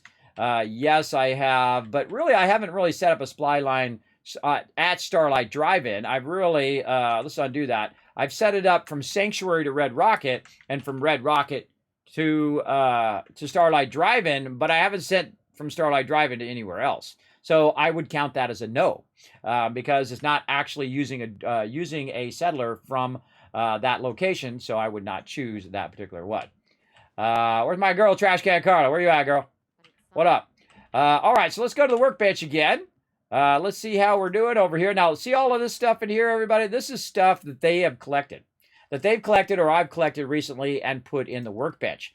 Because this shows you that they are out there collecting resources and putting it in there. Every now and again, though, I will go in and I will look and see if I've got any more purified water in there. And I'll also grab all the resources out of there. And I'll run those to Red Rocket when I'm in survival mode. I typically don't like to teleport as well when I don't need to, especially when it's just like right next door over there. And that's because basically it takes less time. It takes less time for me to walk over here in the game, in the physical time, that would forward if I teleported there. If I teleport there, it actually forwards time as well. So I actually find when you're in survival mode and you have to walk, it actually, your time goes by less than if you teleport, right? At least I find that overall in there. Now, we've also got a little bit of a kill box going over there. We got 2 items there.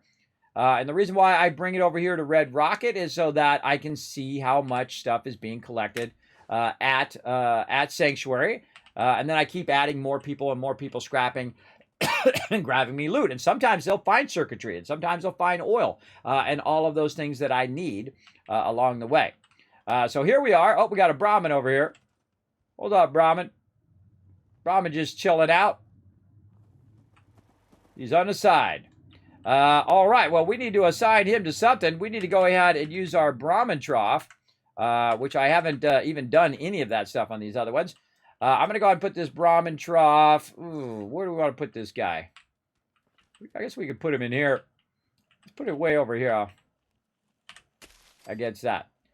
Great thing about Brahmins, by the way, everybody, is those Brahmins will actually provide this location with fertilizer, which is awesome. Look, she's in there working that computer right there. Now, you want to have up to 3 of these Brahmin troughs going at any given time. You can see also our food has come through Growing well. in here. Turn my headphones up just a little bit. That person was hiding back there.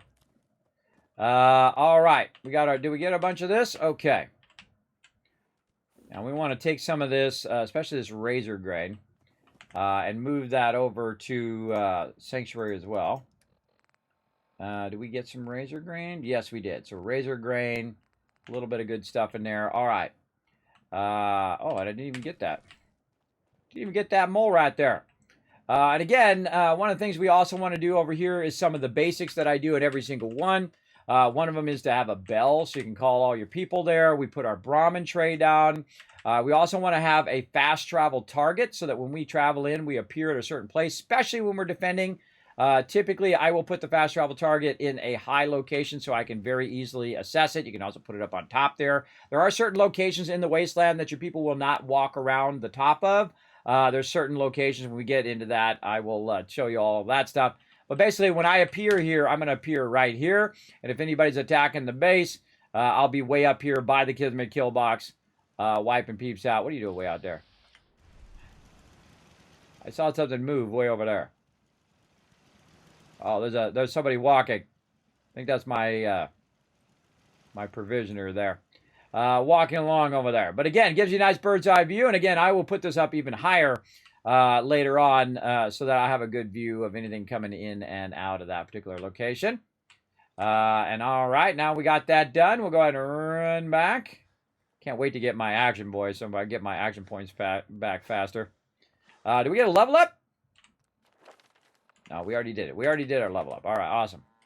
Now, as you can see, I've got some food going over there. We're trying to get all of our various food going as well so that we have a good variety of food. We can use that food for making food and cooking food up and stuff like that. So at this point, basically what I'm doing is I'm putting one down, trying to make two, trying to make four, trying to make, you get the idea.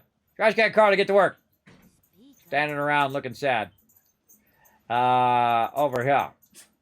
Oh, and look at this. Look at this. We got some potatoes. We get some mute fruit. Yes, we got some gourds. Nice. Some carrots. All right, looking good, looking good. Now we'll go ahead and, oh my God, it's almost 6 o'clock. Holy mackerel. All right, everybody, we got to finish this up. We got to finish this up and do this giveaway here as well. So get ready on that giveaway. Everybody must be present to win. I'm going to give you guys a awesome Vault Boy thumbs up mug here in just a moment. So be ready in the chat. Now, I'm going to go ahead and put my carrots over here. What I'm going to do is go ahead and combine these carrots right over here as well. Let's see if it's going to let me. No, won't let me move that. Really? Huh. Won't let me move that. All right, we'll move it later.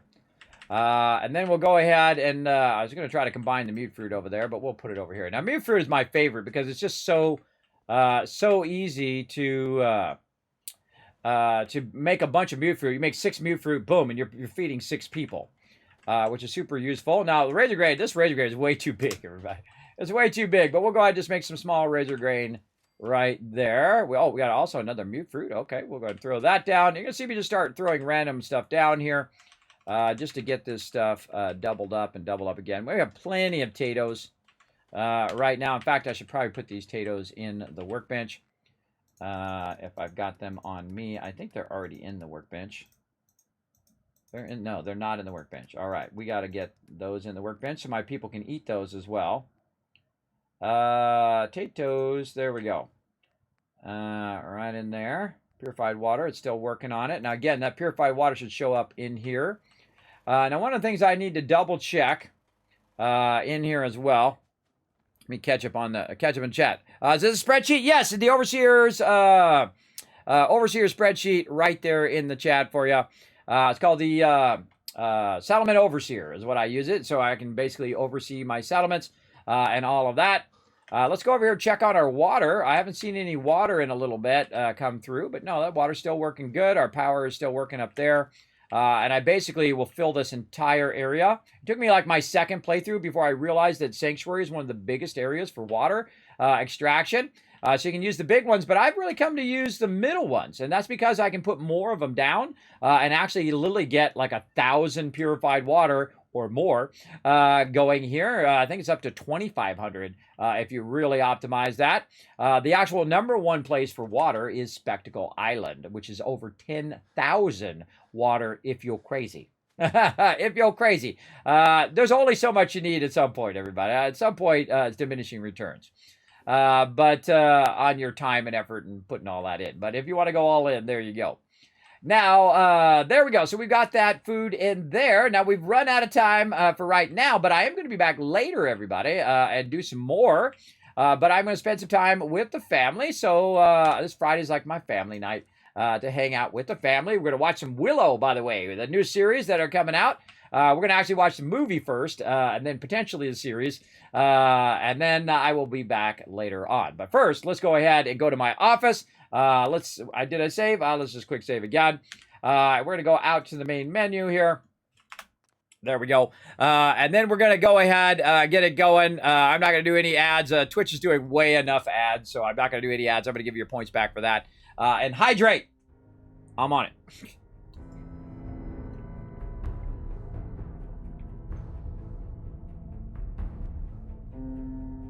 Love that every time, everybody. It gets me inspired to play every time I hear that music.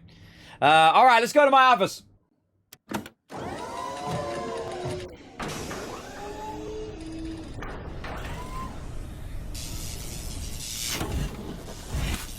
All right, there we go, everybody. Let me catch up on the chat a little bit here. Hi, all. Just got home from work. What have I missed? Some awesome stuff, Slayer. I've been giving away tons and tons of epic loot. Here in the stream, we've been running around. We got Red Rocket connected. We've got the drive-in connected. We did a whole bunch of stuff in Concord. We looted in there.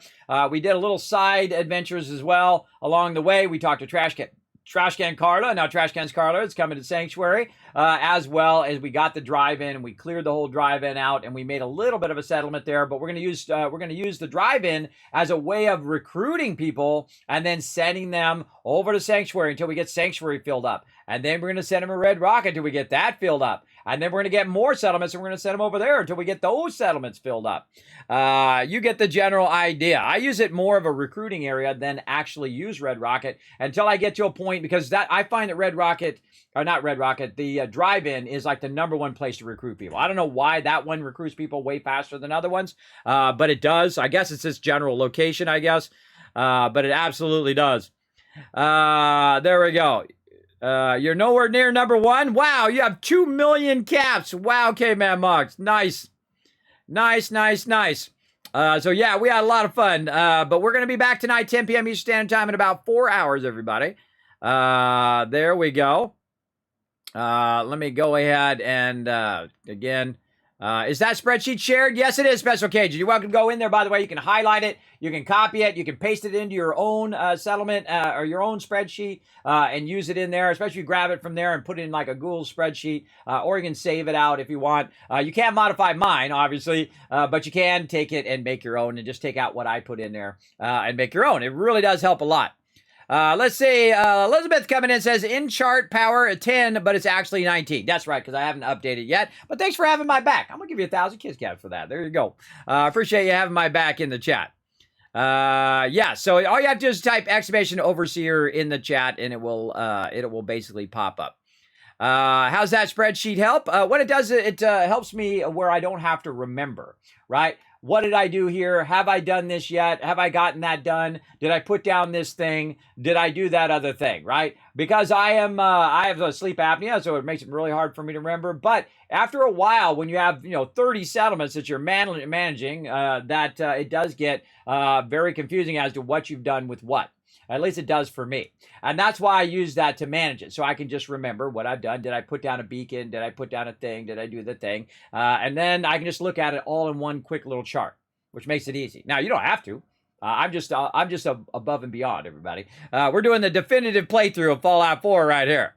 So there you go. That's why I use it. You can feel free to go check it out and enjoy that spreadsheet. I've got a bunch of stuff in there. I've moved all the Fallout 4 stuff all the way to the left, so you got to go look at all the tabs at the bottom, and you have a bunch of stuff in there, including vendors, food that you might use, and of course my starting perks, and then my perk pick order that I'm doing, because I get that question every single time I play through. Hold on, I gotta. Every time I play through, it's like, Kismet, what was your perk order? Well, this time I spent 5 hours going through and saying, okay, these are the perks I usually pick. And if I was going to optimize my pick order, what would be the first one I would get? Well, it'd be Scrounger, because I want to get more ammo, because you're always hurt for ammo at the very beginning of Fallout 4. So that would be my first perk. So what would be my second perk that I would do? Well, my second perk that I would do would be either Strong Back or Gun Nut or something like that, which is going to give me a boost. So you can actually go in there and see that. And then I've done it all the way to level 50. Now, really, it's really level 49 or 48. That is going to basically, because I put my perks in such a way from the very beginning, from the start, when you pick it, when the vault-tec rep comes to your door, I pick those perks based on the fact that I don't have to put any more intelligence or any more strength or any more perception into those things. So I don't have to waste a level, I feel it's a waste, by putting a perk in or putting a point in there, and thus I have to get it one level after that. Right? Great example, Strong Back. Strong Back, the level 2 of Strong Back comes through at level 10, right? So I want to get that right at level 10. And you can see it's highlighted in yellow. That means that's the first point in which I can unlock that along the way, right? Now I have the different levels of the different perks and when you get them as well in that spreadsheet at the very top. But the perk levels down below will show you if they're green, then that means that's as much of that particular perk I'm going to get, or that perk is already maxed out. So I spent 5 hours figuring that out in my head and put that in the spreadsheet because I get that question every time, and that's why this is the definitive playthrough. We're also going to build a massive mega build for St. Jude Children's Research Hospital through Fallout for Hope, which is what we're doing for 24 days. We started yesterday, which was an incredible day. Today's pretty fun so far. Again, we're going to be back later tonight, 10 p.m. Eastern Standard Time in about 4 hours, whatever it is your local time is 10 p.m. Eastern Standard Time for me. Around there, it depends if I run long also with the family. We might start at 11 or whatnot. But we're going to be going all night long. Probably not as long as we went last night. Oh my God, we went way too far last night. But man, just having so much fun. So again, that fantastic question, by the way. Thank you for letting me know about that 19 as well. And again, I just update those randomly. It's not mission critical to use that spreadsheet, but it is very helpful. Keeps you where you don't have to keep all that information in your head. You're too busy trying to think, okay, what's the next quest I need to do? What was I doing 5 minutes ago? Did I loot this area? Did I do this thing? Have I equipped my people with gear? Have I done all of that stuff, right? Those are the things that you need to be thinking about, not whether you put a bell at, some random settlement. You can just look on the spreadsheet. Okay, I did it. All right, good. All right, let's do this giveaway, everybody. I want to give away this cup right here. Let me show you guys one more time. Right here, I'm going to show you in all its glory, much bigger. Right over here, thank you to Bethesda Gear for sponsoring the channel and sending me these right here. And again, we're going to give this away right now, everybody. You have a chance to win this epic cup. I think this is awesome. It's going to be a great addition to any collection, everybody, or just general, a little conversation starter. Wherever you are, it'll be pretty amazing. So I'm going to go ahead and close that giveaway right now, and we're going to go ahead and give this away. Now, again, I have so much giveaways to do, everybody. I should have been doing way more today, but we're going to do a bunch more tonight. We're just going to keep them going all night long, so make sure to be around, again, in just a few hours. I'm going to go ahead and draw this winner in 3, 2, wait, I got to get you guys in the chat in here. Hold on. I didn't get you guys in the chat. Whoop, come on in here. There you are. There you guys are. I got cool effects in here, right? How it slides in right there. That wasn't easy to make, everybody. That was some work right there. Okay, I'm pressing the draw winner. Here we go. 3, 2, 1. Boom! You're the winner, Stinky Cheese Man! Stinky Cheese Man, you have won. Now remember, you do have to send me your full name, your address, your phone number. Otherwise, I can't send it to you. I will send it to you anywhere in the world. By the way, even if it costs me more to send it to you than actually the thing would have been for you to just buy it. Because I am a man of my word. Now, you got to say something in the chat. You got 2 minutes. Don't go anywhere, everybody. Do not go anywhere. And that is because if that person does not say something in 2 minutes in the chat, I can find my giveaway timer. There we go. If he doesn't say something in the chat in 2 minutes, I'm going to re-roll. So you're going to have a second chance. So never leave on a giveaway. Also, at the end of the stream is when I give out tons of caps. I want to see some GGs in the chat for them right here. Look at there they are. Put those GGs in the chat, everybody, and you will earn more caps that way as well, because I'm going to give you a bunch of caps for being a good sport, right? So you guys have a chance at the next giveaway. Now, I have a bunch more of those to give away. I have absolutely a bunch of those. I got Deathclaw mugs to give away. I got the cool Nuka-Cola mug. Did I already do the Nuka-Cola mug? When's that coming up? When's that one coming up?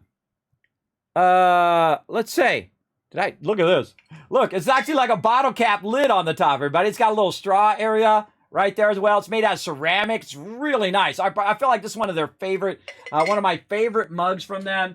That one is mine. That one I'm going to keep. I really want to keep one of those thumbs up one, but I don't think I'm going to really use either of those because I use my thing. But I love that Nuka-Cola one. That one's pretty awesome. All right, look at all those GGs in the chat. Let's see if Sneaky Cheese Man's in there. Let's see, Tart's coming in. There he is. Yes, he's going, yeah, I won something. And I get a lot of things in my chat, everybody. I get this a lot where people come in and say, Kismet, I never win anything. I feel for you. I have terrible RNG. I never win anything either. But in this case, Sneaky Cheese Man can no longer say that because he has won it right in there. And you're like, Kismet, how do I claim my prize? Now, if you don't whisper me, I'm going to assume that you don't want it, and I'm going to give it away to somebody else. So I'm going to say hiya right here, Sneaky Cheese Man. Go ahead and click on my name. Whisper me right here on Twitch. And you're going to have to whisper me your information. If you're uncomfortable whispering me via Twitch with your personal information, you can also go onto my Discord, which I'll put right there. You can find me over there. You'll see me posting in the general chat. Just click on my name in the general chat. Whisper me over there. Again, your full name. Do not leave out your name. Do not leave out your number. Put in your full address as well. And then when I get a chance, I will go ahead and send it out to you. Now, again, on all these codes and all this stuff I need to send out, remember, I'm streaming 24 days in a row, everybody. So I'll try to do it like once every week on a lot of this stuff, giving out codes and doing all that stuff. This is a giant undertaking. This is literally hundreds of game codes I'm giving out, everybody. I'm doing them all like manually. I take your name, I put it in there randomly, and then I take the thing and I send it to you. All right, so it is a lot of work. So that's a confirmed giveaway right there, everybody. Let's go ahead and give you guys some love in the chat. 1,000, 2,000, 3,000, 4,000, 5,000 cash for being a great sport in there. That's going to help you guys out on the next giveaway. So congrats to Sneaky Cheese Man. But again, don't worry, everybody. We got more of those mugs to give out. Deathclaw one, I think, coming up next. Let's see. What do we got? We got the Vault mug right there. And then we got another $10 Steam gift card we're going to do later. Yes, the Fallout Deathclaw mug later on. I'm going to show you that one. The random game giveaway, more random with five blasts of 5 codes to 5 different people as well. And then another $10 Steam gift card, another 5 blast, a Fallout Nuka-Cola mug that we need to give out, another $10 Steam card, another 5 blast, another Steam card, another 5 blast. And if we hit 1,500, we're going to give away another Vault Boy thumbs up thing, all right, for St. Jude. And we're pretty close. We're pretty close today. Where are we at right now? We're at 1,440, so $60 away from that 1,500 milestone. Then be giving that out. Now, I have more stuff on top of all of that stuff to give out too. So we're going to get to all of that stuff. As well, we're going to give out some Fallout 76 codes and whatnot. Now, remember, everybody, I will be on Bethesda's main channel next Wednesday at 1 p.m. Eastern Standard Time. I will be on their Twitch channel, so you won't see me here. I'll be over there giving out tons of loot. We'll be checking out the Nuka World on tour with them. We'll be talking to the devs themselves about Nuka World on tour and how they came up with it and all of that. If you have some questions that you want to ask them, let me know. Go ahead and put it on my Discord, or you can whisper me as well. Say, Kismet, hey, ask him this question, or ask him about this, right? And if I feel like it's appropriate, I may just ask him. So go ahead and put it in there. Feel free to ask me some questions on what you think I should ask the devs while I'm on there. And again, that's it for me, everybody. I'm going to go ahead and take a break, have some food, hang out with the family for a little bit, watch some Willow, the movie. I suggest you watch it, and then also check out the new series. Super excited to watch that too. Got to watch it first with the family, so then I can watch the series with the family, so everybody's on the same page. You know how it is, like when somebody starts a series and they're way ahead of you and all of that. I try not to do that. Because then, you know, it messes it up. Oh, did Nuka World get pushed back? Really? Is that what they said? Oh, really? I thought just the HD update got pushed back. What time did it get pushed back to? Because everything's dropping next week. I don't blame them for pushing it back. Everything's dropping next week. I literally have like 5 different things that it said. I thought the HD was getting pushed back. All right, hold on. Maybe he was talking about that the thing got back. Let's see. There you go. I love cheese coming in. Yeah, there you go, bro.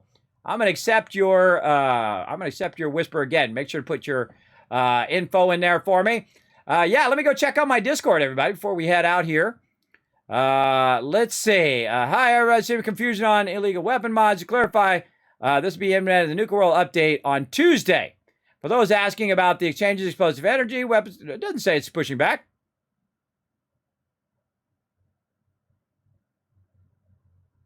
Where does it say it's pushing back? It says next Tuesday it's dropping. That's when it's supposed to drop, on the 6th.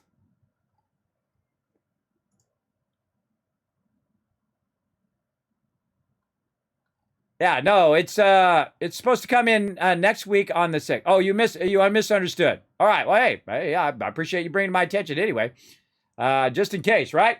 Just in case. There we go. All right. Awesome, everybody.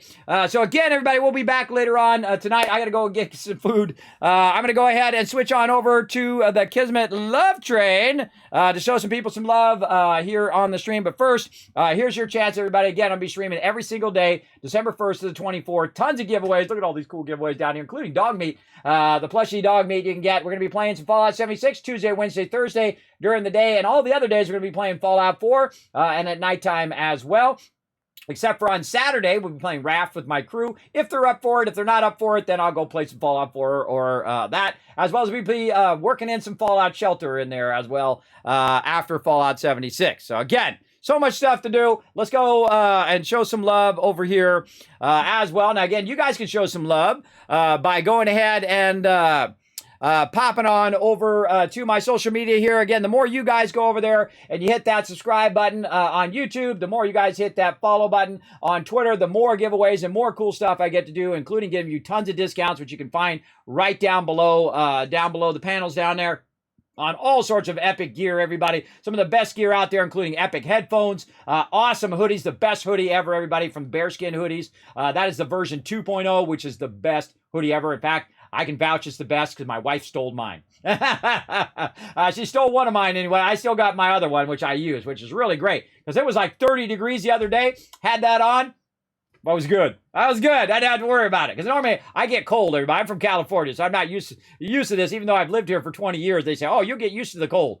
I don't like being cold. I don't like being cold for any reason. Over here, of course, you can also go to the website, kismet.gg. And if you want to go ahead and really show the support, the best place to support the stream, everybody, patreon.com/Kismet over there. Even $5 does go a big way. Also, you get sneak peeks of all the stuff I'm doing here on stream. And you get your name at the end of every video and at the end of every stream. Just like this. Let's go.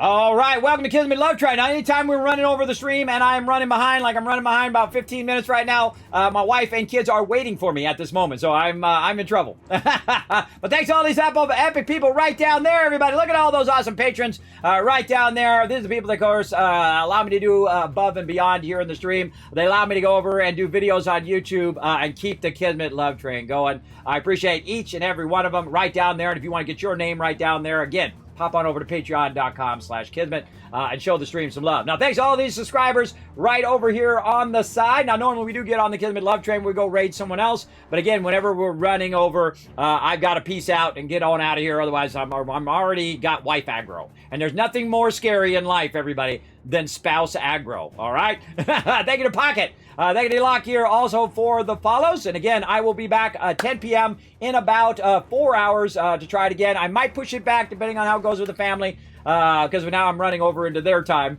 But we might push it back a little bit after that, maybe 11. All right. So again, be watching my social media so you know. Also hit the follow button if you haven't already done so when you know that I am going live. All right. So that's it for me, everybody. We're going to roll out the Kismet Love Train. I appreciate all the love today. I had a fantastic time. I hope you did too. I hope you got some caps. If you didn't win something today, at least hopefully you got some caps. And I'm going to give you some more right now. 1,000, 2,000, 3,000, 4,000, 5,000 caps for staying all the way to the end of the stream and being awesome, getting on the Kismet Love Train today. Hopefully you can use those caps maybe to win some more stuff later on tonight. All right, we'll see you all then. Be back later. Bye-bye.